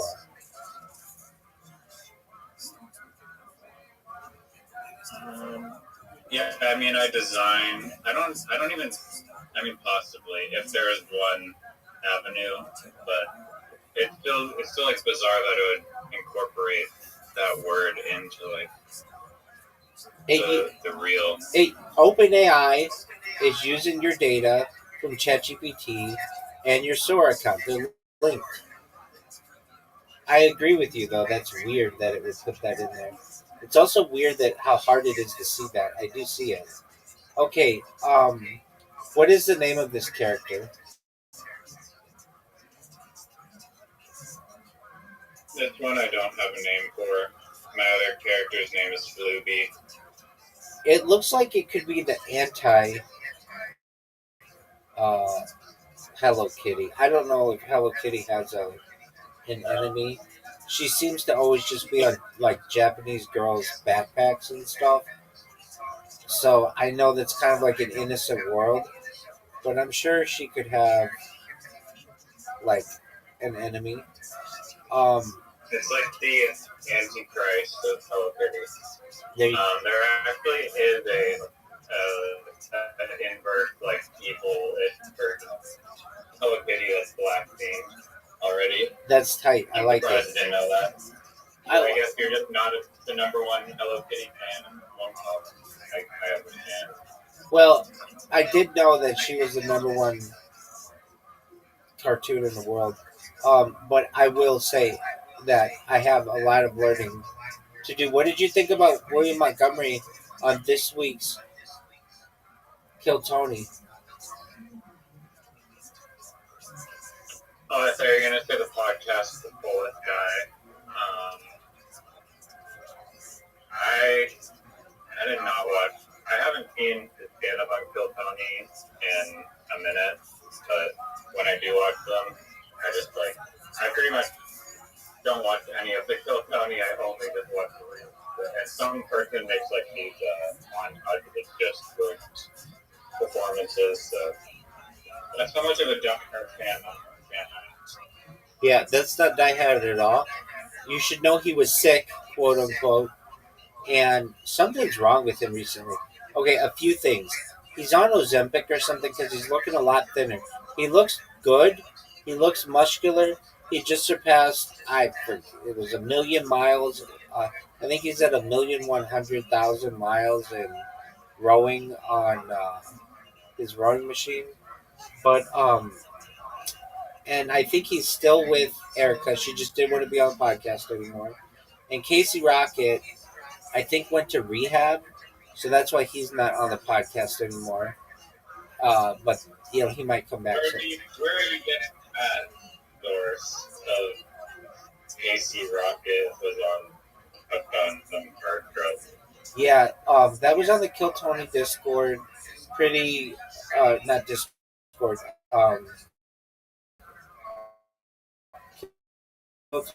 Tony subreddit, but I bet you that's in. That sounds very speculative, and I honestly I don't believe that. No, that one I think is true. There was some. Okay, so hold on. Casey Rocket has canceled his tour due to, they call it health issues, with be entering rehab. Multiple sources indicate that he had been sober for several years, but they have relapsed, but may have relapsed. With one user noting that someone in the community commented he was back on the sauce, which could explain his move to Chicago to be closer to family and subsequent need for rehab. Another user mentioned that William Montgomery William Montgomery referenced an intervention for a close friend around the time Casey stopped appearing on the podcast, further fueling speculation about a relapse. While some speculate about health problems unrelated to substance abuse, such as brain swelling or other serious conditions, the consensus among fans and commentators leans toward a relapse being a likely cause of his tour cancellation. I mean, I don't know. I want the best for him, um, but it's not like it was just one comment. But again, uh, AI just called him William Hincliffe, which isn't a person. That's William Montgomery and Tony Hinchcliffe. But I'm pretty sure they meant William Montgomery. Um, but nevertheless, I wish the best for Casey Rocket, the Crab Man. Do you know where he got that Crab Man? I think he was.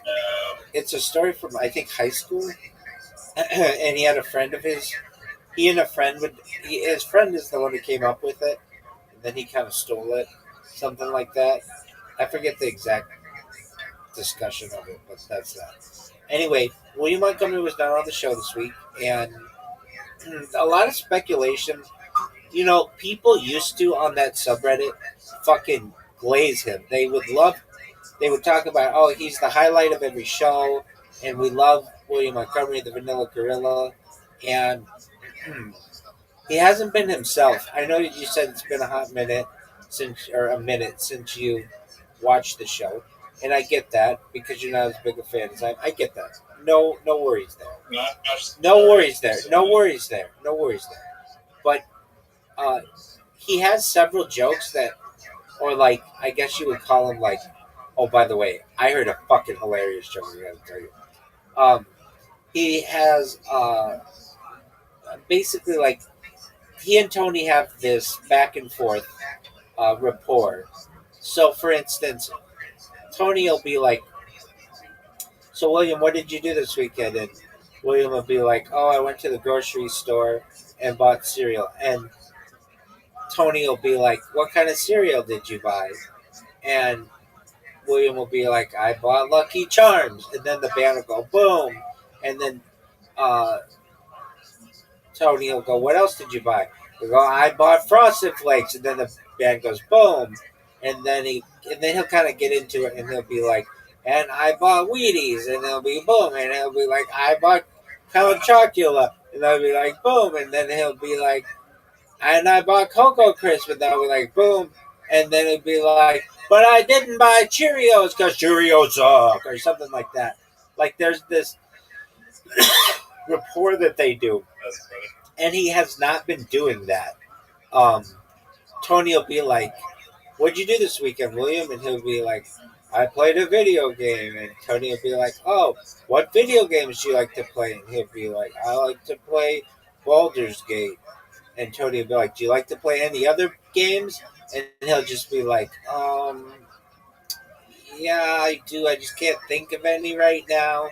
Haven't been really feeling that great." Or he'll be like, "Just haven't had my mind on it." They have not done that rapport thing. Um, he was on the episode 2 weeks ago, and um, he comes out with the cue cards or whatever, the recipe cards, and I understand why he does it. because it's too much to memorize. He wants to make sure his delivery is good and everything. Um, they were making fun of people.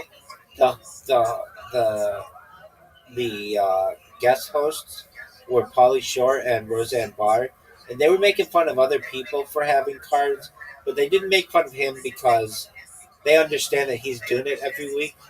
He had a story that he dropped off weed to Roseanne Barr and just dropped it off in her mailbox, and she was like, "Well, why didn't you come in?" And he was like, "Because I just stupid ass story." Anyway, and she's like, "Well, I'm glad you didn't because I just smoked it and fucking fell asleep or whatever, or just hung out on my couch." Anyway, but he was like, "Next time we should get high together. In fact, I've got a joint in my pocket," and she's like, "We'll get stoned right after this," or something along those lines. Okay, so that was the last William Montgomery uh, performance, but people are turning on him. They're like, maybe he shouldn't be the closer anymore. He's obviously he holds the record for the most amount of shows, but they're just the Kill Tony audience is very hot and cold with people, and he's like one of the only consistent things that at the show about the show that's been really like he's part of the Yeah, I show. mean they switch up the guests like judges or whatever. The only consistent thing about the show is Red Band, Tony, and Williams. Exactly. Since like episode 250 or something like that. Or maybe it's later than that. But yeah. And so they've got this other guy who comes on. Uh, he a lot of people really like him. Do you know who Andrew Dice Clay is? Yeah, I do. He's a comedian back in the day. Exactly. So people exactly. make fun of their girlfriend. He's basically like a John Travolta, like John Travolta, Sylvester Stallone, like Italian stereotypish character. And so this guy comes out. His name is Timmy No Breaks, and he comes out and does a like a kind of a something like that, but in his own way. And there are people who there are arguments to be made that he should replace William, though his isn't that his is a gimmick, and I've even heard him on other podcasts, and he said, "I don't want to do this. I don't want this to be my character my whole career. It's something that I'll do for a year to make a name for myself, and then I want to get into something else." Dude, did you hear Grand Theft Auto 6 is delayed till November 19th, 2026? When was it supposed to drop? May 26th, 2026. I even had a countdown in my. I've been doing countdowns for a long time. Damn, that's pretty sus. Dude, they said it was going to come out in 2024. It was supposed to come. It was supposed to come out. I hope they have. I hope they have trains built into the game because they have not really had trains ever. I don't think. Yeah, they have. Have they? Yeah, the Grand Theft Auto. Well, the 1 and 2 had them, but Grand Theft Auto 3 had them. They had like a subway system that you could get on and travel across the city, though you couldn't like really jump in front of a train or anything like that. Grand Theft Auto Vice City did not have trains or monorail or anything like that. Grand Theft Auto 4, I believe, did. Grand Theft Auto San Andreas, I think, definitely did. Yeah, there's one train mission. I believe it's Grand Theft Auto 6 that like everybody says is really hard to beat. So yeah, they do have trains, both subways and like classic locomotives. Wait, in Grand Theft Auto 6, that isn't out yet? Apologies, you're exactly right. Grand Theft Auto 5. there's like a Is it like a campaign mission though? Exactly. Like you're following like a story. Well, there's a train that goes around, but yeah, there's you have to like jump on a train, and I remember might have been Grand Theft Auto, one of the Grand Theft Autos. Um, let me look. Well, I'll just look up the answer right now. Hold on. In what Grand Theft Autos are there a train? I should have said, is there a train? Okay, here we go. There, trains are featured in several Grand Theft Auto games. In Grand Theft Auto, Grand Theft Auto 2, Grand Theft Auto 3, and Grand Theft Auto Liberty City Stories, trains serve as rail-based transportation, primarily in Liberty City and Vice City. I'm trying to think. Oh, so they have trains in Vice City? I didn't really remember that, but okay. Grand Theft Auto San Andreas includes the Brown Streak Railroad, a passenger and freight rail system operating 24 hours a day across the state with 6 stations and the ability to hijack trains for side missions. That's what I kind of remember. In Grand Theft Auto 5 and Grand Theft Auto Online, there are 2 trains, the Metro train, an uncontrollable streetcar service in Los Santos, and the freight train operated by Go Local Railroad, which can be driven during specific missions. Trains are also expected to be in Grand Theft Auto 6, with at least 3 automated trains in Vice City and mainline trains across the state of Leonida.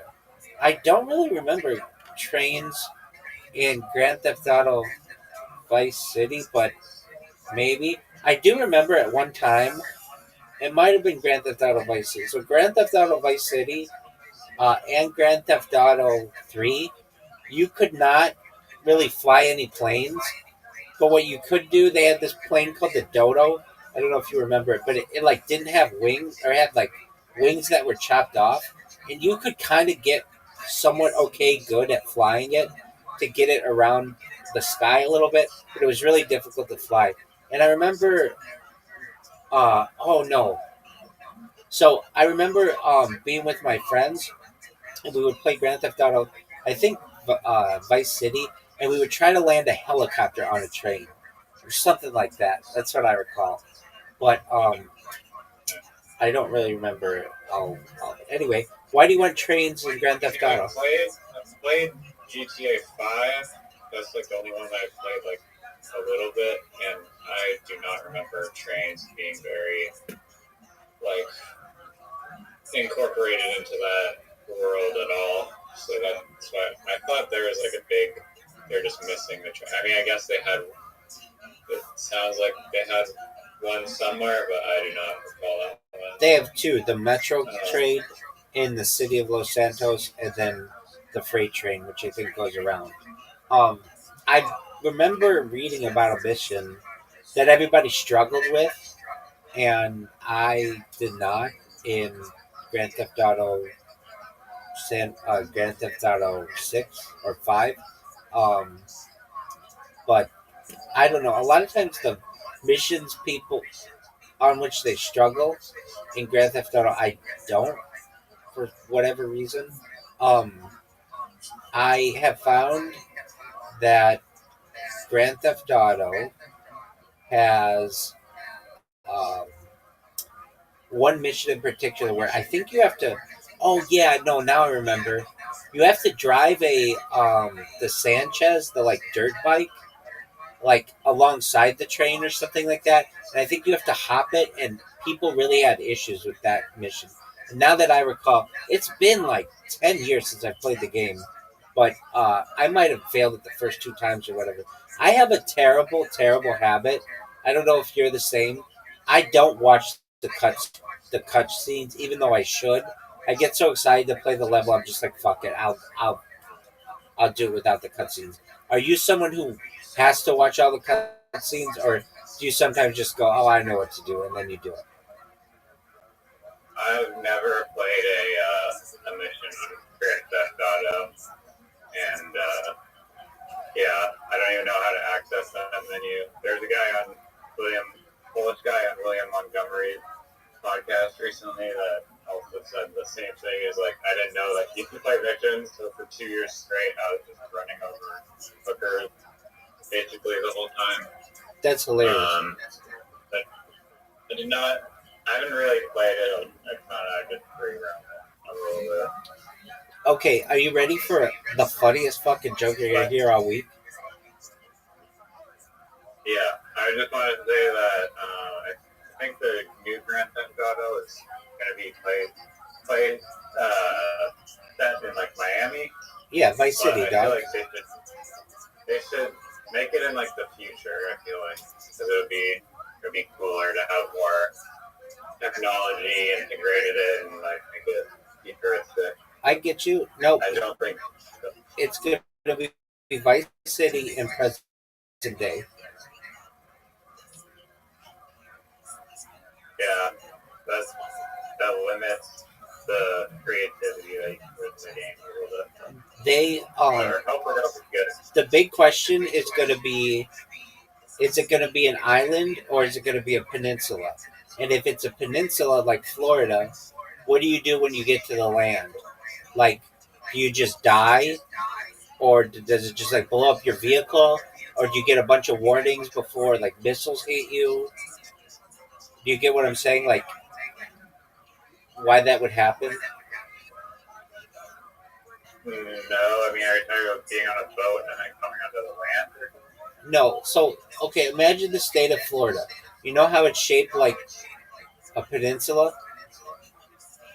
Yeah. Okay, what happens when you're driving north on the land and you hit the end of the map and it's still land? Do you just want to hit an invisible wall? Oh, like you're talking about just like the area of the map? Yeah. So there's the discussion, is it going to be an island map like all the other ones where if you move far enough away from the island, the game just kind of slows you down so that you don't keep leaving the map, but you don't necessarily die? Or is it going to be a peninsula where you could drive to the edge of the map, but then something has to happen to you? In Red Dead Redemption, the way they did it is they made it with mountains. But it's easier to do with mountains in Red Dead Redemption because you don't have plains.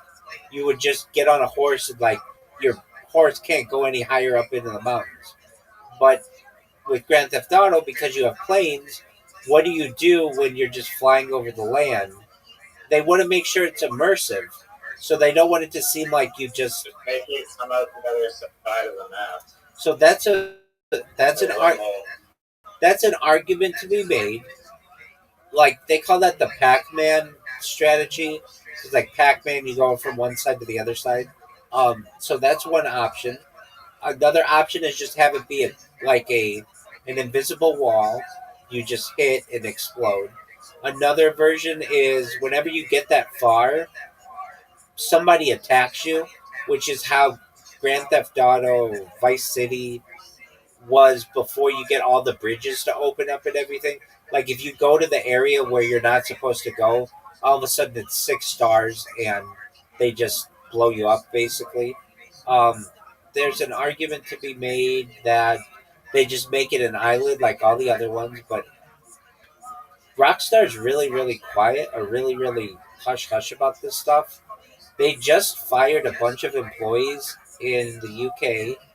They said it's because they leaked information on the game, but no information really got out. And then other people were saying it's because these people were trying to unionize. Basically, Take-Two, who owns Rockstar or something like that, is putting a lot of pressure on these people to make a really good game. And it's going to be fucking... I've talked about this so many times to people. It's going to be the biggest gaming event in global history. I remember people putting bets on whether it would launch on May 26th, 2026, and I for sure. It was going to. But I'm glad I didn't put a bet Probably in. a lot of people on Poly Markets that got wrecked. That's exactly right. But That's exactly right. Dude, do you want to hear the funniest fucking joke? I heard it on a fucking on an AI video, but it's so funny. Are you ready for it? yeah, What's the difference between a chickpea and a garbanzo bean? I don't like garbanzo beans Hold on, on my face. hold on. Yeah, did you hear that? Yeah, I've heard that one before. Dog, that joke is so fucking funny. And It's a good one, yeah. and they had Bob Ross say it, and it was fucking.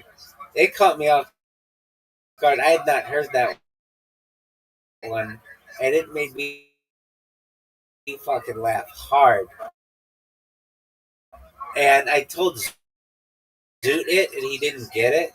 And I was like, Zoot, you need to use that on Monday. It's like a solid joke. And he's like, I don't get it. We don't eat chickpeas and we don't eat garbanzo beans in fucking Australia. And I'm like, it's not about eating them. It's about English. You speak English there, right? No. He's like, yeah. And then he gets it. And then he doesn't want to use it. He doesn't want to use any joke that's not his or the Amish. And maybe porn. Or what? Or Kanye or Bonnie Blue. Oh, yeah, that's right. Or racism. Yeah, those are his go-tos. And as much time with him recently because I've had more and more people in here. And I feel as if I am in my own way neglecting my Zoot. But it is what it is. Okay.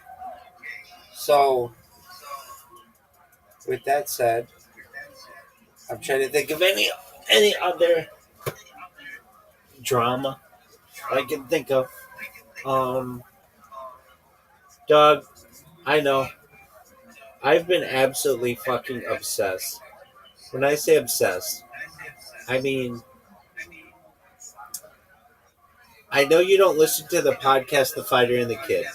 I get that. I didn't either. Don't listen to it. It sucks. It's like the worst podcast. It is so bad. But its subreddit is so fucking funny. I did not know this. But there are two comedians who have made an entire podcast just shitting on The Fighter and the Kid. And their podcast is so creative. So like The Fighter and the Kid will put out a podcast, and then these guys, it's called 10 Minutes of Shab, and they just shit on this. They just shit on these guys, and it's so fucking funny to me that I just leave it on in the background. And I've seen them like a bunch of times, but they're very creative and they're pretty funny comics. Anyway, I know you're not into that world, and I don't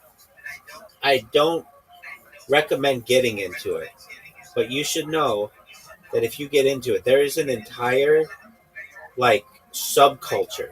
Shane Gillis has said this because he's like, have you ever been on that subreddit to like other people and like Matt McCusker and stuff? They're like, yeah. He's like, there is like at the time it was like a small town. Now it's like a pretty small city worth of people who seriously just hate these guys, and they're just like, yeah, it's absolutely hilarious. In fact, they even say to me on there, "Hi Shane," like they know I'm reading this, and it's grown to be like 200 some odd people who just shit on these guys, and they're just like a quick breakdown. You've got Brian Callen, who was on Mad TV, which was like a poor man's Saturday Night Live in the 1990s. And then he did a bunch of shows that were pretty popular. Like he would only do like one episode of each, though. Then he was on the Goldbergs, and they were going to give him his own show as like the gym coach from the Goldbergs until there were allegations that he raped a chick or raped a few chicks. So now everybody just calls him the rapist. Do I think he raped these girls? He's kind of a sexual deviant. I don't know if he raped them, like held them down and fucked them in a park. I don't think like that. But I think there was some like maybe they didn't want to do some things and he made them do some things. There's at least one story of him uh, after the comedy store. He had Whitney Cummings, the comedian, give him a ride to his car, and he whipped out his dick, and she just was like, "What the fuck are you doing?"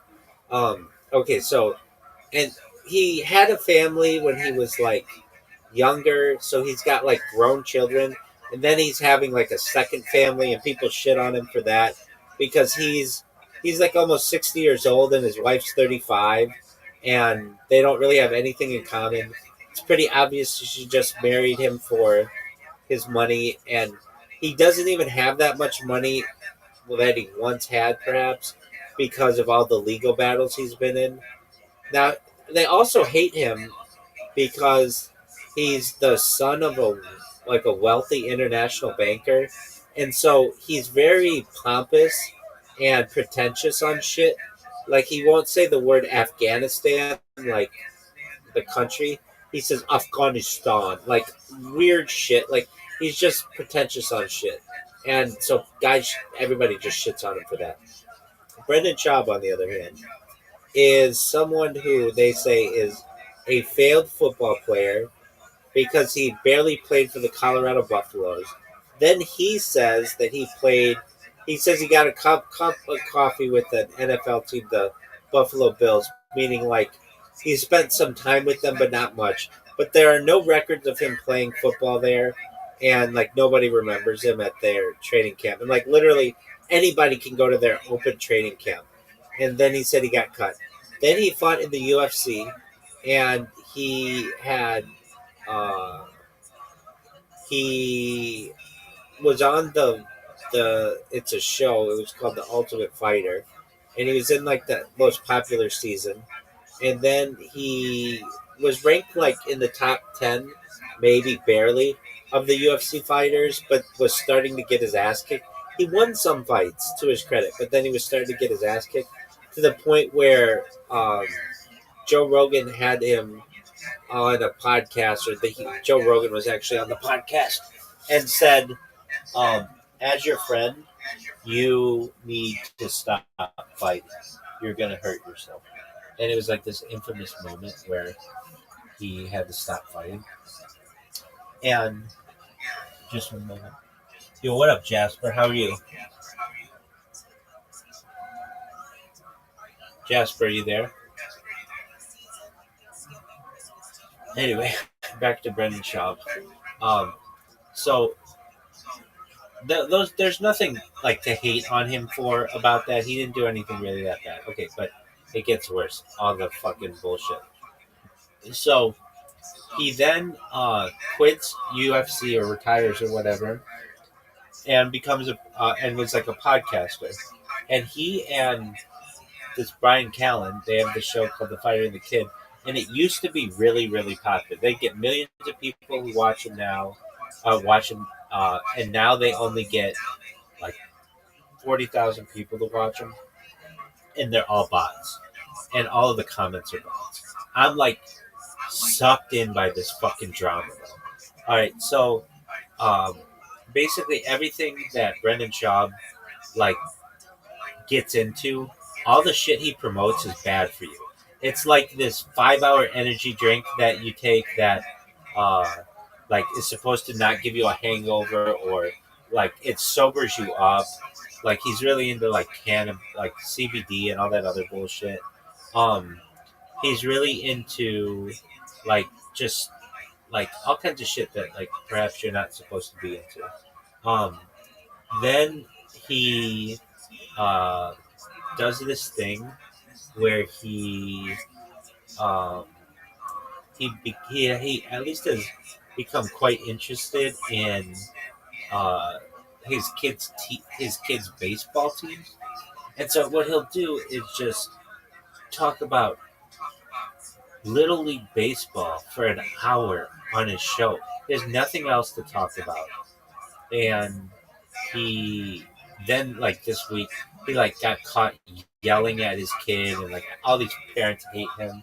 Anyway, they moved from LA to Austin, and Shaw got in trouble for cheating on his wife, like allegedly, and all this other shit. Look who it is! Zoot, how you living, pimp? Zoot! Zoot! Hello, Zoot. Zoot. I have someone here. Their name is their name is Riser. Riser, Zoot, Zoot, Riser. Are you guys ready to lose? Shang, I swear, Rises watched one Shang Gillis video and he did because he can pull off an Australian accent. He watched the Shang Gillis video and thought, oh, I can sound like an Australian. I'm gonna see between the two of you who can accept this invitation faster. So you guys have the invitation now. Who gets the invitation faster? I think Zoot's gonna win because Riser's got a fucking plug in his iPad and all this other bullshit. Zoot did win. Riser, what the fuck, man? Riser. Did you know the Australian accent? You know the Australian accent is the most attractive accent for women on earth? No, it's not. Riser, come on, man. What is the most attractive accent? What the fuck, Riser? It's like a posh British accent. Riser, what the fuck? Riser. My state-of-the-art iPhone won't automatically connect to Wi-Fi.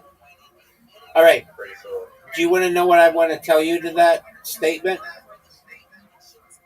I'm waiting for the invite, and it's not in my goddamn account. So. Yes, it is, and it was. I sent it at the same time I sent Zoot. You have to send me another one. It's not there. Dude, oh, I wait, s- there it is. Okay. All right. It's Zoot's turn. Green is so fucking small. How much do it? Look at Zoot's shot. You know what? That might be a really good strategy to just hit the ball really slowly. He's going to make it in 2 shots. If you don't hit his ball. I'm stealing his strategy here. That's a really good strategy. There's no way you're gonna make it in the hole in one place. You can. Holy shit, that was insane. Yeah, but it's still... I still think I have a more difficult shot. Oh, you can bounce it up. Oh, you nailed it. Zoot, that was beautiful. Zoot, that was absolutely beautifully played. Zoot, that was absolutely...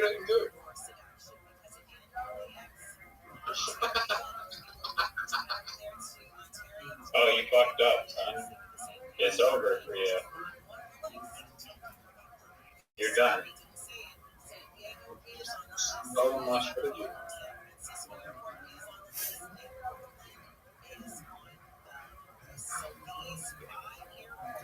Can you believe how nice a shot I had and how badly I fucked that up?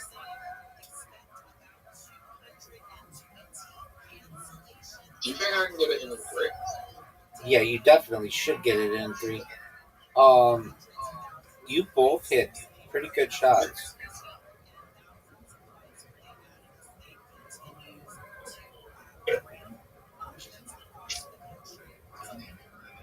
No, Jim Jeffries taking a TV show. What's it called? Jim Jeffries.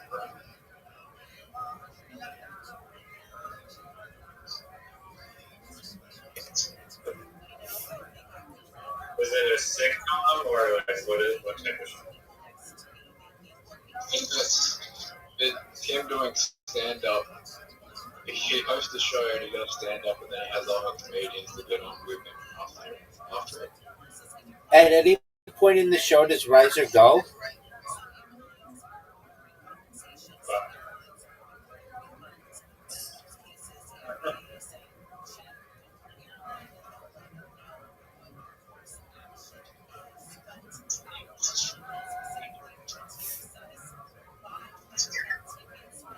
Wait, why didn't I get the shit again? What the fuck? Because I made it. Oh.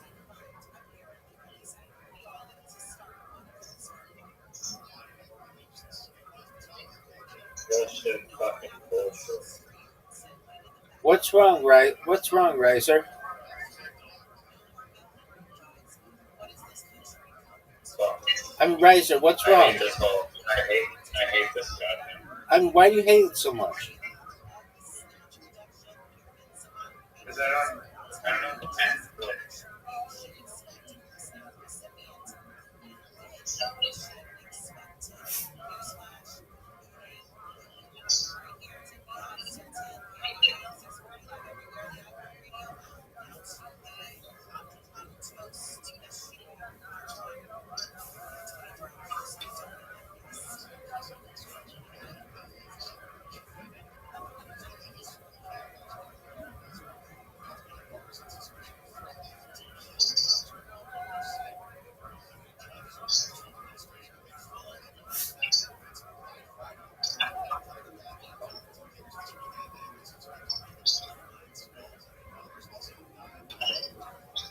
fuck.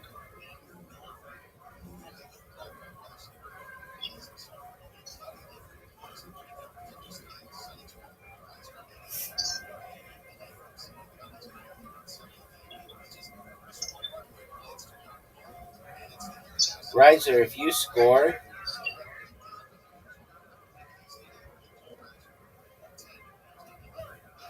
No. then Zoot and I will be tied, and you'll be down 1.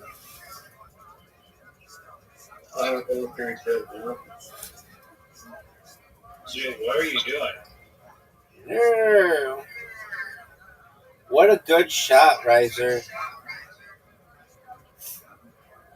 Party in the league. You are tied for the lead, son. You are tied You don't for. want to go first yet. Yes, you do. You don't want to go first. That's all. Yes, you do. I'll show you why you don't want to go first. Zoot, you do want to go first on this whole, dog. I'll show you. Go first. Zoot, you do want to go first. Because if you have a good shot, it's going to push me forward. Like this. Watch this, Zoot. Even just a little bit of a push is going to make a difference. Just to get around that corner. Once you get around that corner, you're basically home free.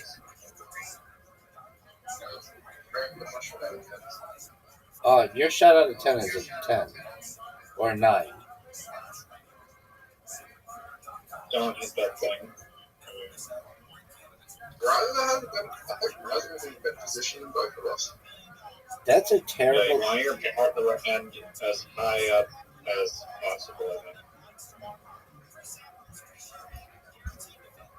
Oh, what? Oh, no. Oh, no. No.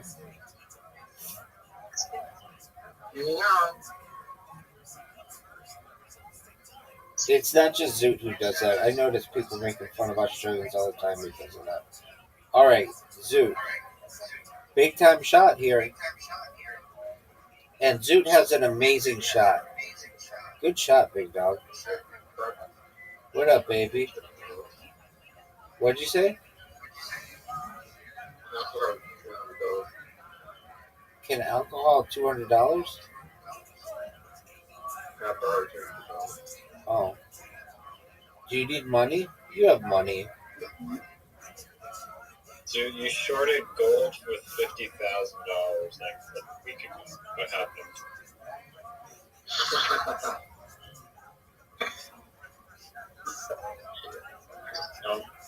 gonna acknowledge the amazing fucking shot. Dude, that was amazing. Dude, what happened?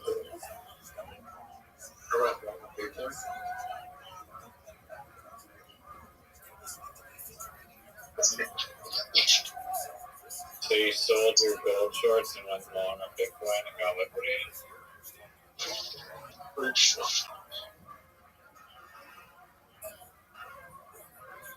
I fucked up majorly. Majorly. I need Zoot to fuck up.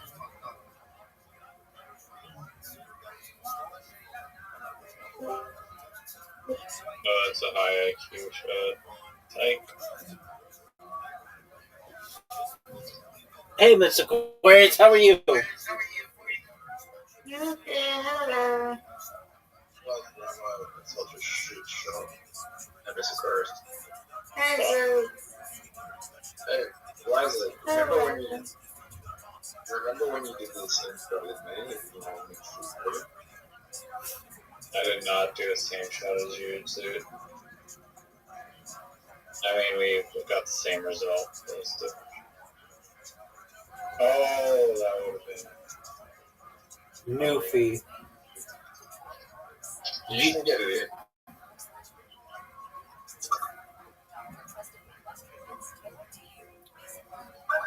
Remember you were Oh, Riser, you just fucked Zoot. Zoot. Lose now, Zoot.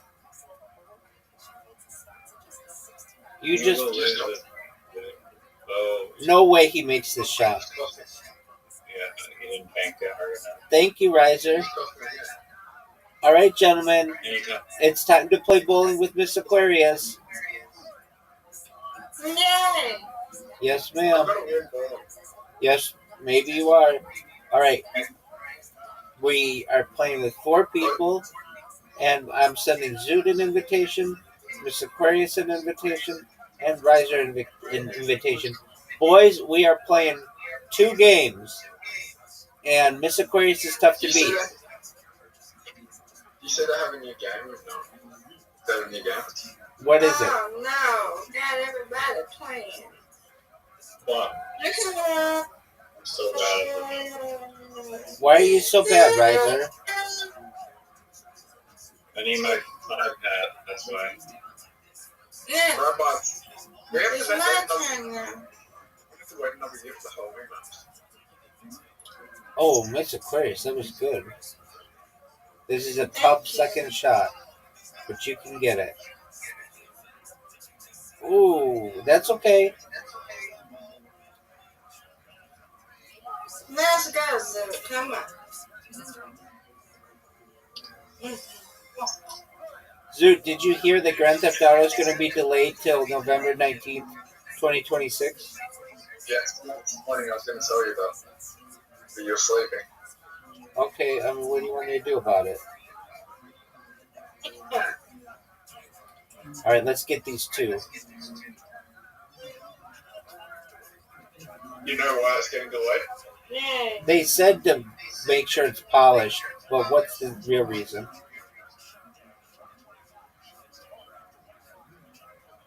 Good morning. Building a blockchain or a cryptocurrency attached to it. Well, if they did that, it would be smart. Wow, that was a good one. Riser, that was good. Good job. Why would it matter? Yeah. How would it be smart when the majority of the audience is children? Well, I mean, Roblox has Robux or whatever, don't they?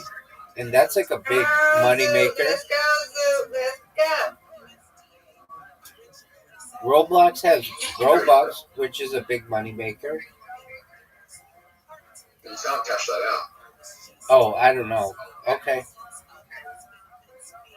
You can probably sell stuff. Maybe. Right, I think so. You can trade the stuff.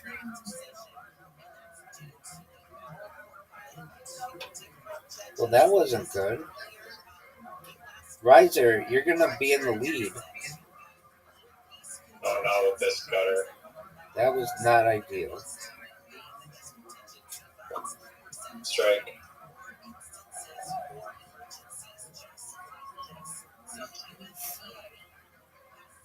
Miss Aquarius, you happy that you're off tomorrow?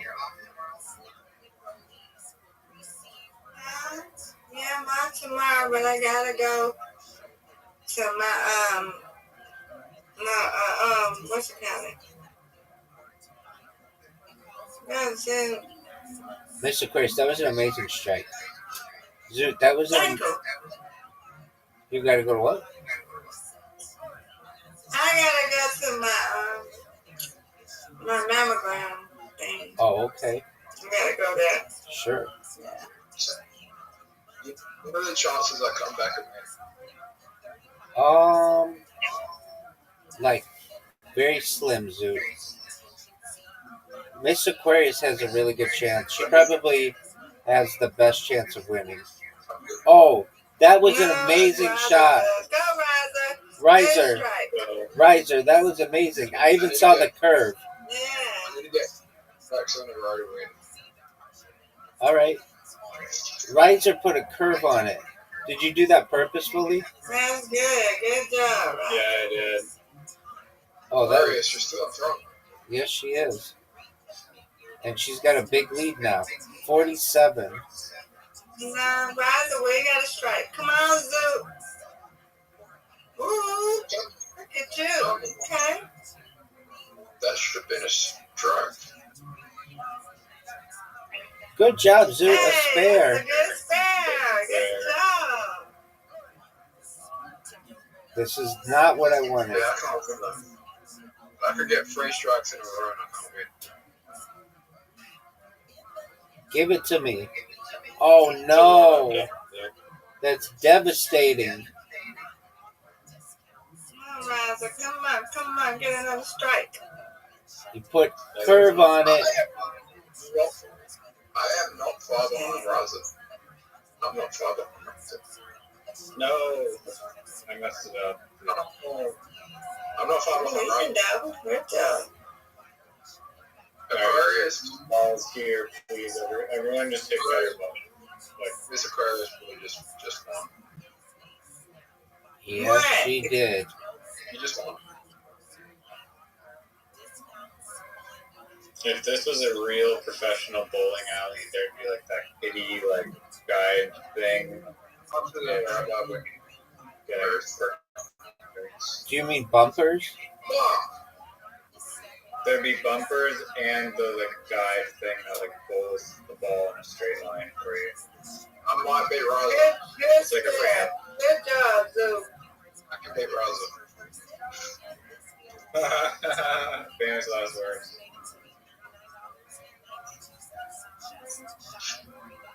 You just won last place. Mr. Aquarius just won unless Rabbi gets the most amazing shot ever. Oh. Nice job, Miss Aquarius. No matter, I win, y'all win. Let's go. You win, we win. All right. Here's our second game. Can you tell that? It's all about y'all now. Let's see who's going to win while we go. Let's go. You tell that to the lottery officials last night, so Let's see who's going to win. Come on, Zeus. Let's see who's going to win. Zeus, Liza, or... Oh, dude. Zoot. tomorrow. Back in my feet.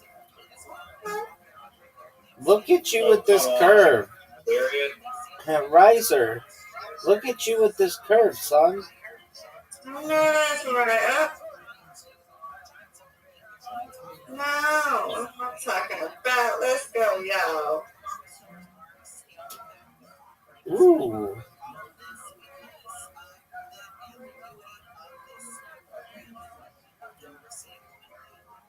Oh, That's no a matter. tough I one. want y'all to win anyway. Let's go. That's a tough one. Let's go. Yes. I Good matched. strike. I matched Now, Zoot. let's go. I matched Come Zoot. on, Zoot. Looking good. Zoot, you can get these. I want you to win, Zoot. This is the only game that Zoot and I have played a lot, and I don't think he's ever won. Come on, my riser. Come on, riser. Whoops. Finger slip. I don't know if Riser's ever won. Oh, come on. Oh, don't do that. But I know Miss Aquarius has won at least 141 times. Yeah. You know what? 1,000 times. We'll see. Ooh, that was good that it got that one. This should be gettable. And she did. Good job. Thank you. Come on, Rabbi. Give it to me. Come on. Now, I'm not good at these ones. You got that. Don't want to talk about it. I don't want to talk about it. No, Rabbi. Come on, Zoot with the lead.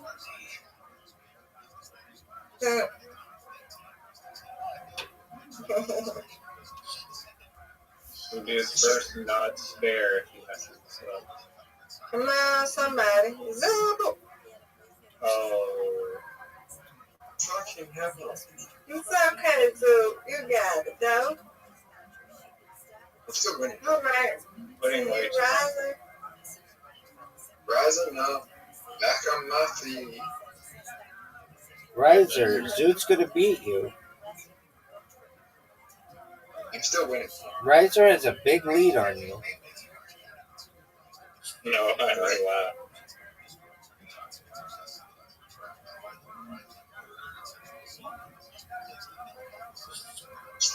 Now we're tied. Yeah, we tied now. Come on, Rabbi. This is not good. Never. What do you mean? You're in the way. Yeah, but it's really hard to get. You're in the way. 1, 2. Oh,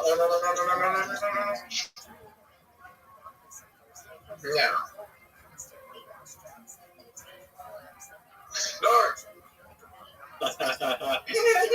Red. Riser, you going to get him? That was sick. Riser, you going to get him? I'm still going to beat Rising. Riser, this is a big one for you. Are you serious? I hit the front end. Riser. Zoot's got the lead on Riser. I'm saving all my strikes for the last turn. Like Zoot that wasted his strike on the first turn. It's actually probably better to do it on the first. Come on, Rabbi. That's the one. 3 strikes on the last. Yeah, good strike. Excellent. Oh, geez. Keep sweeping that chance. Come on, Zoot. Zoot is going to maybe beat... Zoot. That was okay. It's going to be a good match between Riser and Zoot. Sure. Okay, I need a spare here. I need the spare. Oh, that's good. Good That was strike. really good. Did I get a third? Yeah. I only need 4. Strike. Yeah, I need to. but your Hold next shot, Riser, Yay. Riser, your next shot is doubled.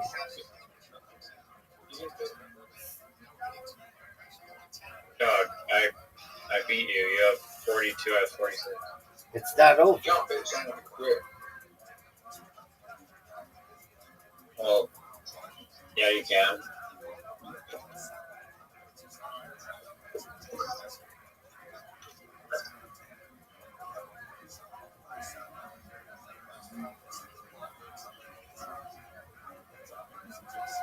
Oh, Rabbi.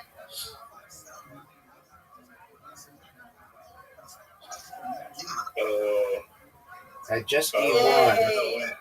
for the win. Come on. For the win. Let's go. Oh, wow. Now you get another one. Yeah, come on, Rabbi. I'll take it. Yay. I'll take it. I win, y'all win. Excellent. Undefeated Miss Aquarius in bowling, undefeated in friendship. That's right. And thank y'all for playing with us. Yay. Sweet dreams to you, Miss Aquarius. Sweet dreams. Good night, everyone. Wonderful night. Wonderful morning, Zoo. Morning or afternoon, I think, or what morning, wherever you at. Australia. So it's morning, right? Afternoon. Afternoon. All right. Good night. Good night. I'll be back on my iPad in a minute. Okie dokie.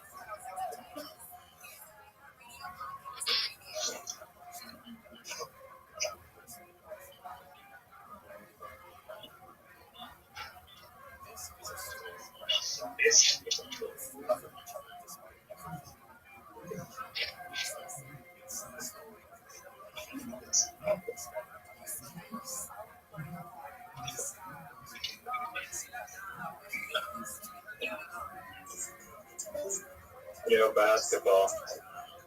You got it.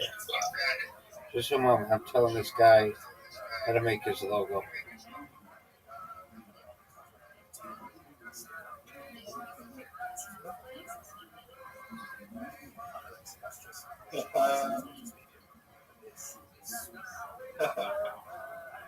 At what are you laughing?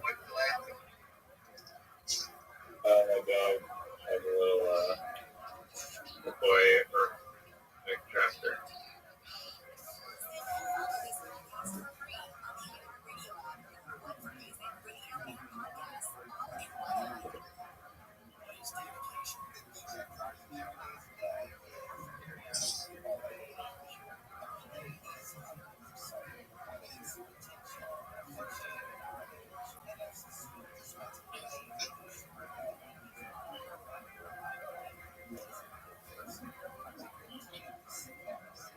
Are you ready to lose?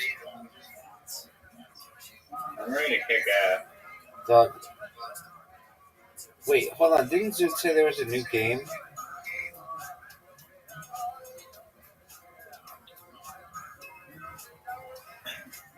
Zoo is a pathological liar.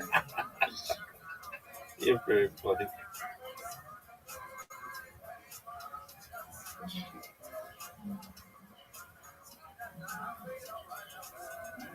I fucked up.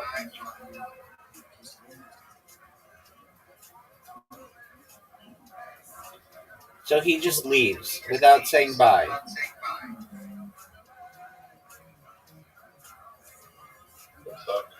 I will go. Did you know that you had an invitation, Riser? Or are you going to accuse me of not sending an invitation again?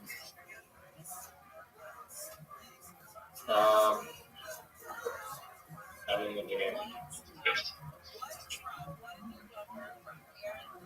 Very good concentrate.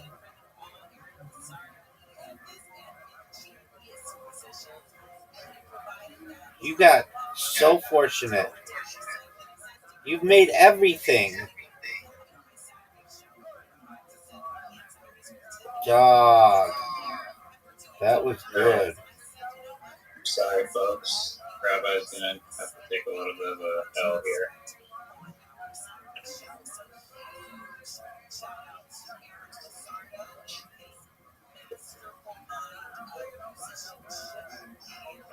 Airball. Big time. Oh. Okay. I want the challenge of the comeback.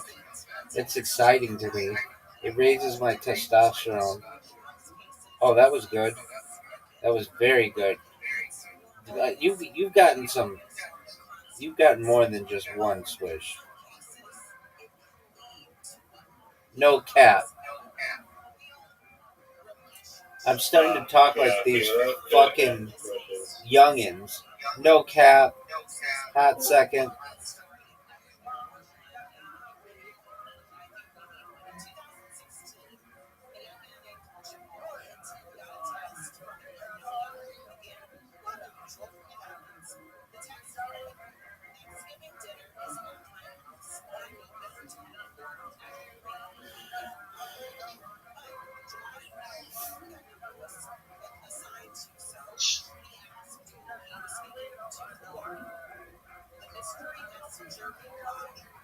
But,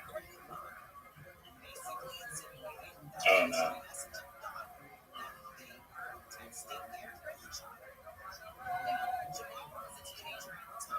That wasn't great.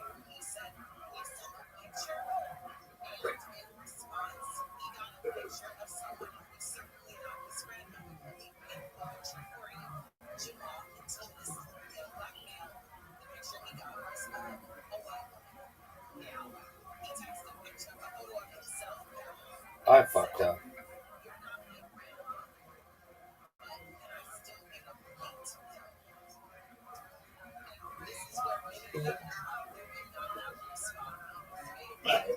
Karen. Let's settle this like 3 of them. All right, Karam, and then I'm going to sleep.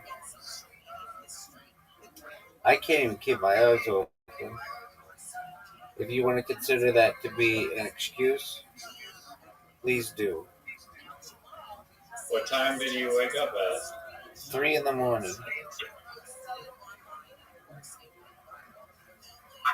Interesting. You wake up. Yeah, my fucking hours are fucked up. I get these people who come in here. Oh man, I fucked up. I gave you a fucking. They come in here really early, and last night I did not. I did not mute my computer, so a bunch of them. I had like one friend come in. I don't even know what time she came in, and I was talking to her, like in my sleep. And then the guys from Nigeria, because Nigeria is like, I don't know, 7 hours ahead of me, 10 hours ahead of me. Is it my turn or yours? Are you gonna go? I don't have the invitation telling me join the game. You're in the game. I don't see the game. It's not letting me. I mean, Yeah, Doug, you have a 2-puck lead on me. I haven't even hit a guy. I don't know what you're talking about. I know, I've hit all the balls in for you. All right. Where are you back in? You still don't have. I can't join. I can't send you an invite because you're already in the game.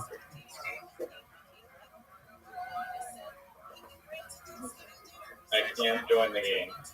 Go look at your list of currently playing games. It won't let me join. I don't know how else to say that. But it's not letting me join. Does it not show up or it doesn't let you join?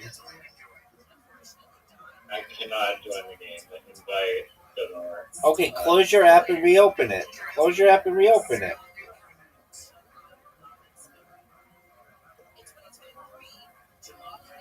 Yeah, it's still not working. Just leave that game and try it again.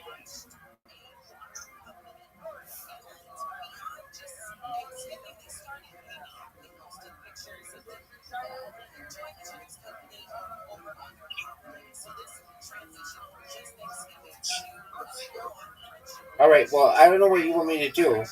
I can't. I want you to close the game and invite me to another game. Well, you just lost. So, if anything. I didn't even play. I mean, what do you want me to do about it? I saw the riser. Okay, you've been sent this one. Yeah, I'm in the game. Are you going to come up with the same bullshit excuse? I'm in the game. You're going to lose.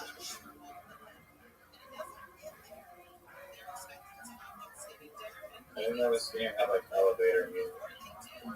Thank you for putting my ball in, son. Thank you for putting my ball in, son. Ready to see some sick ass play? Ready to see some sick ass play? I like the comeback. I like being underdog. Well, guess what, son? You got yourself in that position.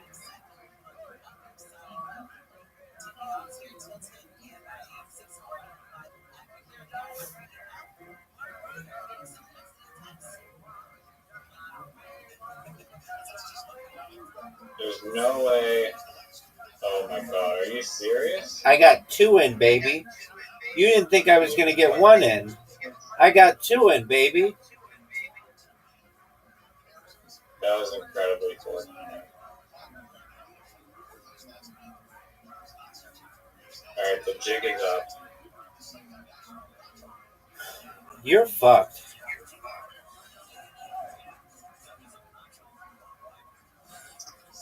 Thank you for making that shot easier.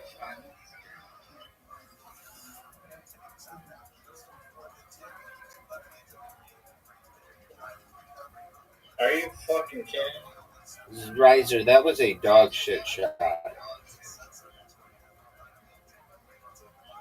Stop. Calibrated. Dog, I can't believe I fucked that up so badly.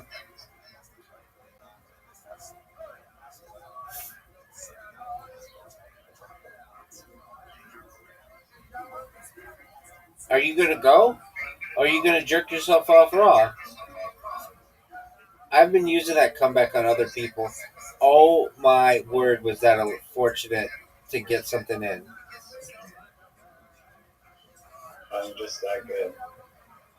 Doug, you haven't even hit one of your own in yet, basically. I'm just trying to make the biggest comeback possible. Well, you're gonna need it, son. It's all part of the strategy. Your strategy sucks, baby.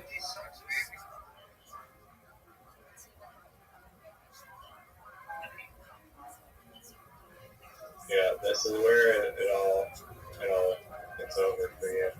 You're gonna sweep the table? I'm gonna clean up the dance floor here. Dog. Do you know about Canada's largest unsolved murder?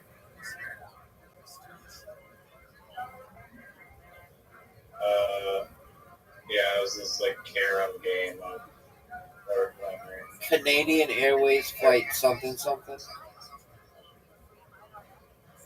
A bomb blew it up, baby. Fake news. It was a fake bomb.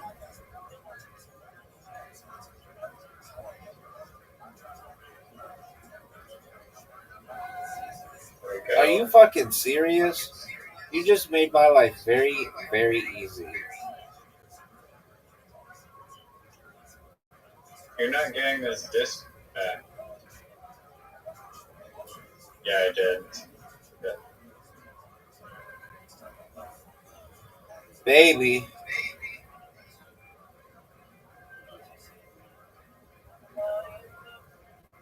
Luckily, this is a warm-up game and it doesn't count for anything. Baby. Are you ready for this? Are you sure? What is that bullshit, dog? I gotta shut you off. I beat you 2 games in a row. 1 game in a row, but it was a warm-up game. Au contraire. And I keep having to go first? This is bullshit. You wanna... Okay. Well, now you're just gonna lose. That was absolute dog shit, dog. Look how Oh, I haven't hit. I messed up. That was a bad serve. a bad what? Serve? Yeah, bad like break on the first shot. I mean, what do you want me to do about it? Now watch this. I'm going to use your ball to hit my ball in. Fuck, that was a risk. And it backfired.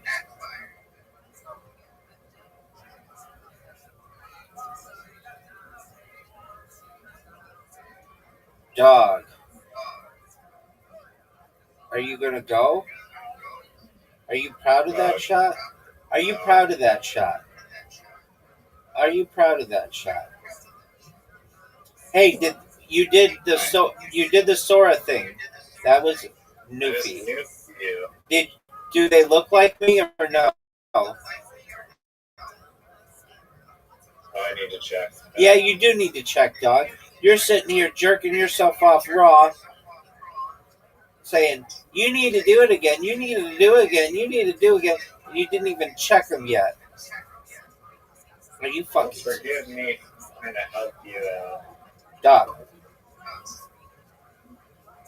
Yeah, let's. Actually, this one.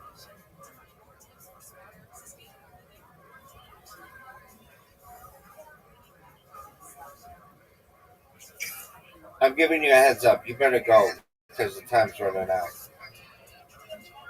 I didn't realize your thoughts and some shit. Go, go, go, go, go, go. Go. And you did it. Good job. Does it look like me? Yes or no? It does not look exactly like you, like other cameras look exactly like the first one. Okay. I'll send you the one I made. No, you had to do 3 of them. Okay, I'll send you all 3. I don't want them. Just tell me yes or no. I'll just show you and you can see. This one, like it's kind of close, but it doesn't look exactly like you, like the ones like Jake Paul looks exactly like. And even like the midget from Harry Potter. Because they chose the best ones. You have to understand. That's not the first attempt on them. What do you mean? They're just choosing the best ones, dog. They don't choose the ones that don't do very well. I've used the midget one from Harry Potter several times. And it looks exactly like him every time. Don't fucking make this. What do you want me to do about it,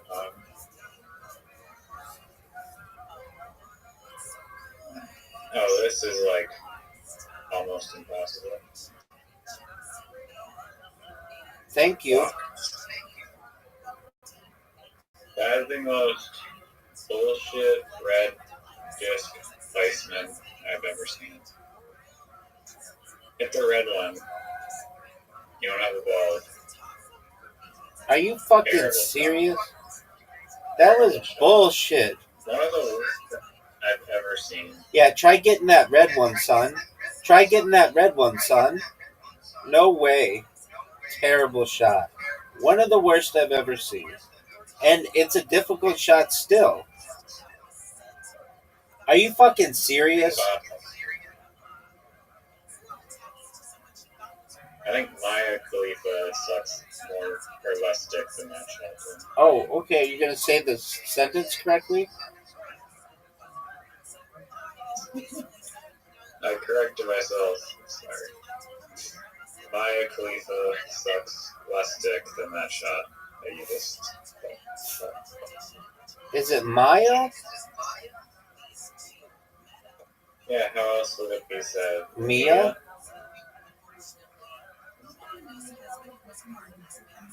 You know what the dragon attack is? Yeah, it's what I did on you the last game, son. I do know what the dragon attack is. Kidding me. I do know what the dragon attack is. I don't think you have to worry, though. Why do you have 2 balls that came out? Why do you have 2? I don't know.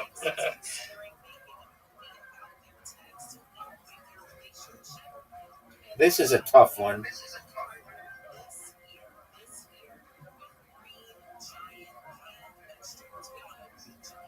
Ho, ho, ho.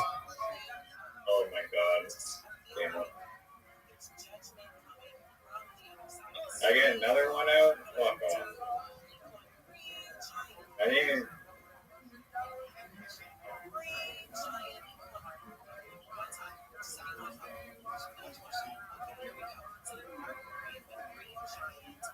Oh, what a shot.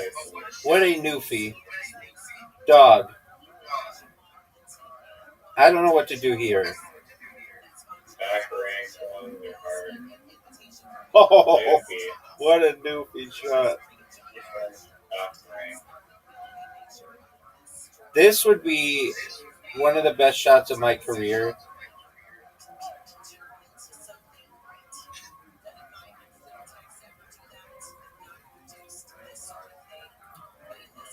What are you going to do, son? Oh, that was good.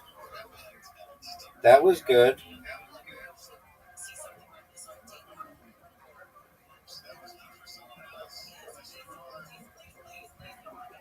What are you gonna do? Are you serious? Yeah. Are you fucking serious? But you see his black one on the way back wall? You're gonna have to hit this red one again.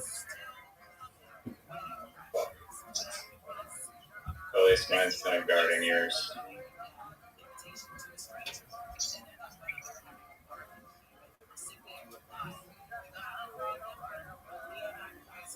Let's see it, Mr. Newfie. Oh.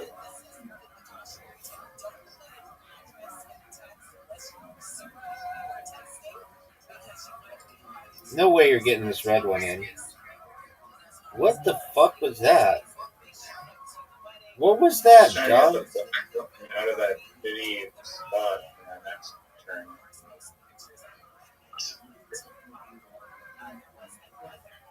That's Get that black one. Right back where it should be.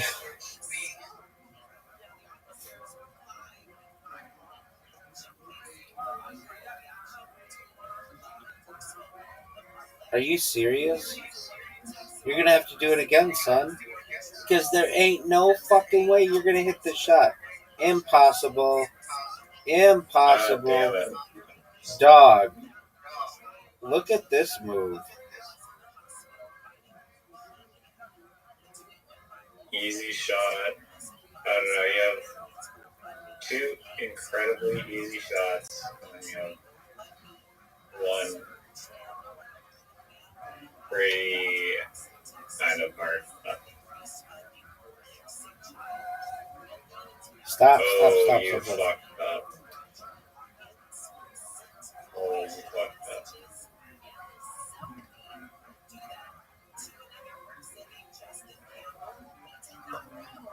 Yep. It's over for you.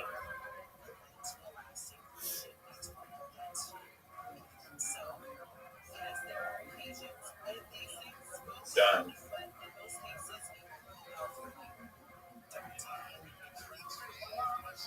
Alright, I've won two, you've won two. It's 1-1. Alright, well, as you can tell, I'm tired.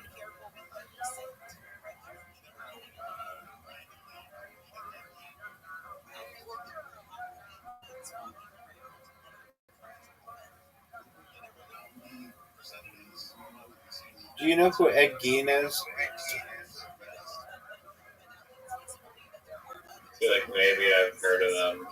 He's the guy But who no idea. made clothing and furniture out of people's bodies.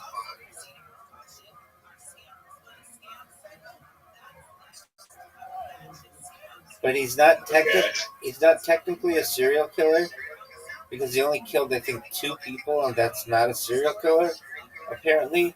And he got the body parts from like a local cemetery.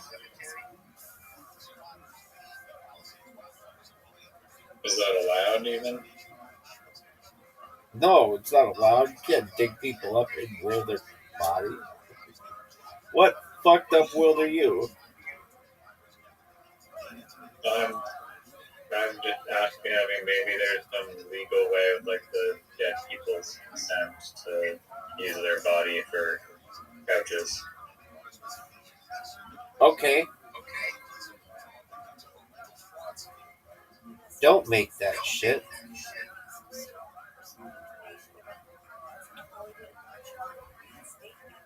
Get in. Are you proud of that Did he shot? sell the furniture? Or did he go to jail? No, I think he went to jail. I don't know that much about him, but everybody's obsessed with him because there's a Netflix documentary on him.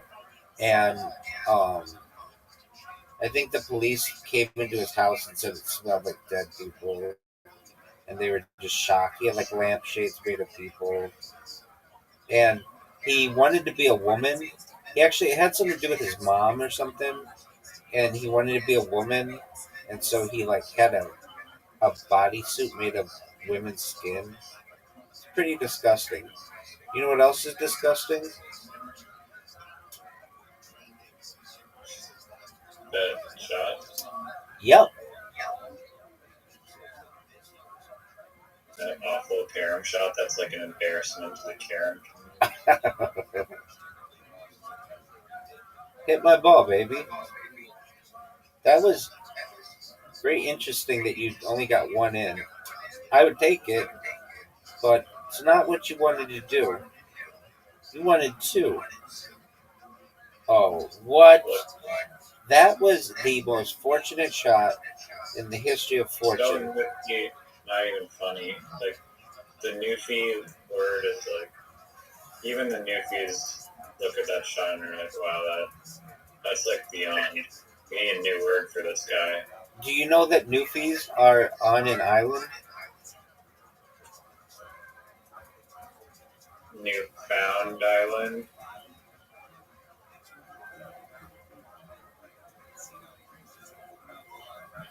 Look how Newfie this would be.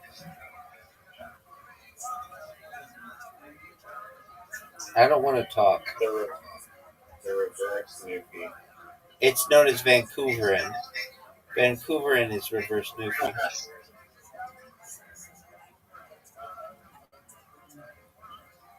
But I don't want to say that because it might put down the University of Vancouver, which is actually going to be a really good school. So, and I like Manitoba.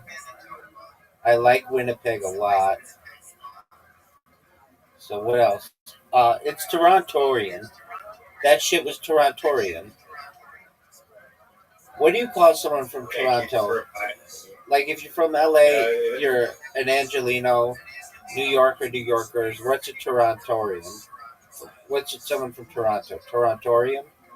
Yeah, it's a dumb name, but nobody fucking uses that term. That's redundant. I just made it up. No, I've heard it before. No one's ever said it. I just made it up.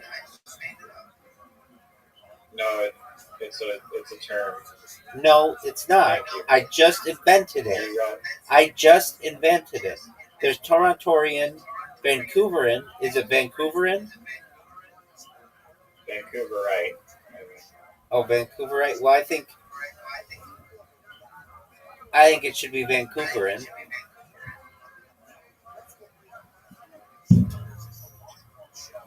Vancouverin.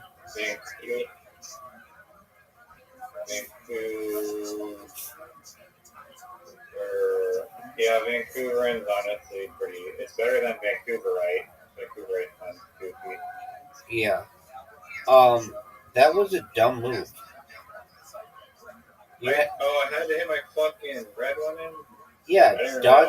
That was very That was very Torontorian of you. Torontorite. No, it's Torontorian. I like Torontoite. It's Torontorian.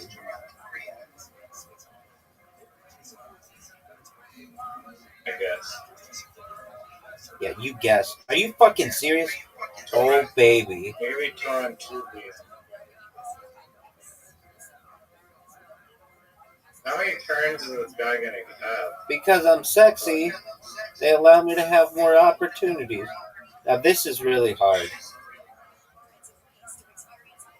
Go, baby. I just fucked myself. You have the you dunked the red one. I know, you have the easiest shot in the world. Alright, baby. Alright, baby. We'll end it 2-on-2. That's the way I like it. Alright, baby. Alright, before you go to bed, I have to think of something funny.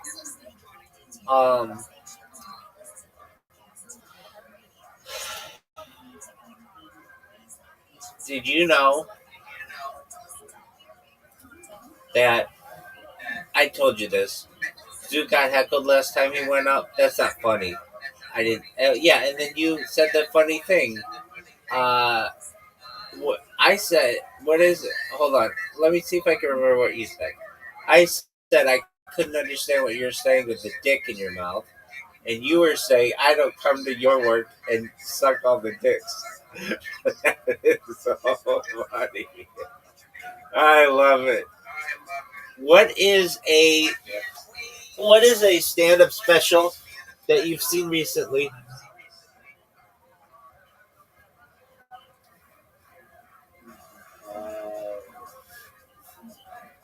Oh gosh, I've seen John Doerr's stand-up special recently, a few weeks ago. No one knows what that is.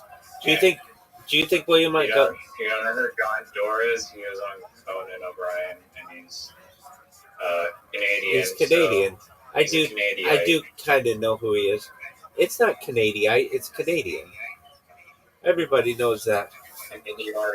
No, it's just Canadian. Torontorian, Vancouverian, Windsorian. Shouldn't it be Canadian?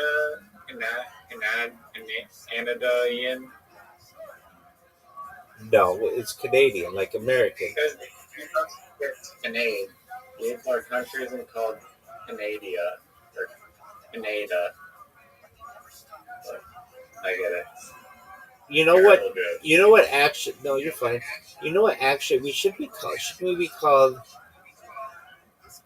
I guess the whole name is United States of America, but there's an argument I think to be made to be called. You know what I've been seeing? This is a weird one. U.S. instead of U.S. citizens or Americans, like people take offense if you call people from the United States Americans if they're in like South America. I had a friend from Peru, and he didn't take offense, but he would give me shit. He's like, I'm American. I'm from South America. Like, why do you get to take America just because you're a superpower in North America? Which is a good point. So I've seen USIAN. So instead of saying American, it's USian. And I've never heard anybody say that, but I've seen it written. Additionally, there's an argument perhaps to be made to call us United Staters, I guess.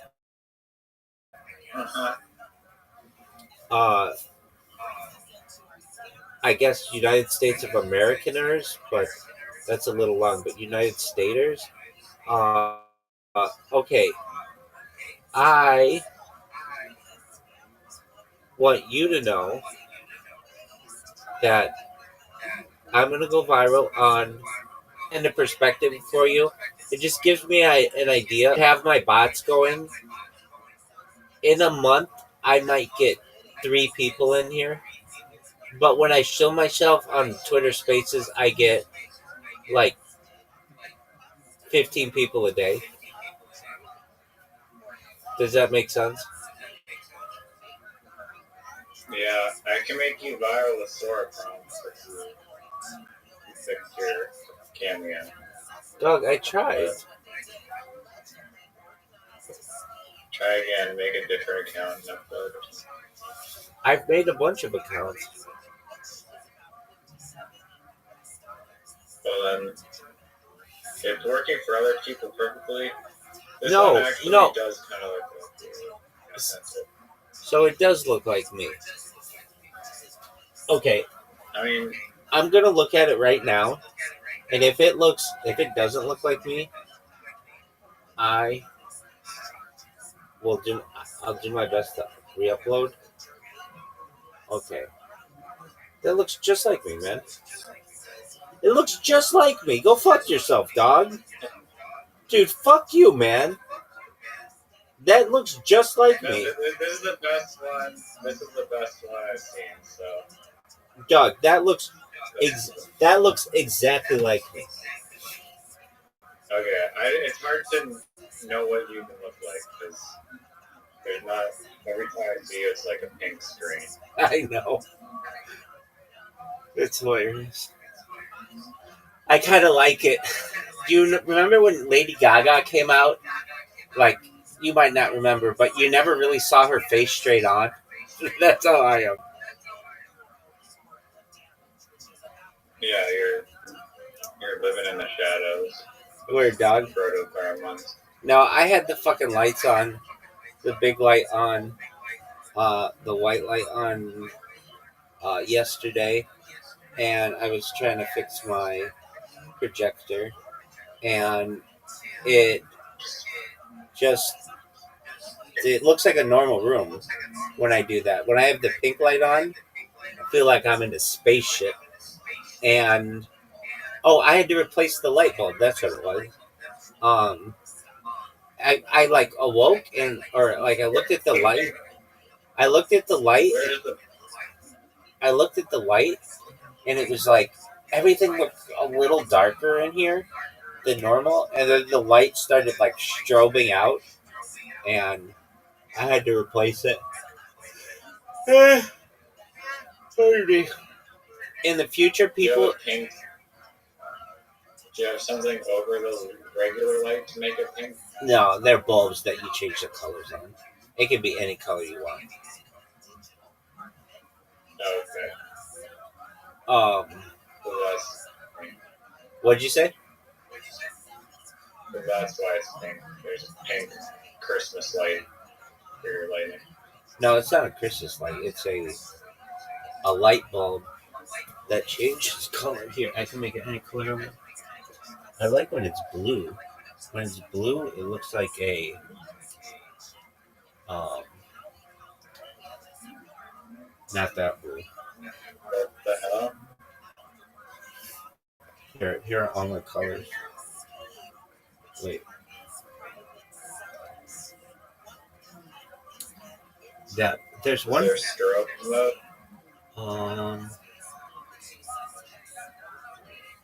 I like that blue. That blue reminds me of like a blues club. Is there a strobe mode? Yeah, there are a bunch of modes. There's one that changes the color all the time, but that one, um, that one's fine. It's just I need more consistency.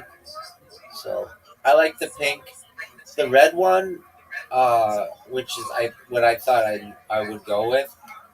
Um, I don't know. Pink's really popular on the internet. If you really want to know the reason why I go with pink is it's actually a magenta, and if you didn't know, the human eye cannot discern a few colors. One of them is magenta, another one is teal, and that's why I use them because it's technically like the right kind of magenta. It's called magic magenta. The human eye cannot perceive it, and so we just have our brain makes up that this color exists for us, but in reality, our eyes can't see it. There's a version of teal like this. There's a version of blue like this, but I think it's cool, so I go with this magenta that technically there is a version. I don't know if it's this version. It looks like this version, but our eye cannot perceive. Isn't that cool that our eye basically can't perceive? There are like hidden colors our eyes didn't know, or like our eyes don't know.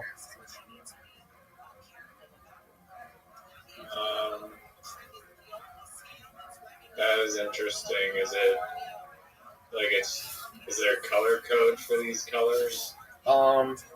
Like, Yeah. I mean, you can see what they look like. what do you mean your eye can't? What is perceive them, the magic magenta and the teal one that our eyes can't perceive? All right, so it's magenta is considered an extra special color, meaning it does not correspond to a single wavelength of light in the visible spectrum. Instead, it is perceived by the human brain when both red and blue light stimulate the corresponding cone cells of the eye, while the green cone cells are relatively inactive. The combination creates the sensation of magenta, which is not found in a rainbow or produced by a single wavelength of light. That's what I think is so cool, is that it's not in the rainbow.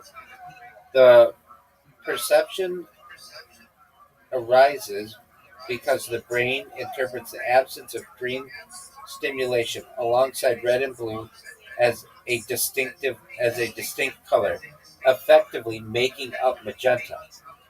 The teal you refer to is not explicitly discussed in the provided context, but is likely a reference to other extra special colors that result from combinations of wavelengths, which is what I mean, yeah. Like magenta, such colors are not found as single wavelengths in the visible spectrum, but are perceived through the brain's interpretation of mixed light signals. The human visual system refers to three types of cone cells sensitive to red, green, and blue light, and the brain combines their signals to create the full range of perceived colors. However, colors like magenta and certain shades of teal are not directly represented by a single wavelength, but are instead constructed by the brain from multiple inputs. This means that while these colors are very real in human perception, they do not exist as distinct physical wavelengths in the electromagnetic spectrum. Have you ever seen the TikTok logo? Yeah.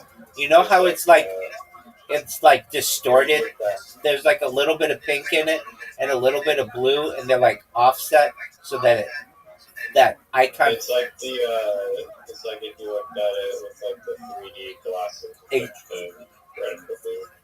Exactly, but it's actually pink and teal, and those are the colors that your eye can't perceive. Does that make sense? I mean, don't they perceive them as teal? Well, it's like your eye is basically making up that color because it's not in the rainbow.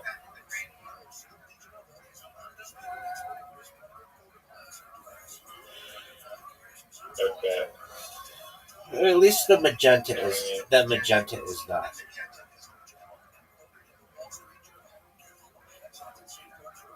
So like magenta is not in the rainbow. So why do I use it? Because of that story. I think it's really fucking interesting that magenta is not in the rainbow. So I can make my light any color I want. So I make it a color that's not in the rainbow. Just to be different. Like all the other colors I can make all the other colors I can make the light. I think generally they're mostly in the rainbow, but there are some that I can make this light that are not. And this is one of them, and I choose for that. But another reason is there used to be this show on television in the 1960s, like right when color television came out, called I Dream of Jeannie. And have you ever heard of this show? No, never. Okay, so it was about a genie who was played by this lady named Barbara Eden, super hot blonde, and she like worked for I don't think they were married, but she just like worked for a guy, and anything that he wanted she could like have done, like the housework, and all she would have to do is take her arms like this and like move her head forward. And it was similar to another show called um, Bewitched. Did you ever see Bewitched with Elizabeth Montgomery? She could wiggle her nose and like make the housework done and shit. Did you ever see that?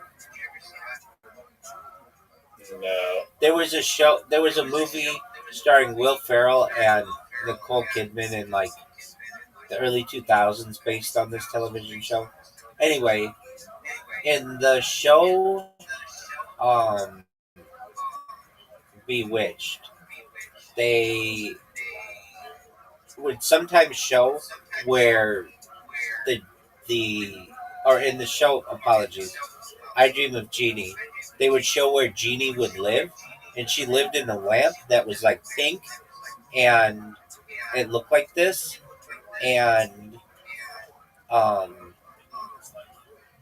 I kind of wanted it to resemble that, and it does.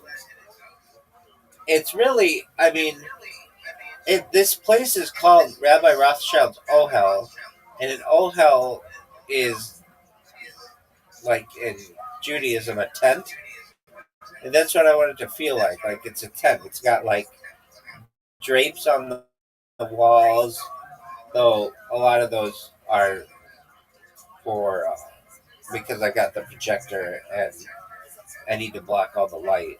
But it's just like it's supposed to look really comfortable, and it is. This place is so fucking comfortable. It's like I'm like surrounded in pillows and shit, and so was Jeannie in her show, and that's kind of how I feel. And I make the pink because she was pink in the show, but the real reason why I do is because of the magenta color. I could make this thing any color. In fact, I have a suit. I have a suit in like every color, and I have a pink suit that I like to wear. I mean, I don't wear it now, but on my earlier streams, I would wear it. I'd wear it golfing. I would just fucking wear a pink suit because why not? Look like a pimp. I mean, let me say this: prior to doing these streams, I wore suits every day, but I never wore any other color aside from natural colors. I was a black suit, black tie, black hat person. But as I did these streams, I wanted, like I haven't done it in a while, but I would sometimes wear the suits inside. Usually those were my streams when I go outside though. Anyway, so I don't know. I use color a lot, and in my in some of my older videos, I would do different colors of the lighting. So I have a bunch of them where I'm like green and blue, and I did a bunch of those. And so then when I started, Your last place where you were for this one, the lights were like crazy as a constant like crazy light show. That place looked wild. That place looked like some crazy like den. yeah, I mean it was just a different lighting, and it's upstairs, but That was upstairs in the same place. yeah, that's on the second floor. I had to move out though because I couldn't pay the rent there, and the rent's cheaper downstairs because this is just like a storage room. It wasn't previous. No one was previously living in this room, and I worked it out. Is there a fire escape? Yeah, I mean, there's a door, and this one's a little bigger, but it's just not like a traditional bedroom. Meaning, like my upstairs bedroom was smaller, but was uh, like not made into a storage area. It was like a normal room. This one had a bunch of furniture in it, and the people who own the house, they're like living in the garage. They made the garage a bedroom. They've made the whole house into different bedrooms. So they made Is that even allowed? no, it's not. So they made the garage a bedroom. They made the living room into several bedrooms. They just basically split the whole house up into bedrooms, and then this is a storage room that they made into a bedroom, and the rent is cheaper. So Are the floors concrete or are they like wooden? they're of the house they're marble, and then upstairs there, upstairs they're wooden. They're like carpets though. We have carpets on the floor. No wonder the rent is expensive. You have marble floor. Well, it's not like it's like marble, but it's not like it's pretty standard marble. But they had a couple of so there's a sunroom. They have like three people living in the sunroom. there's another storage room. There's another storage room just like this one that they have that I was in for like a month. And so like of this house, I almost, let's see here. I lived upstairs. I lived in another storage room. I've lived in this storage room. Um, so I lived in like 3 different rooms, but I almost moved into the master suite at one time, but they wanted way too much money for that, and it wasn't. I don't know. I didn't feel it was in my best interest. It was like they wanted $2,000 a month for it. My room upstairs $1,000 a month. This is $500 a month, but I also worked it out that um, if I was here, there had to be like he could the people own the house if they need to, they could still store stuff in here if they need to, and so they do. They have like I don't know some like pillows and shit. Um, but I it was like I could pay twice as much in my previous room or half as much, and I could live here twice as much. $500 is so cheap. Yeah, it is, and the well, but the thing is, and I know this too. If we ever get a house inspection, I'm the first to go. Meaning, I'm not in like a zoned room, so that's always on my mind. That there could be a knock at the door and they're like, hey, they're doing a house inspection. And you're like, well, when do they do house inspections? It can happen. It's not a common thing. But if you get like a complaint or something like that, but it was either a storage room or the garage. And if I was going to stay in this house, and the garage is also going to be $500, but wouldn't that be like hot as hell? Yeah, exactly. They do have some air conditioning in there, but that's what I said too. So I just decided that if I'm gonna have to move from the upstairs downstairs because it was just getting hard for me to make $1,000 payment every month, then why not do it where there's air conditioning as opposed to not? And there was another room. So one of the reasons why at least the rent is cheaper than a standard place in Irvine is because we have so many people in the house, and thus like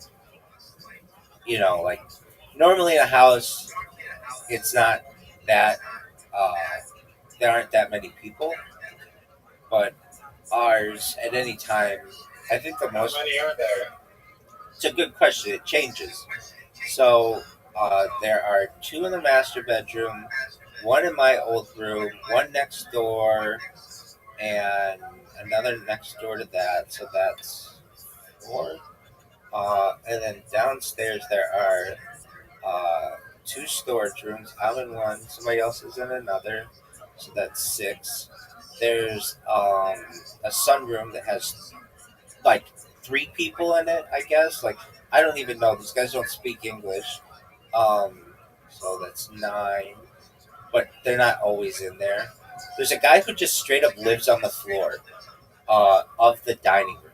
Like, he has just like he's a nursing student, and he is just here at night, and he's from Iran, and he's the nicest guy, and he just like sleeps in a sleeping bag on the floor. So that's 10. There's another bedroom downstairs. So it's like it was like built onto the house near the sunroom. And so that's actually 2 people in there, 12. 13. So I think right now 13. And that's way too many than like what the house is supposed to have. And I said like, how many bathrooms and kitchens? Well, there's one kitchen and, and 4 bathrooms technically, I believe, if you want to call it that. So the master bedroom has one, which none of us use. There's an upstairs bathroom, which we can use, and then there are like 2 downstairs bathrooms. But they like made the bathrooms like a like one of them is like a half bath, and then across the hallway there's a shower.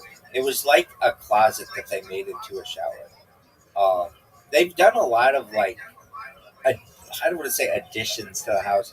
Like the house was a standard way, and then I think another family, like it was built in the 70s, and then another family built a sunroom onto it with an extra bedroom, and then I think some other family built a bathroom with and a shower across the hall, and then I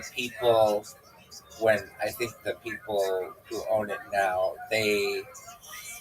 um, they like made most of it, like at least the exterior they made into like gardens, and um oh, you know what, there's another person in another bedroom, so I think that's whatever I said, 14.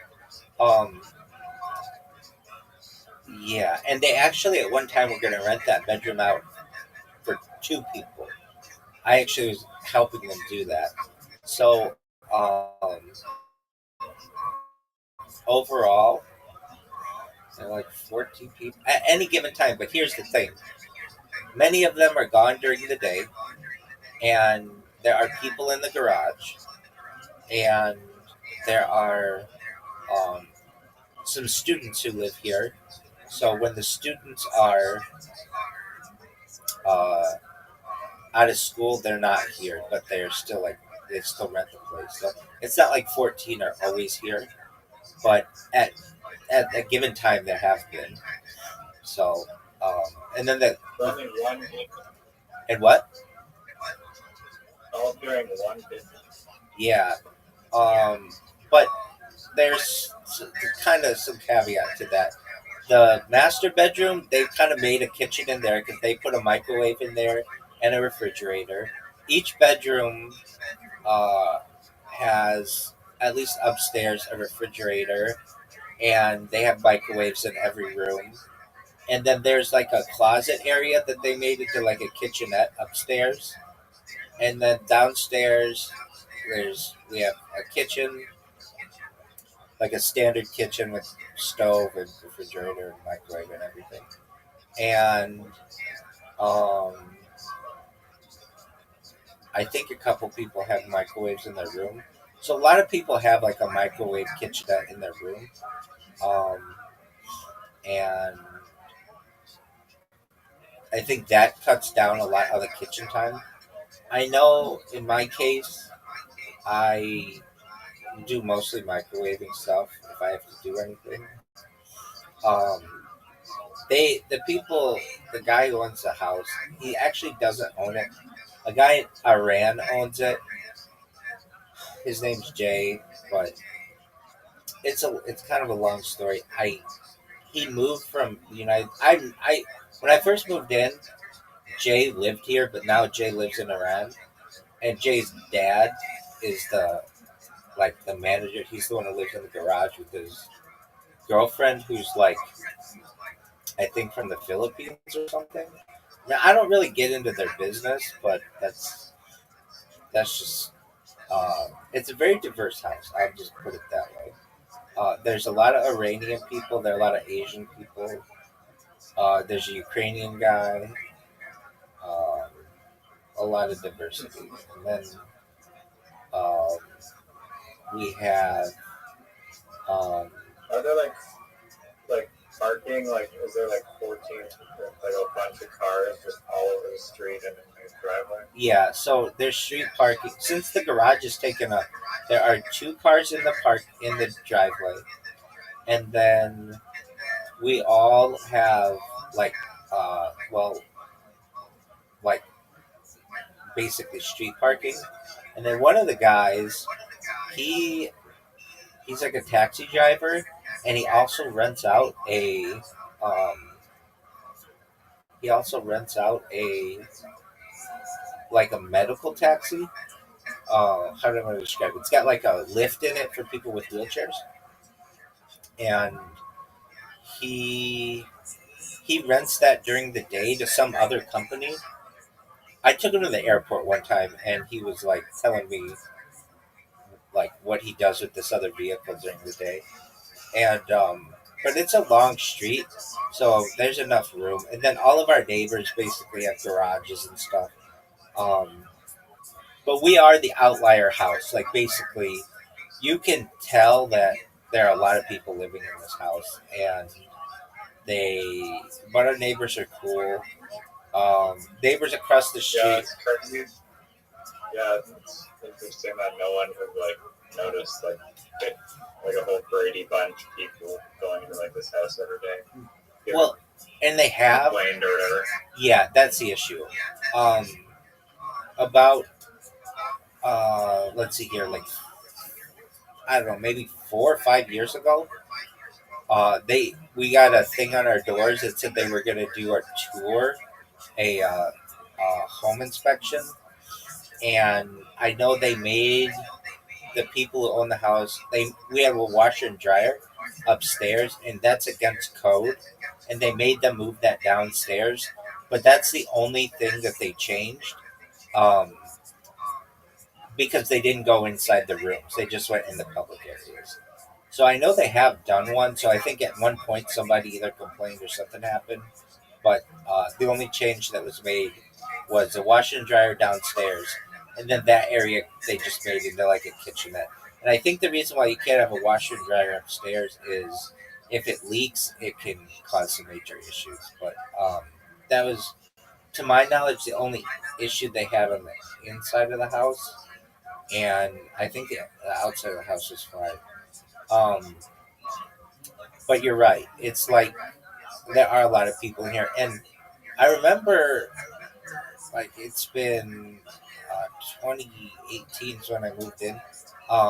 Around 2019 or something, Irvine passed some ordinance that said you weren't allowed to do like Airbnbs, and you weren't allowed to like sub subrent your house. And I remember like showing that to the people who own the house, and they were just like, "Well, it is what it is. We'll kind of cross that bridge when we come to it." And they've been able to get away with it thus far. So, um, What do you mean you can sub rent your house so you can't rent out rooms? yeah, exactly. They passed some kind of ordinance, but like not everybody follows it because How's that even possible? well, they just say that you can't sub rent or sublease. The what they're doing. Why? Isn't that like super common? Well, they like Irvine's a pre-built, pre, um, pre-planned city. It's one of the largest pre-planned cities in the United States, and they really do their best to make everybody have like homeowners associations and things like that. That's who I'm surprised didn't has a caused more issues, but the um it's a college city, but it's unlike like most college cities would allow this kind of stuff, or at least previously have a bunch of people live in your house. But Irvine itself is like an Asian majority city, and there's been a crackdown on basically what our house is doing, which is basically renting out to a whole bunch of people, and uh, but they haven't really been able to enforce it that well. So you have like single family homes next to homes that are pretty um, like whatever you want to consider ours, mixed family house. Um, Ours doesn't really cause that many issues, like I explained. That's the most amount of stuff. However, the ones that do cause issues are the brothels. So what happens is someone buys a house and then they rent it out to a bunch of women, and the women just all day and night have guys come over, and so outside the house it's like this constant stream of dudes coming into this house and then leaving 30 minutes later. Those are the houses that are causing more of the issues. So that's why they've had somewhat of a crackdown.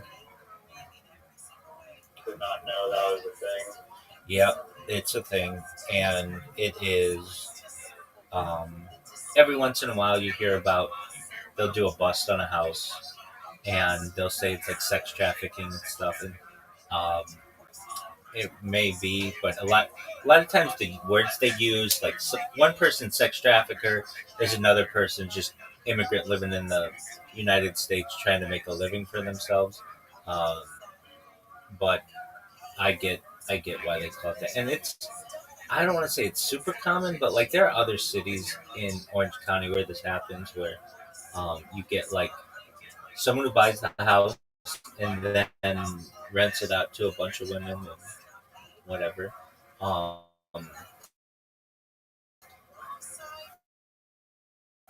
I guess in like college towns, you get people who just rent out a house to a bunch of people, like ours is.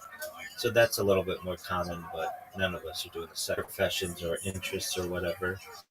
And um, the the the thing that's kind of always surprised me is that we we have this one part of the house that's like added on, that's like a sunroom that to me doesn't seem like a natural part of the house, and I've always been kind of suspicious if it's like up to code and everything, but they've never gotten in trouble for it. There's like a room off to it. Uh, they built like a room as well, so there's like a bedroom there. I think in total, if you count the garage, there are two storage rooms um, that they basically just took a living room and split it, and then so that there, I have one, somebody else has one, um, and then so there's okay the garage, the two storage rooms, and then two bedrooms downstairs. That's four bedrooms downstairs, and there are three bedrooms upstairs, so that's seven bedrooms. But technically, I think the house is considered. I think originally when it was built, it was considered a four bedroom, two bath, four bedroom, three bath house, and I think we now have, if you count the garage, seven bedrooms, something like that. And like I said, some people just sleep on the couches, but that's not all that common. And uh, I don't know if they're related or whatever. We've had times where the people don't even speak English or speak very little English, but we still get along. Um, the biggest issue I've had are moths, believe it or not, with them. Somebody went to Iran and got some nuts or something that had some kind of moth in it, and the the moths in the garage like laid eggs, and we had moths in the house for a while, and that was really annoying. And then they released them into Irvine and brought in a foreign species. Yeah, species. I don't think it was that big, but it was certainly annoying to the point where I made the people who own the house get an exterminator, at least call them out. So, yep, damn is right. How many were there in the house? Like everywhere? Oh yeah. Well, so like there's a hallway light where they would just come to in the middle of the night and be super fucking annoying. And Um, I didn't go in the garage at this time, but the guy who sleeps on the floor, who's the nursing student, I worked the thing out with the people in the house. I said, look, if I buy the traps for you for these moths, will you put them up? And they were like, yeah. So I bought like $100 in traps for them, and they put them in the garage. And the traps have pheromones in them, and they said they just came out like crazy in there when they put out the traps. And yeah, it was not what it was not ideal. Um, I But yeah, when it comes to the kitchen, you ask. Actually, the biggest there was that issue, and then an issue. The guy who lived next door to me upstairs, um, he's there. There's some people in the house who are from the Philippines, and he made a lot of dishes that had oil in them, and he would just take the oil and pour it down the drain, and it would clog the drain. And then I would complain, like, "Hey, the drain is clogged." But I couldn't prove this person was doing it because the door was always close to the bathroom. And eventually, So you pour his oil down the bathroom. yeah, like from wontons and shit. Like, I don't know, whatever is frying up in there. I used to run into issues with him. He would I would be using my air conditioner at the same time he'd be using his microwave, and it would just blow the fucking circuit.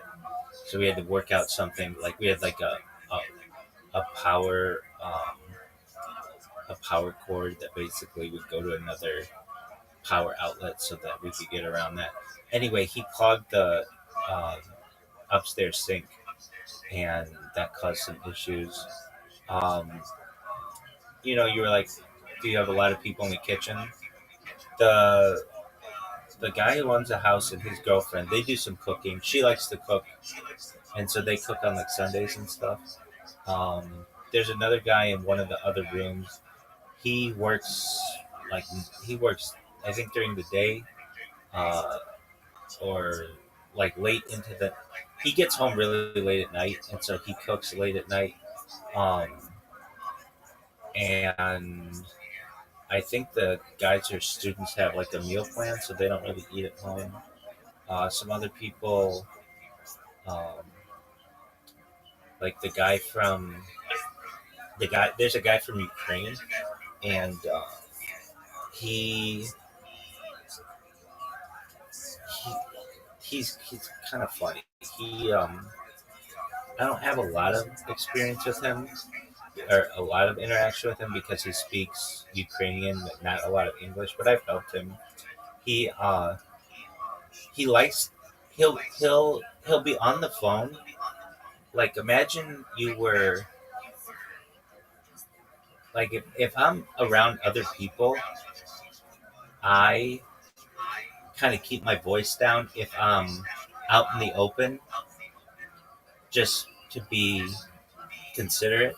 But he has like full blown Ukrainian conversations throughout the house, and he makes a lot of noise going up the stairs. Like he goes up and down the stairs a lot, and I don't think he's self aware of how much noise he's making. Um, what'd you say? Like on the top of people. Yeah, I mean I don't know what they're saying, but yeah, exactly. Another guy, he I makes mean, you can use your phone and do like a little translate conversation. and I've done that quite a few different times. Another guy makes his meals at like 5 in the morning. He'll make breakfast, and then I don't ever see him eat dinner. Um, I shouldn't say that. Occasionally, I see him eat dinner, but like not not regularly, and not with like the people in the house. So we all kind of are on it. Oh, and then the people in the master bedroom, I've never seen them eat in the kitchen or in the dining room. They just eat in their bedroom. And like the guy who had the wontons, I Never saw him once eat in the kitchen. In fact, I don't think I ever saw him in the kitchen, or I I don't think I've ever seen him in the. I think I've seen him Is downstairs. there a stove up in their little kitchenette thing? Not Or upstairs. electric? Not upstairs, but downstairs. Upstairs, it's like there's like a refrigerator, microwave, um, little sink deal, and they've basically, I think, done an excellent job. Get the people who they allow to live here. We all generally do our best to get along, and we they don't pick anybody who's. I don't know if it's to say they don't pick anybody or it's been really that contentious, but there are no women who aren't in a relationship, and they're all um, in the bigger rooms. All of the everybody else are just boys, and I think boys are a little. I mean, we're different, but we're not in relation. It's not like we get into relationships or things like that you can have if you have like a bunch of different genders or people of multiple genders in a house. You And can have gay relationships. you would know. Hey, we have a friend here. What up, puppy? How are you? Puppy, what's good, girl? What's new? I hope you're well. Oh, I was just talking to say hi. Excellent. I remember I heard you last night. How have you been? Hey, when are you going to tell me what happened in the ego world?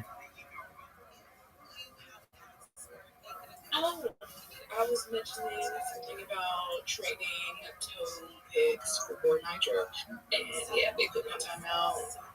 Right. But, okay, so are you still in timeout, or are you going to be back in like a week? Yeah, I haven't been 2 weeks yet. It's only been like a week. Okay, but then you get to be back, right? Yeah, I'm definitely gonna come in. Okay, excellent. Because you missed. That's wonderful. Oh, thank you so much. Excellent. Puppy, this is my friend Riser. Riser, Puppy. Puppy, I met Puppy in one of the other servers. She's really cool. And I mostly just watch on YouTube.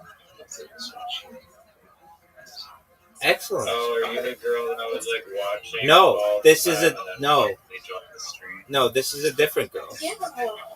No, this is a different girl. This person met me in Discord. The other girl, she met me in YouTube. Okay. Yeah. Yeah, I mean, I also. But yes, she also watches me on YouTube. You really watch me? In here. You really watch me on YouTube, Puppy? Yeah, usually as soon as I open my browser, I don't even have to open YouTube because YouTube's already open. You're already on there. That's amazing. I'm so boring. I don't follow that many people. No. It'll be fascinating to the world in the future, though. I just love something for my friends. You're amazing. Excellent. Woof. Alright, catch me on the flip side. Take care. Bye, Puppy. Sweet dreams. Puppy is she's my first furry friend. I've gotten to learn a little bit more about that world and that, I don't know if you call it culture, lifestyle. That lifestyle of like wearing mascot stuff. And that's an interesting group of people, and she's brought some people in here, so they're cool. Do you know any furries?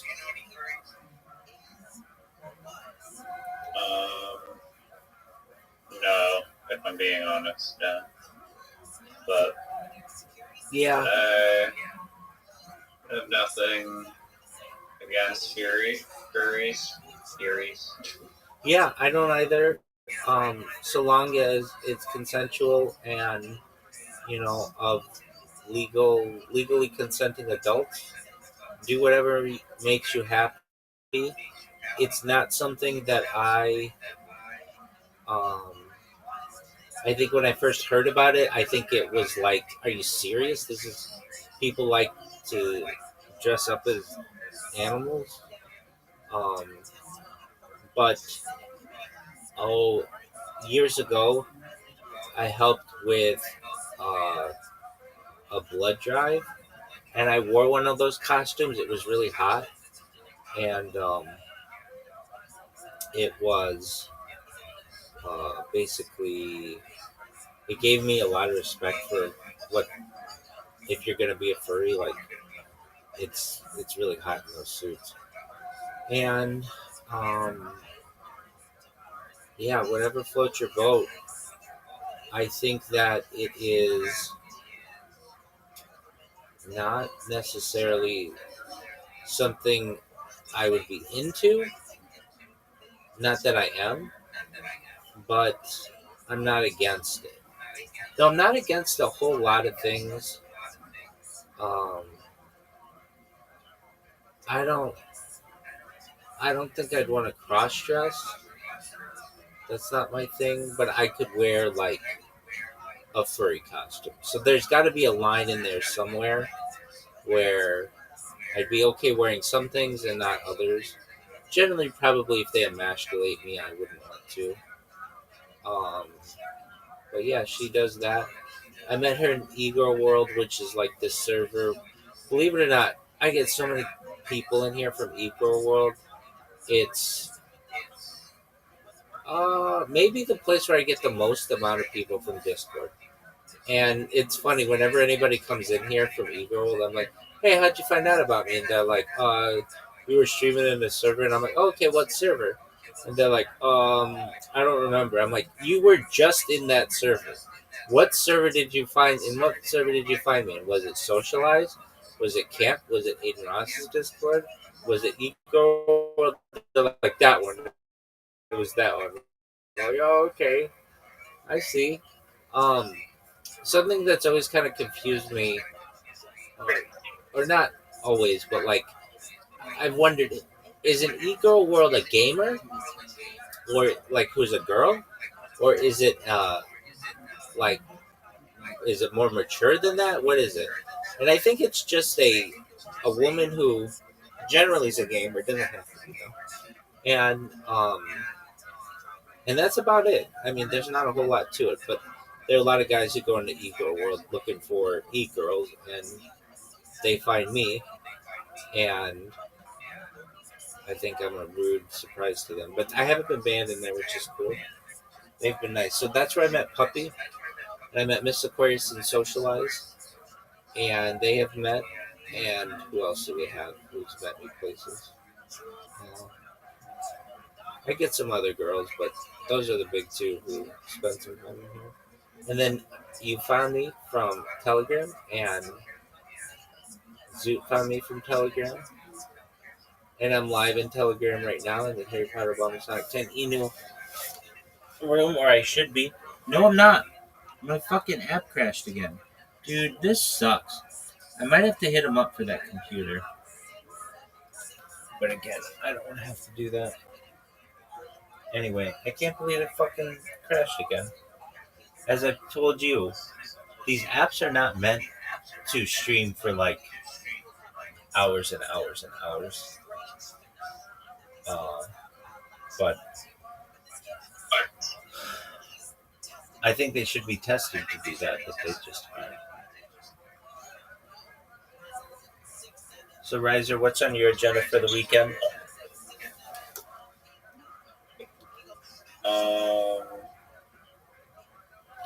Yeah, it's already the weekend. Yeah, dog.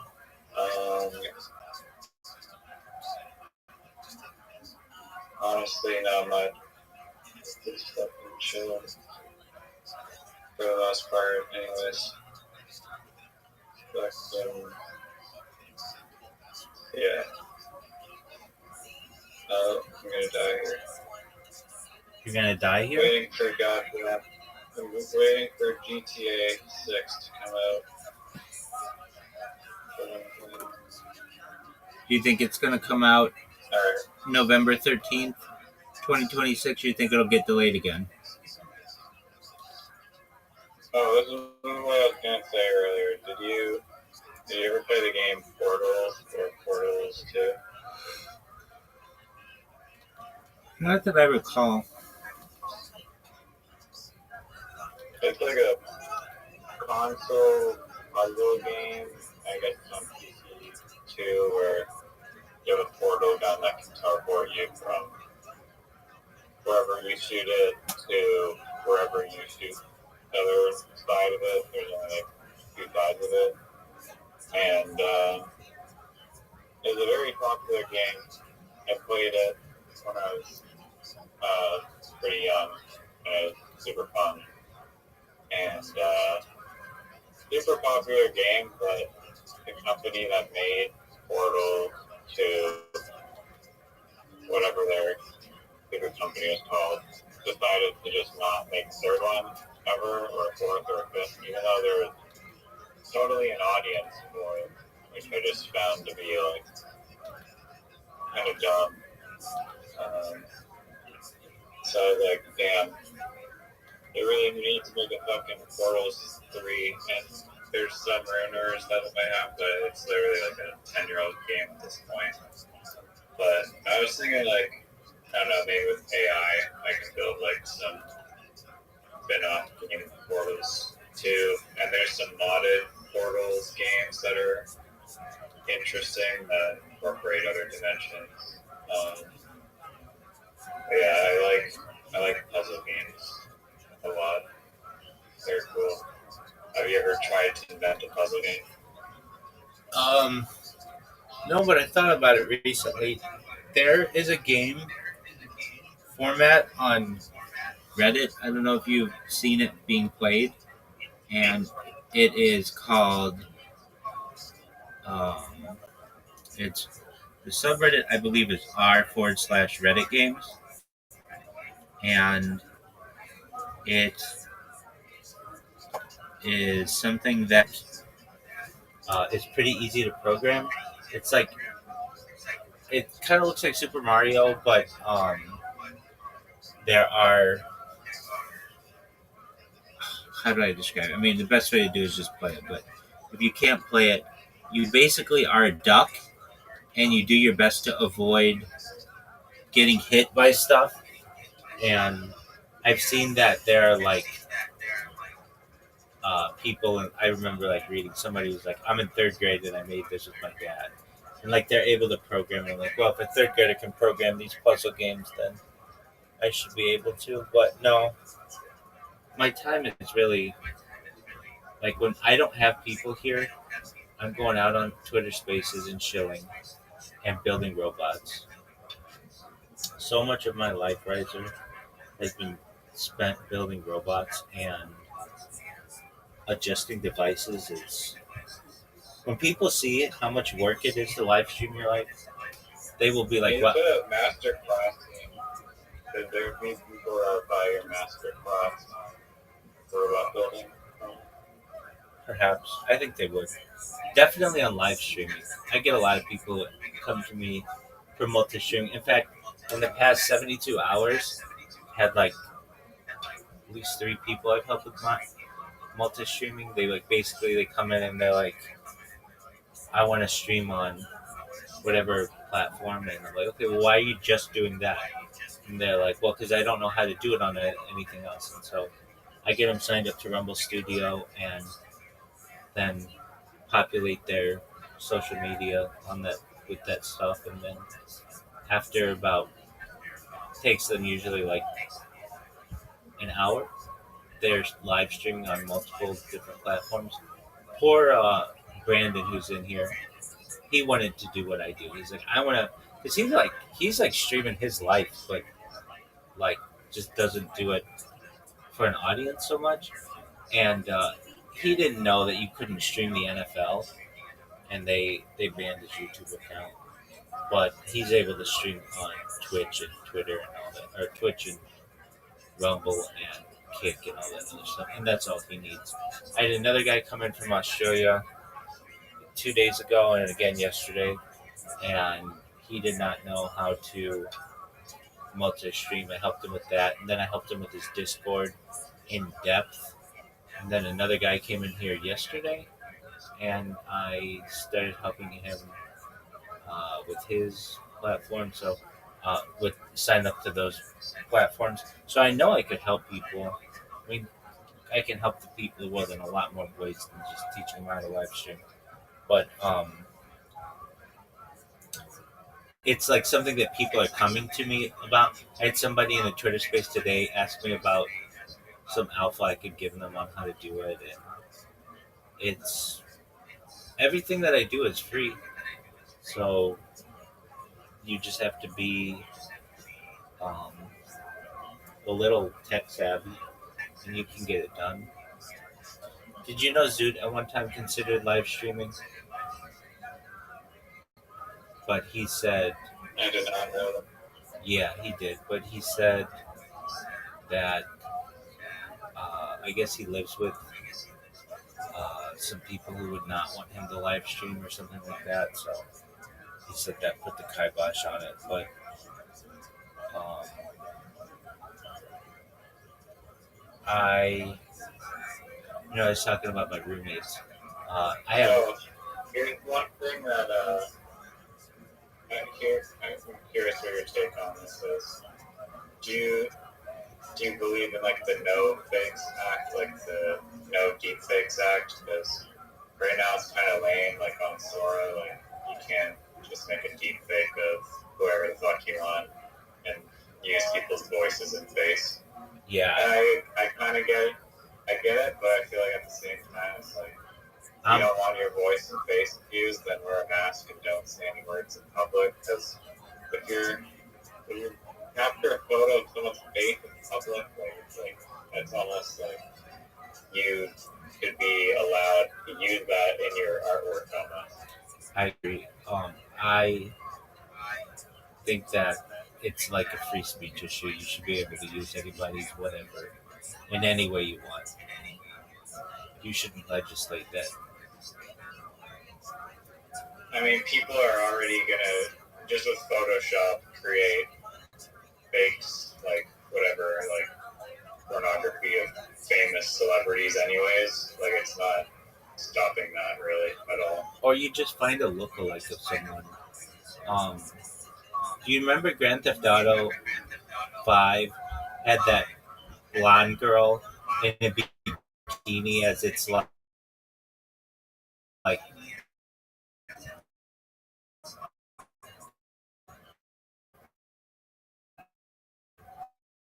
spokesperson or mascot or whatever? Like she was everywhere in the packaging. And Kate Upton, based on a real person, it is, but it looked a lot like Kate Upton, who was like the model of the time, and Kate Upton sued them over it, but then they just said it was based on some like not well known Ukrainian actress or something, Russian actress, who it looked like as well, and they weren't. Kate Upton is our spokesperson here, who looks really similar to her. I was talking about my roommates though. It hasn't all been rosy. I had one roommate. He's since moved out, but he and I got into it a lot over him. Since there were like three of us using one bathroom upstairs. It was just easier if the people who were upstairs use the upstairs bathroom and the people who were downstairs use the downstairs bathroom. And he would come upstairs to use our bathroom when the downstairs bathroom was available. And sometimes I'd really have to go to the bathroom and I didn't have to wait. And that would piss me off. And we got into it one time on the stream, on camera. I got him. He was like peeking into my room, and I didn't like that, and I got him on camera. And then the guy who owns the house, he's been on the stream a couple times, but he does not. Since we have so many people in the house, he does not want me streaming outside the room. It wasn't really a big issue until this kid from Ukraine came in. One time I left my phone. This is totally innocent, but I was just like, I went into the bathroom with my phone, and I accidentally left it in there, just on the countertop, not in like a secretive place or whatever.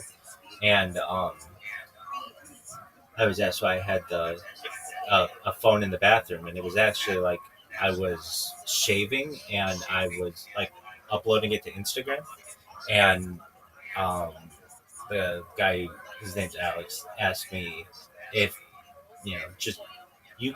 I know you stream in your room, and I'm okay with that, but not outside your room. I don't want you doing that anymore because this guy from Ukraine thinks that you're wants to know why you've got a camera in the bathroom. Why you wants to know why you have a phone in the bathroom. And I'm like, okay, I understand.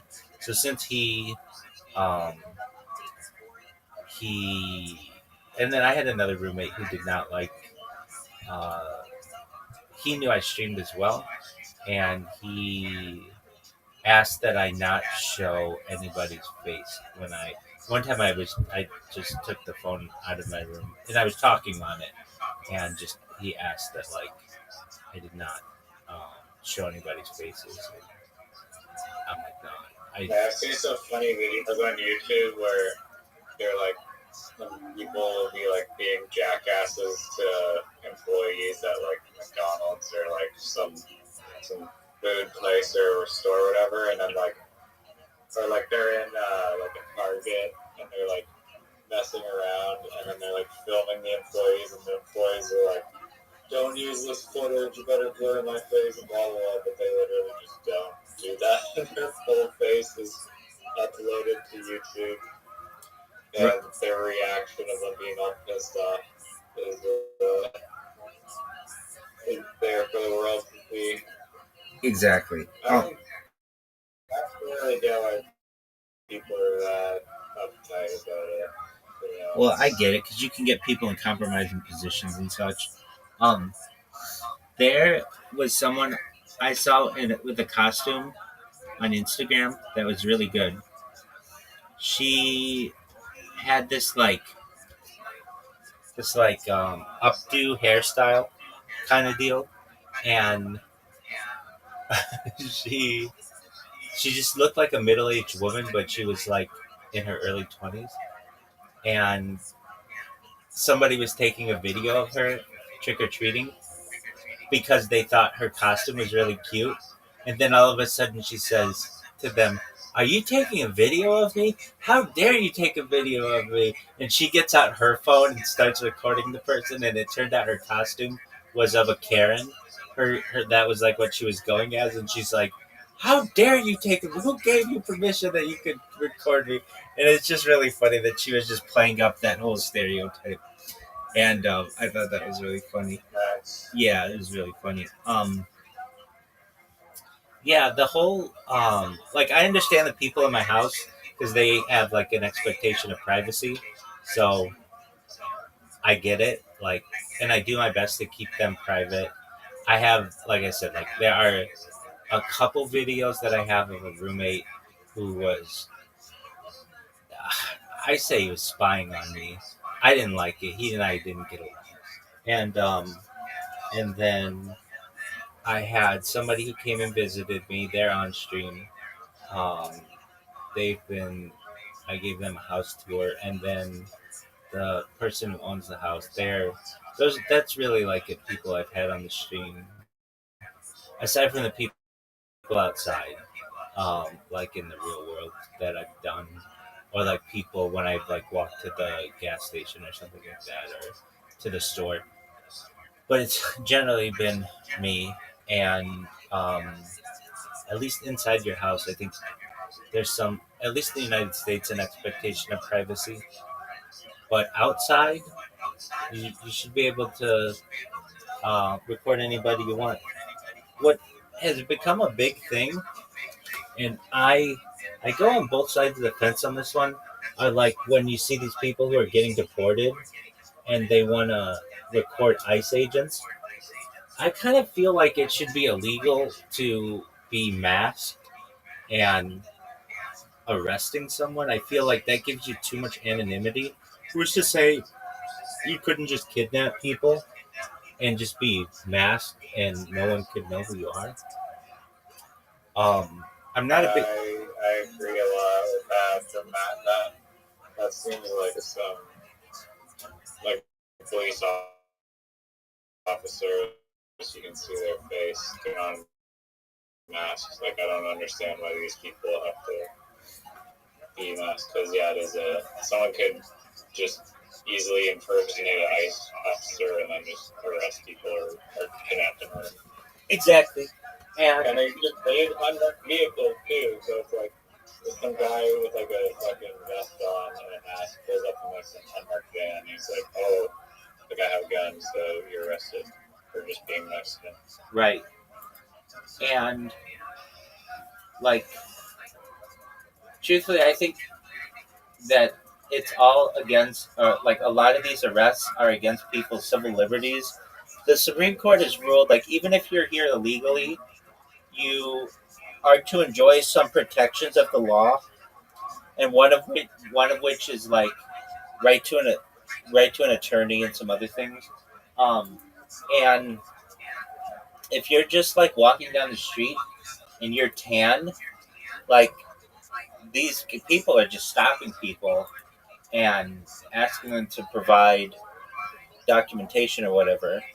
And to me, that should be illegal. Like that's like a stop and ask interaction. I don't think you should have that. Like if the person's doing something wrong, then that's fine. Okay, I get that.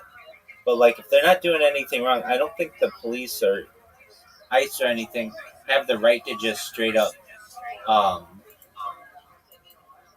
go after them. Now, what I do think should happen is, let's say you go to a construction site and you see a bunch of people who look like they may not be from here, then you should be able to go to the contractor and say, we want to see your employee records. Like that's more of a legal thing.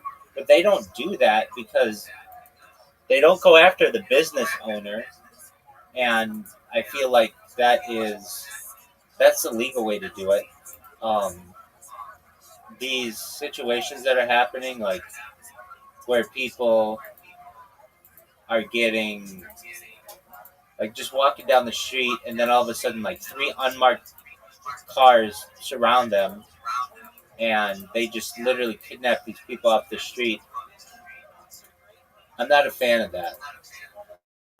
I think there are better ways to go about enforcement of the law, and um,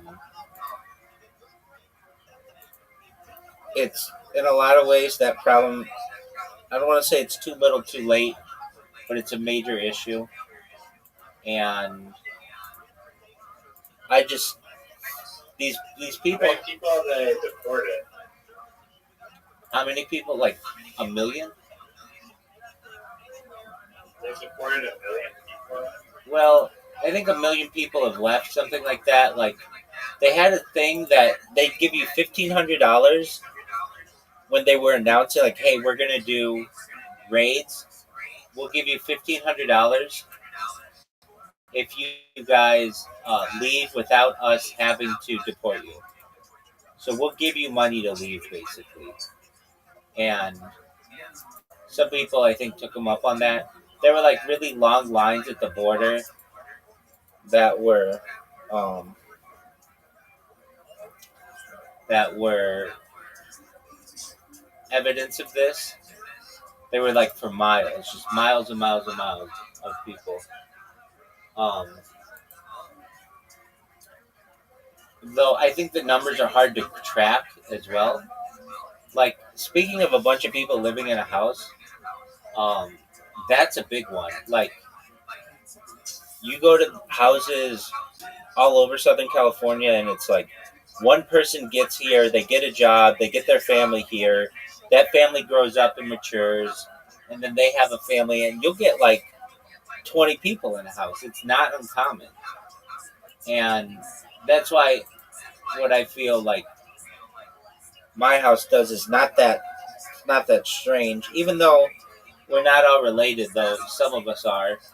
Um, it's just like kind of any place where you have really high rents, you're gonna get this, and um,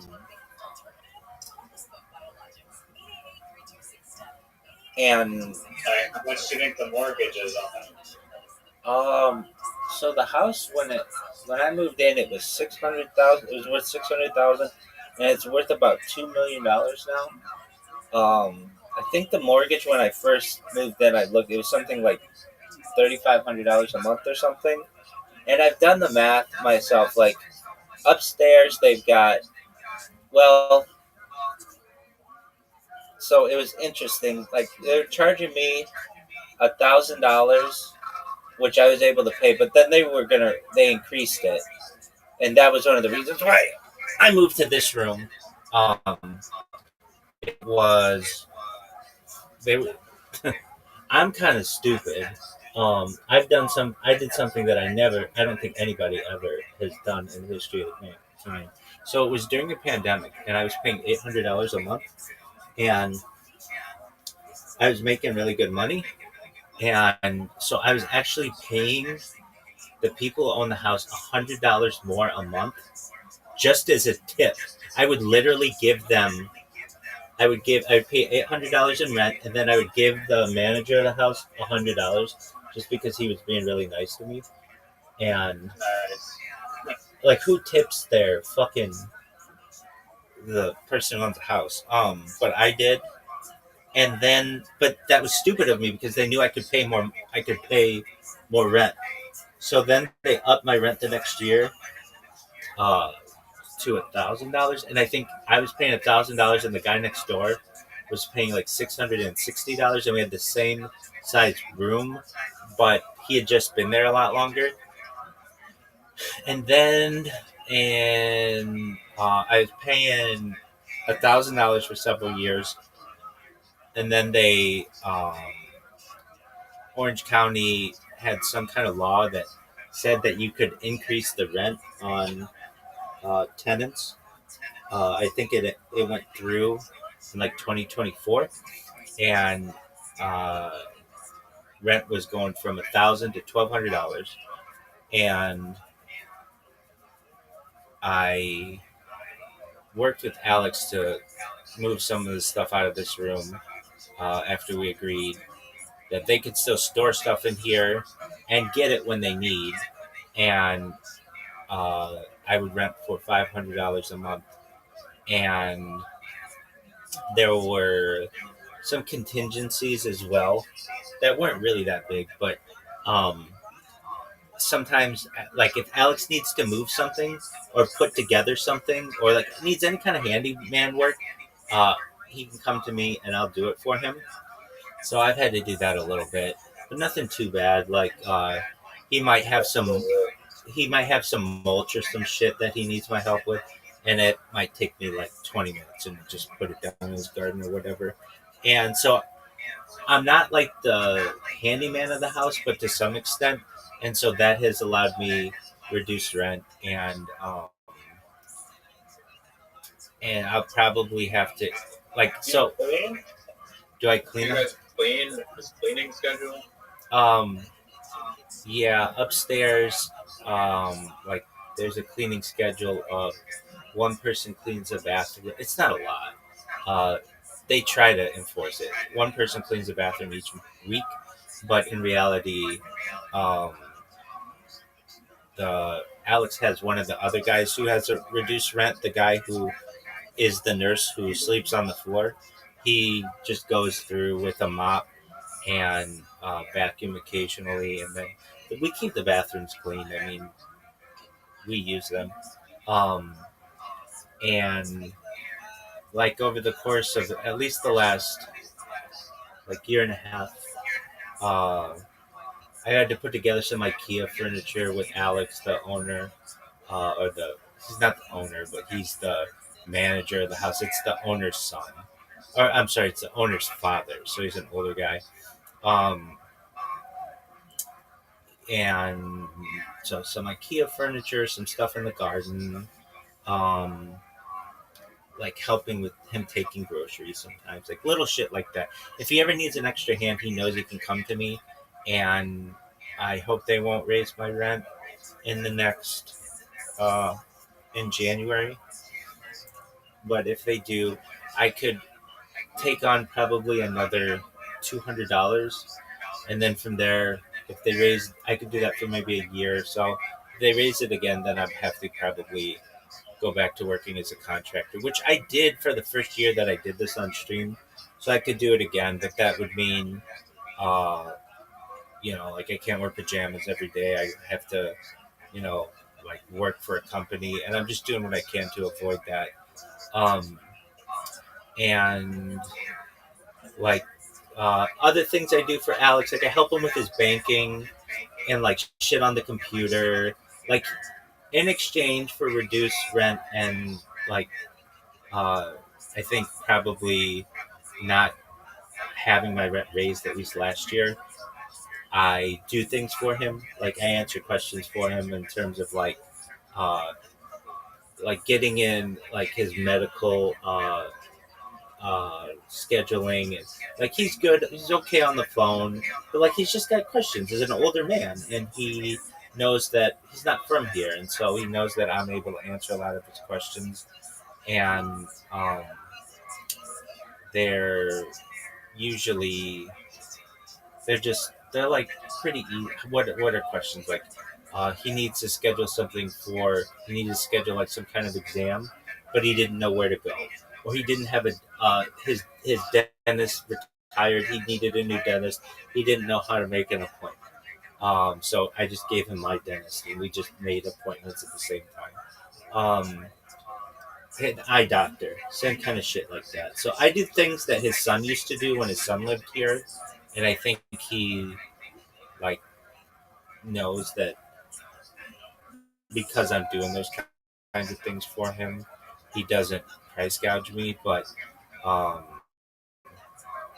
I think that the room upstairs now is at least 1,200 because that's what they were raising it to for me, and I just didn't want to have to do that. And you asked what the mortgage is. I think it's 3,500. So that means the rooms upstairs, two of them I think are kind of grandfathered in. I think those guys are paying like $660, something like that. So that's what, like $3,200 there, and then they make the new guy upstairs pay another 1,200. So it's like 4,800 they're making just upstairs. There's mine, that's 500, and there's another two rooms downstairs that are 1,000 each. So that's what 53, 63, 7,300. The garage is not rented out. That's where they live. So he and his girlfriend live. So I don't think they charge for that. Then there's the other storage room, which I think is I think it's $500, and it's smaller than this one. And we share a wall, so that's 7,800. And then there's the guy who lives on the floor. I don't know what he pays in rent. He might just get to live there, and he pushes a broom around and sweeps sometimes. And then there are guys who stay on the couches, and I think that they just pay I don't know if there's like a nightly charge or something for them, but overall I think they make like probably $8,000 a month, and the mortgage is something like $3,500. And how much is unroom people paying? Like that's like a daily rate. They don't like sleep there all that often, but I would say probably something like maybe $25 a night, something like that. And they're not really there all the time. Well, there are two beds. Apologies. There's one bed in there, like a full-on bed. They've made it into like part of a bedroom, and then 2 couches people sleep on. So the full-on bed might be more expensive. There's like a refrigerator there too, so they've kind of made it into like an open bed area. And then there's another bedroom there. Um, I said $1,000, but those are probably more. I'm almost certain those are more now. So maybe they're probably making about maybe $10,000 a month. But that doesn't include homeowners fees that they have to pay. So there's a homeowners association, and they've got like the electricity's solar, so I don't have to worry about that. But there's like I believe like the water bill and all that other shit. But even still, they're doing really well. That's why they max out the house as much as they can to pay down the mortgage as quickly as possible. And then also Alex, he lives off of some of that money as well. So that's where he gets his groceries and for he and his girlfriend. And he's got he's got like a car and things like that. So I think he uses some of that. So probably all in all, about $5,000 for all of the house and $5,000 for they're probably profiting, and that's pretty common. Um, I've lived in other places. Okay, so I lived in a hostel in this one area of Los Angeles. It's in the valley, and if you thought we had a lot of people in this house, they ran like a hostel. They had bunk beds, and the police would come into this house and wouldn't bat an eye that they were just like straight up running like a hotel system. They had 3 houses next to each other, and let me think. There were in each room. Um, 3 bunk beds, so that's 6 people in each room. Basically, depending. Oh, we had people all over that place, and they just basically would rent the rooms out on like Airbnb style, and we had in a 3-bedroom house, 2-bedroom house. We had 2, 4, 10,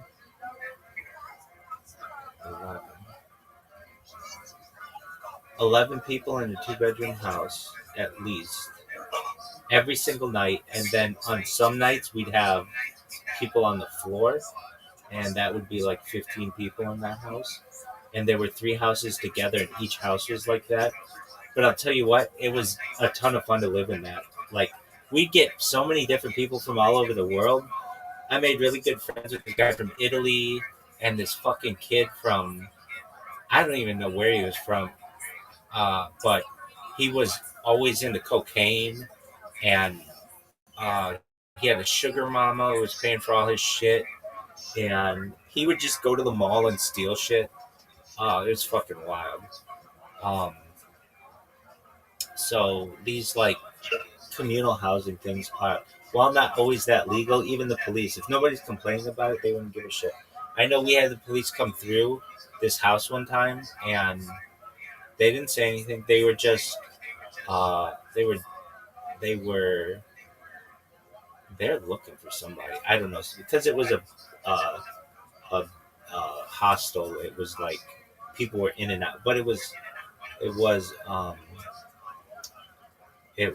zoned just like a residential place.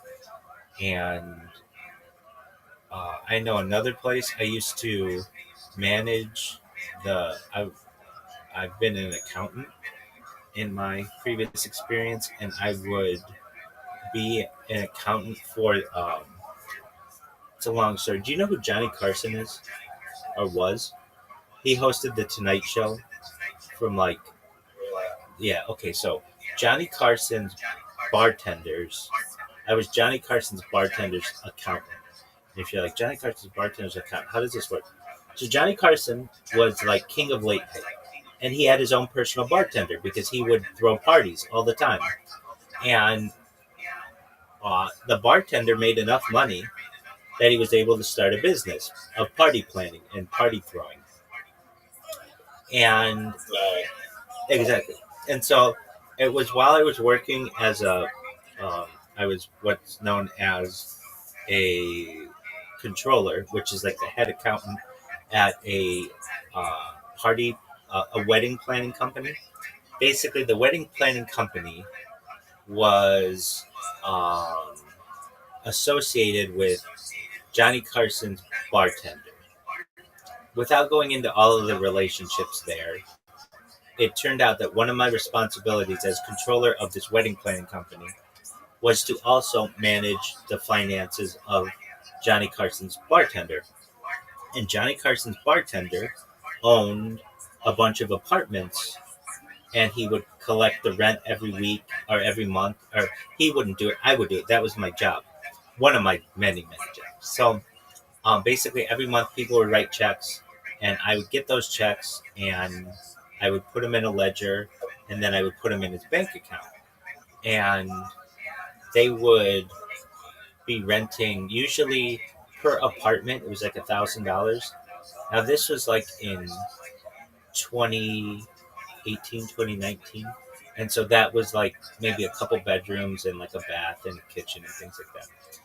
And the people who lived there, while they were only supposed to have like 4 people living in one of these, they would have stacked the gills. They would have people, um, to the point where they would get the police at their place a lot, and they would only be just told like keep it down, keep the noise down, or anything. They were never told like how many people were living here or whatever, which I never understood. But it's just kind of a thing. If you're not doing anything to piss anybody off, then they don't want to make the police sometimes don't want to make trouble. Not always, but um, so I think in a complex there were like 4 different apartments per complex or something like that. They must have had 150 people living in these things. And what would happen is, again, one person would come from Mexico or um, China or like somewhere in Asia. They'd become established, and then they'd bring their family in. And it's the smart way to do it. It's like impossible to be a husband and wife and buy a house in Southern California nowadays. It's basically impossible. You have to, um, even having 2 incomes, like high incomes, you need to average like $300,000 a year just to have like to be able to pay a small mortgage in Southern California. But and the reason why is you're competing with someone who moves here, they move their family here, and all of their family is working. So in a normal house where you have a husband and wife, you might be up against 8 or 10 people all paying that mortgage, and that allows the mortgage rates to go higher and higher and higher. And it's very common in Southern California for that kind of system to happen. And I kind of think that's what happened with the people who bought this house, that they had a young professional who had good credit, was able to buy the house with the intent to say, hey, I'm going to have my dad be the manager, and then we're just going to rent it out. And instead of us paying rent, we'll just own a house and collect rent. And that's what they do. And they're able to pay for their house. I mean, it makes sense. Like, if I could have done it all over, it's something I would have considered, though at the time it would have been a big lift. But it's not too bad of a credit or credit. Yeah. I mean, I at one time probably would have lacked the sufficient credit history to be able to do it, but it's definitely something that I would have considered. Um, and like I I find that it's people ask me all the time, um, so are you married or you're single? And yeah, I'm single by choice, and I've been doing this. When I started the stream riser, I was 35 years old, which I know to you is still older than you are, but it's a significant part of my life that I've spent on camera. I've now spent about 1/10 of my life on camera, and it makes me wonder, well, would I do it all over again? And I would. I love streaming. It brings me great joy. But I was in a position where I was looking to settle down and with a matchmaker and get set up with a wife, and I wasn't going to be able to buy a house. And um, that's something that I wanted to do. Now, I'm not doing this for money. That's not why I do it. Welcome. But I do know that if I have the opportunity to go viral, which there's a very good chance that this could happen. Yo, what's going on? What up, Z? Dude, okay, we'll go somewhere else for your money. Doug, um, if um, if if what I'm doing is,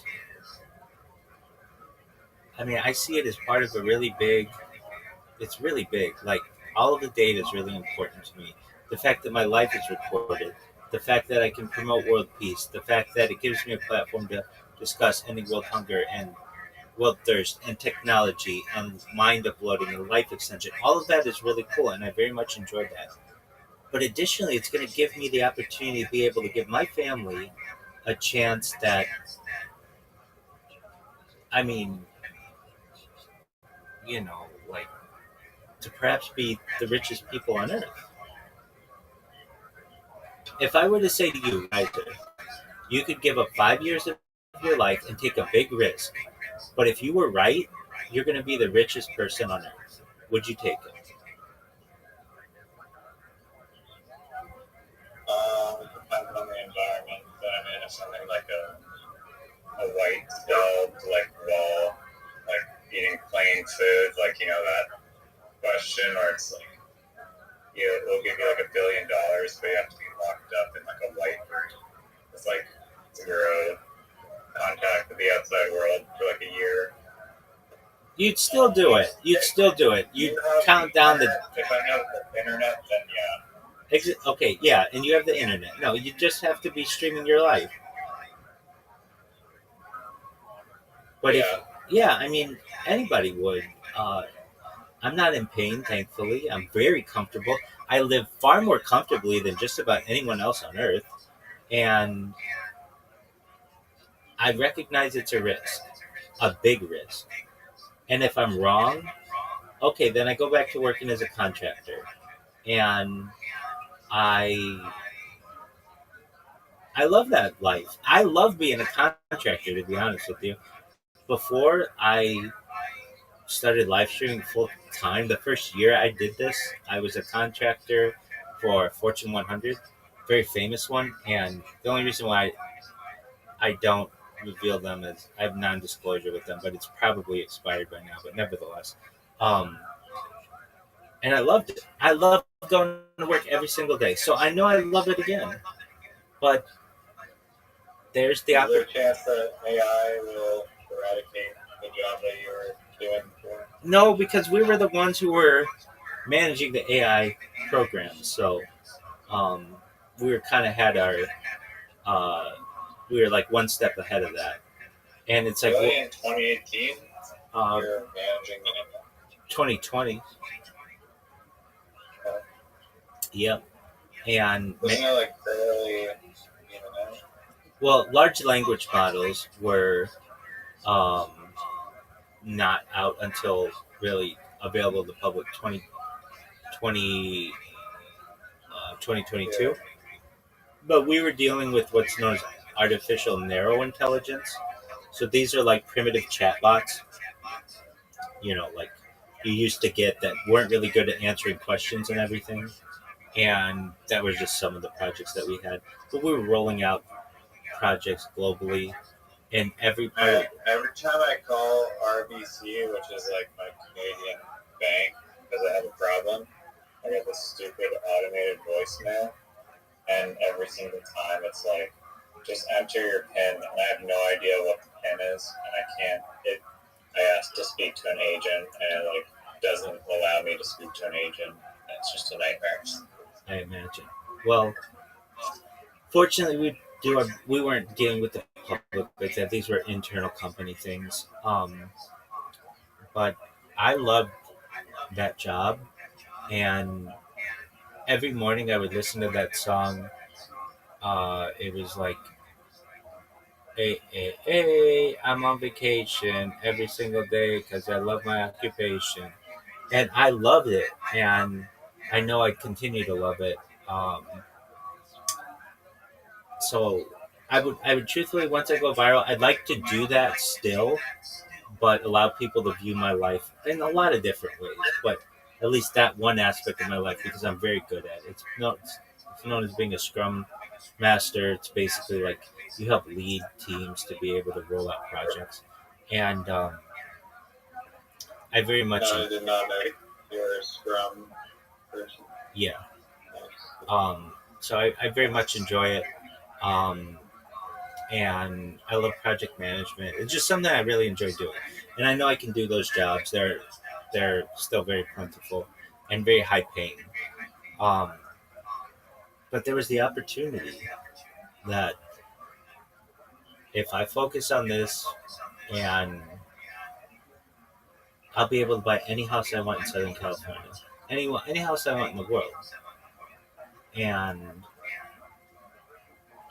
perhaps even be able to live longer than I normally would, and be able to escape death through mind uploading.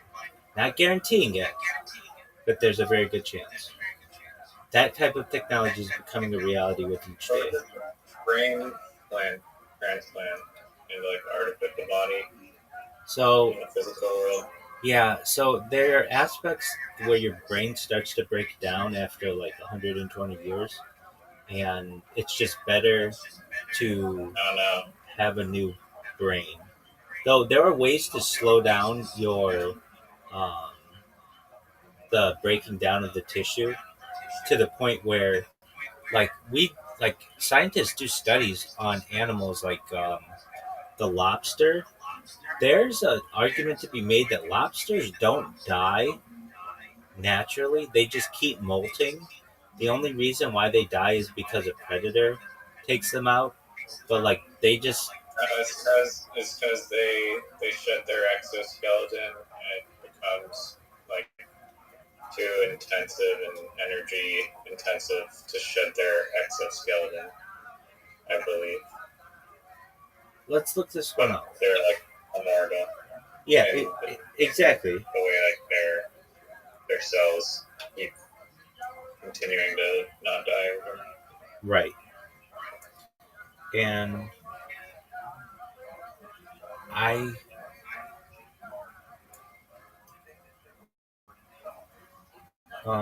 lobsters are often described as biologically immortal due to their lack of typical aging signs. Um, as a result, 300-year lobster would be functionally as healthy as a 10-year-old one, with no measurable increase in mortality. However, they're not truly immortal. They do not live forever.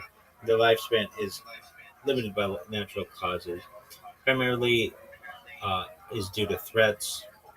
Additionally, predation, disease, human harvesting. The largest recording lobster caught in 1977 weighed 44 pounds. They are functionally immortal in terms of aging, but subject to death due to other causes.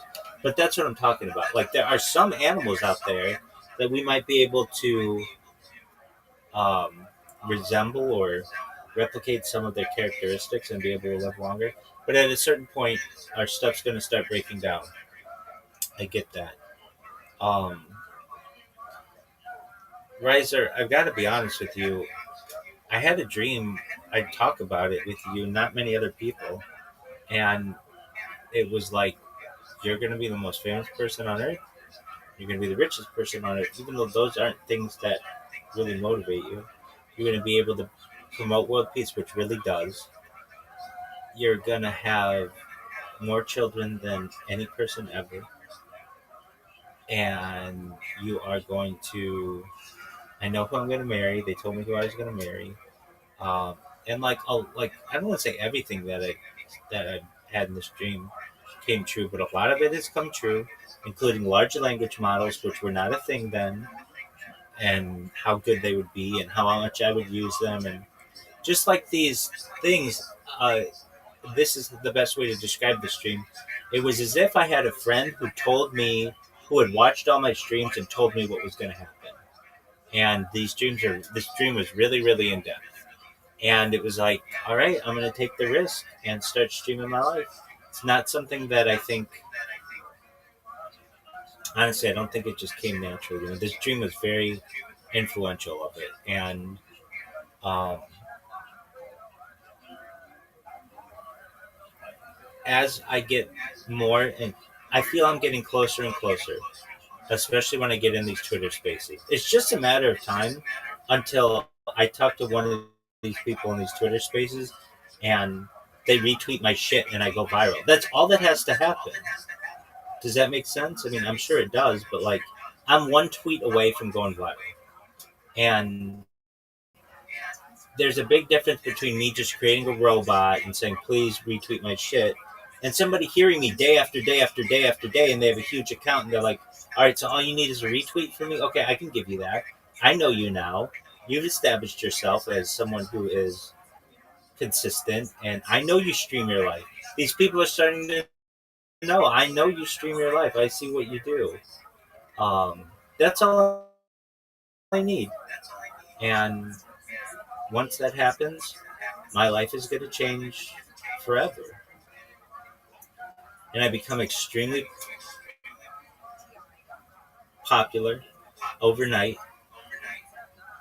And I become an educator. And well, so yeah, I mean, I even know how that one goes. Joe Rogan and I become best friends, believe it or not, even though he's not the person I would choose. It's not like we live together or anything, but we do our first um, podcast together is 24 hours, and we have other comics there. Shane Gillis is there, and I think Bert Kreischer and all those guys. And the first place I do stand up is the Irvine Improv, and I know where I'm going to live. I buy the house, and I uh, make my I keep this storage room the way it is, and I make my previous room exactly the way it was.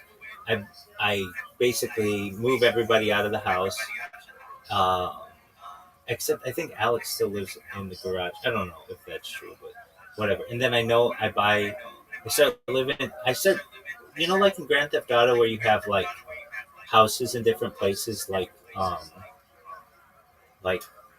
real estate. I start doing that, and I know the houses that I buy, at least in Irvine, some of them, um, or like apartments where I stay. And then the first place I go is New York City. Yo, how are you? What up, baby girl? Baby girl, how old are you? 60. Baby girl, you've got to be 18 to be in here. Take care. Baby girl, you've got to go.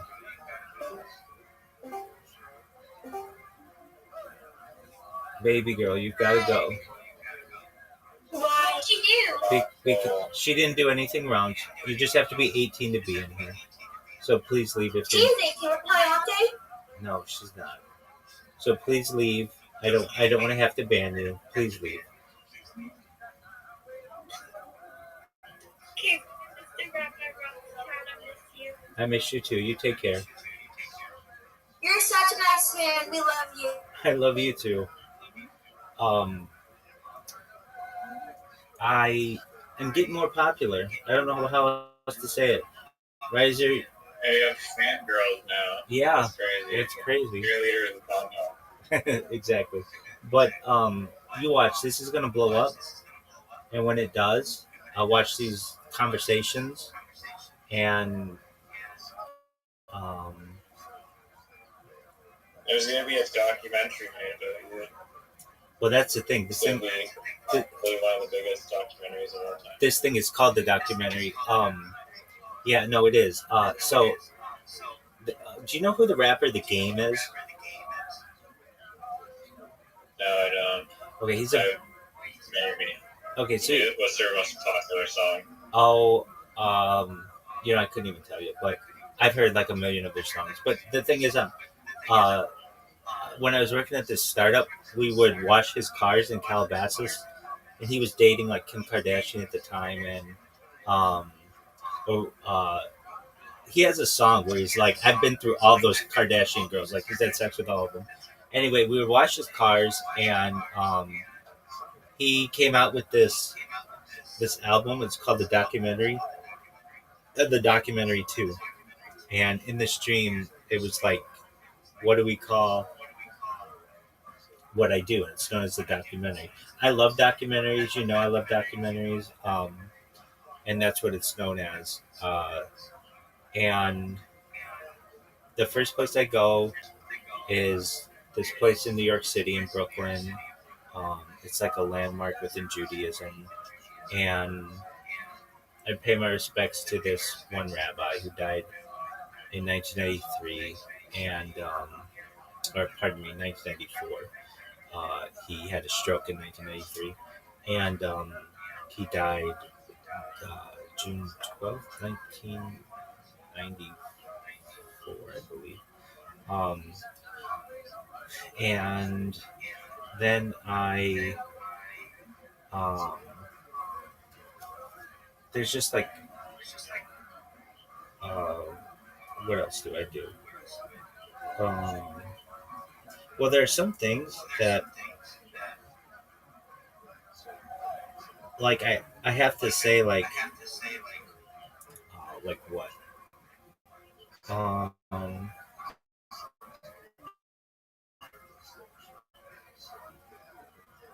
let's see here. Yeah, June 12th, 1994. Well, I go back to synagogue regularly, shul, and I'm excited about that. I I've become an icon within Judaism, which is fine. Um, and I do this tour, like a world tour of visiting people, and I become like a Jewish pope. And we've not had that within Judaism. That's not a Jewish idea. Um, but it's always been anticipated that there would be someone who would be a really popular figure within our religion. And we've had similar things, but never anyone with the voice to be able to say, this is how we're going to do things in our family, so to speak. Um, and there's like a lot politically that happens in the future, whether it's true or not, I'm not sure. But those are the things that I think I do. And then when it comes to money, um, I don't really, I don't do this for the money. I really do not. I do it for the great joy that I get out of archiving my life. To me, this is like a gift to my future family. Like, hey, this is what life was like. This is what the history was like. And this is what I do. But it becomes very fascinating to people. I don't ever charge people to be able to watch my streams.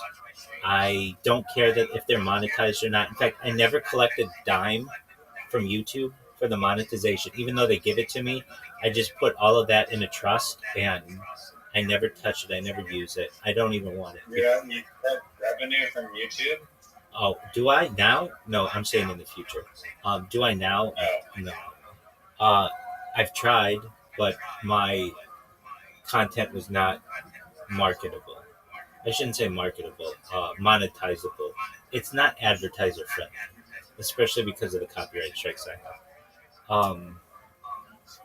And what we basically do is when I say we, like the people who I unite, we put together major trusts, big like donation groups, and um, like everything about my life becomes public. Like every girl I've crushed on, and like all my I don't want to say super secrets because I've been like as open as possible, but like if I ever crushed on a girl in kindergarten, that comes out because all my friends like are like, yeah, we know this person really well, um, and and like even if I've ever had to be like uh, disingenuous at any point, that comes out, but it's almost like a lesson to the world that like I wouldn't lie purposefully. If I have to lie for any reason, it's like to protect my own life or to save face in a situation. Like what? I don't know. Like this isn't a true story, but let's just say like if I farted in a car, let's just say that this isn't a true story, but let's say I farted in a car and everybody was looking to see who did it, and I was like, I don't know, just alongside everybody else. Like in order to save face, you might do that as opposed to taking the embarrassment of like you were the person who did it. That's just a made up story. But like those little things come out and people understand that I'm imperfect, but as it's said in the stream, perfectly imperfect. And Imperfectly pimping. exactly. Well, there's a lot more to it, and I won't bore you with it, but it's like, I mean, it's just the same thing that I posed to you. If you had to give away 5 years of your life, but you could live longer, so it's not that big of a deal, and you'd be comfortable the whole time, and you had the internet, and you got to meet really cool people, would you pause your life to become the richest person on earth? And that's not why you do it, but just basically to know that you're never going to have to worry about money ever. And your family will never have to worry about money. And your grandchildren. That's not even, I think people that are like at the top, I think a lot of them, it's not about the money, it's about how they it's about power. Affect the world or making a change in whatever industry they're part of. That's true. That's absolutely true. You're in educational futurism, maxing, parity, philanthropy, save the world camp, which is dangerous. Absolutely. And then I like unite the very wealthiest people of the world. And like, do I have wealthy people in my family? Some. Yeah, some really wealthy. It's distant, but yeah. Um, and do I always think they're doing the right thing? No. But I'm able to align them and show the world that we're not all that bad, and like the world embraces us. And I'm able to make the argument that if you run the world as a simulation 1,000 times, with the way humans are currently programmed 1,000 times, it will turn out that a small group of people rule over the larger group of people. So you can't get mad that there are some people who rule over the larger group of people. I have a question about that exact thing that I was thinking about today. Okay, go I watched a reel on Instagram, and there's a Nobel Peace Prize winner guy in his like 70s giving a speech to like all these people in tuxedos in this giant auditorium, and he was saying, "Oh, we need to be careful about AI. It can literally construct viruses, and it'll figure out how to like destroy us and whatnot, and we should be like very careful. And I'm warning you about AI, but my like kind of like I don't know perspective was like, is there anything that like necessarily like if the AI is so smart, why does it need to take control over the planet and seek domination when it could take a much more peaceful hill road and not be so tyrannical, and it doesn't have like this human ego to it that drives for control. So why would it necessarily even resort to evil and not just be like, it has the option to just not be a dick and be nice to people, just like humans do, right? So people like to fearmonger about AI and how it'll destroy us and Terminator and whatnot. And I'm not saying that's like not a possibility, but isn't it also a possibility that it could just be nice and doesn't have to be an asshole and control us, even though potentially it could, because that's thousands of brains combined in like a single superhuman IQ or whatever. Yeah, it really just depends on how it's programmed, and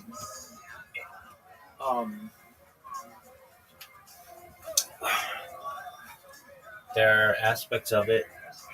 I mean, I push for world peace and all this other good stuff, but that doesn't mean that there aren't going to be a lot of people who die. I want to prevent it, but I can't.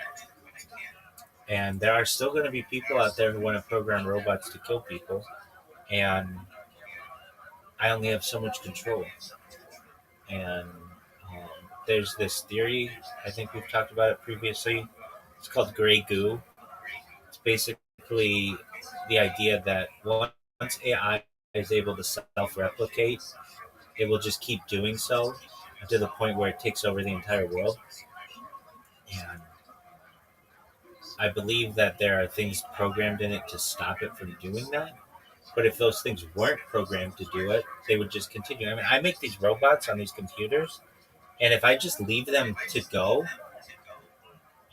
after a day or two, they've taken over like the whole computer, and like I'll look and like it will have created like 25 different new folders on my desktop, or will create 29 new bookmarks. Like it'll just keep going because it doesn't know when to stop. It's just relatively primitive, and that's the same kind of idea. So it depends on how things are programmed, but at least humans are programmed to for self-preservation, and that's when I say, from the studies I've seen, if you ran the Earth as a simulation 1,000 times, every single time, not 50% of the time, 100% of the time, a small group of people rules over the greater part of the people. And that's the future. It's just, I want that system to be one of communism, where there is a safety net for the larger group of people, as opposed to what it is currently, which is generally, in some areas, a capitalistic system. There's no safety net, and you run out of money, you just become homeless and you die. I want to give people opportunities in public homes and shelters and welfare and a universal basic income and universal education and childcare. I feel these are things that the state should provide. And I want people to be able to focus on what's important to them, like art and entertainment and comfort. And so those are the things that I'm going to push. I know that if this dream is true, and it very well could be, um, I have somewhat of a political background, though I don't really get into politics. You don't hear me saying one way or another on candidates in here. It's not what I do. I think everybody's corrupt, and I ideally want a libertarian communist system. But I do win some public office in Israel, and I don't really want it, but it's like, okay, whatever. Um, Whether it's true or not, Riser, I don't know. I can tell you, though, that without this dream, I don't know if I would be doing this, at least not in the same way. And has everything happened exactly in the way that this dream has gone? No, I've been wrong on some things, but a lot of things have been really right as well. And I was told in the dream, you want this to be challenging, right? So not everything that we whatever. I can tell you who it was, the rabbinate. Like it was just like a collective group of rabbis. Uh, Not everything that you're going to be told in the stream is going to come true, but that's what's going to make it challenging for you. You don't know exactly on what platform you're going to go viral, but you're going to keep thinking it's going to be the next one and the next one and the next one. But it's, I believe, going to be Twitter and Twitter Spaces, and I get well known on there. I just don't know if it's going to be a direct message to someone or someone sees a video that I made. I made a video that is pretty good on Twitter, and it's like a minute long, and it says everything that I do, and it has all like thousands of accounts that I have and everything. And um, anybody who sees this video is going to be like, I don't know what all this is, but I'm willing to repost it just to see what happens. And it just takes one repost to go viral, and then when it does, it's going to be like a catalyst in my life. Would you ever consider, I mean, first off, I want to get you a neon sign in the background that says like dream to dream and stream to dream. But yeah, that could be, that'd be dope. Yeah, I also want a Rabbi Rothschild merch store, potentially with some incentives for people to join the stream. Most certainly. Brown, how you living, pimp? Good morning, Rabbi. Good morning. How are you, GM? Jim, it's been 2 days. It's been 2 days, absolutely. How you doing? I'm good. Did you? I'm well, thank you. Were you able to get the finishing touches on your logo? Yeah, check your DM. I sent it. Okay. To Twitter? Yeah, I also changed the Twitter. I also uploaded the image on Twitter. Okay.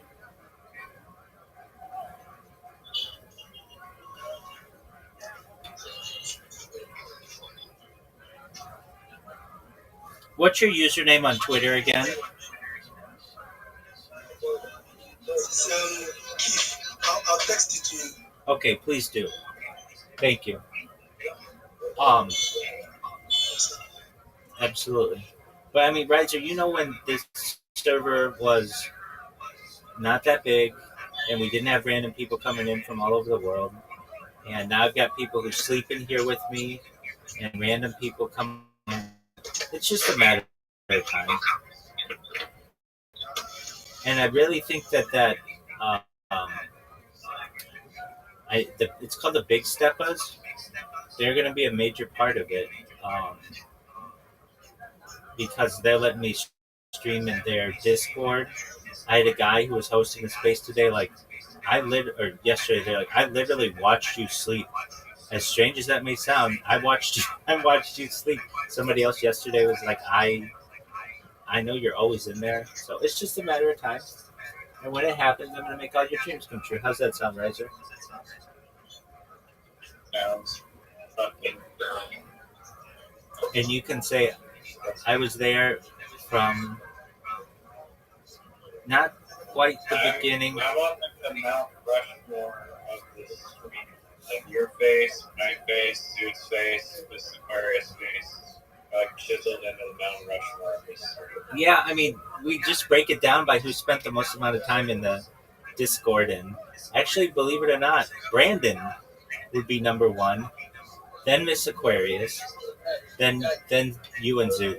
But yeah, you guys are definitely on it.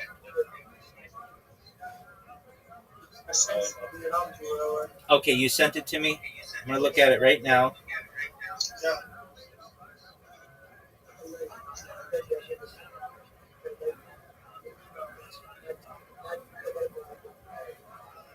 Hey, that's good, man. Oh, are you proud of that? I would be proud of that.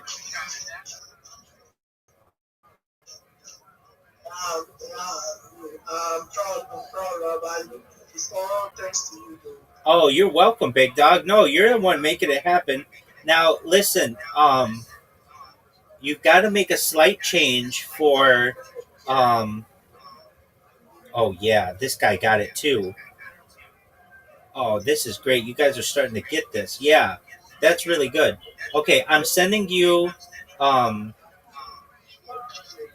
the place that you go to get this.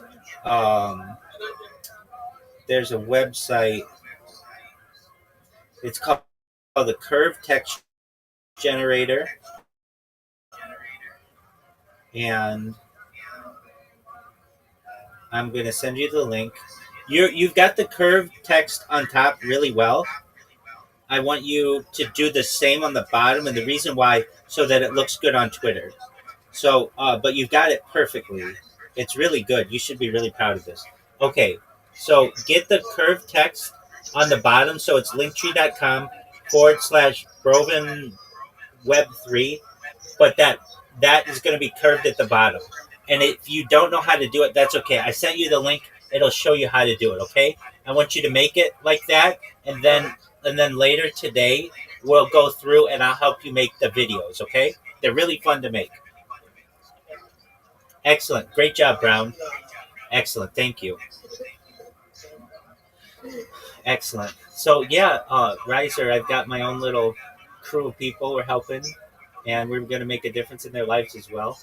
And that's a special thing too that I get out of the stream. That you know, I think I have more patience than most people to help people with improve themselves and their lives and such. And the shitty microphone is like torture. I do not like shitty microphones. Oh, well then, you hate my world. Sometimes I get exactly. Sometimes I get people in here that leave their microphone on the whole time. As I said previously, it literally sounds like they're having a cockfight in the middle of an intersection. It's like, what is going on? Yeah, but you will definitely be up there with the amount of time you spent in the server. And Riser, let me just ask you: you've seen the difference? I mean, just in the course of our call here, it hasn't been super busy like it is during the day, but we already have more people in here than normal, right? Oh yeah, there's been a few. Not like an overwhelming amount, but you should know I'm also getting DMs that I normally don't get as well, and it's not like I have to talk to every single person on earth. I just need to talk to the right one who says, I'm going to take a risk and I'm going to retweet whatever it is you're doing. And then when that's done, it's. Did your Cameo, when you uploaded the Cameo, did it make you submit like an audio clip along with it? Yeah, it does. You have to read 3 numbers. That's it, and it'll make your voice of 3 numbers. No, it doesn't. I've never heard it do the voice really well. Oh wait, yeah, I have. On any of them? Wait, yeah, I have on some of them. They some are better than others. Let me put it that way. But the voice still isn't really that good. Okay.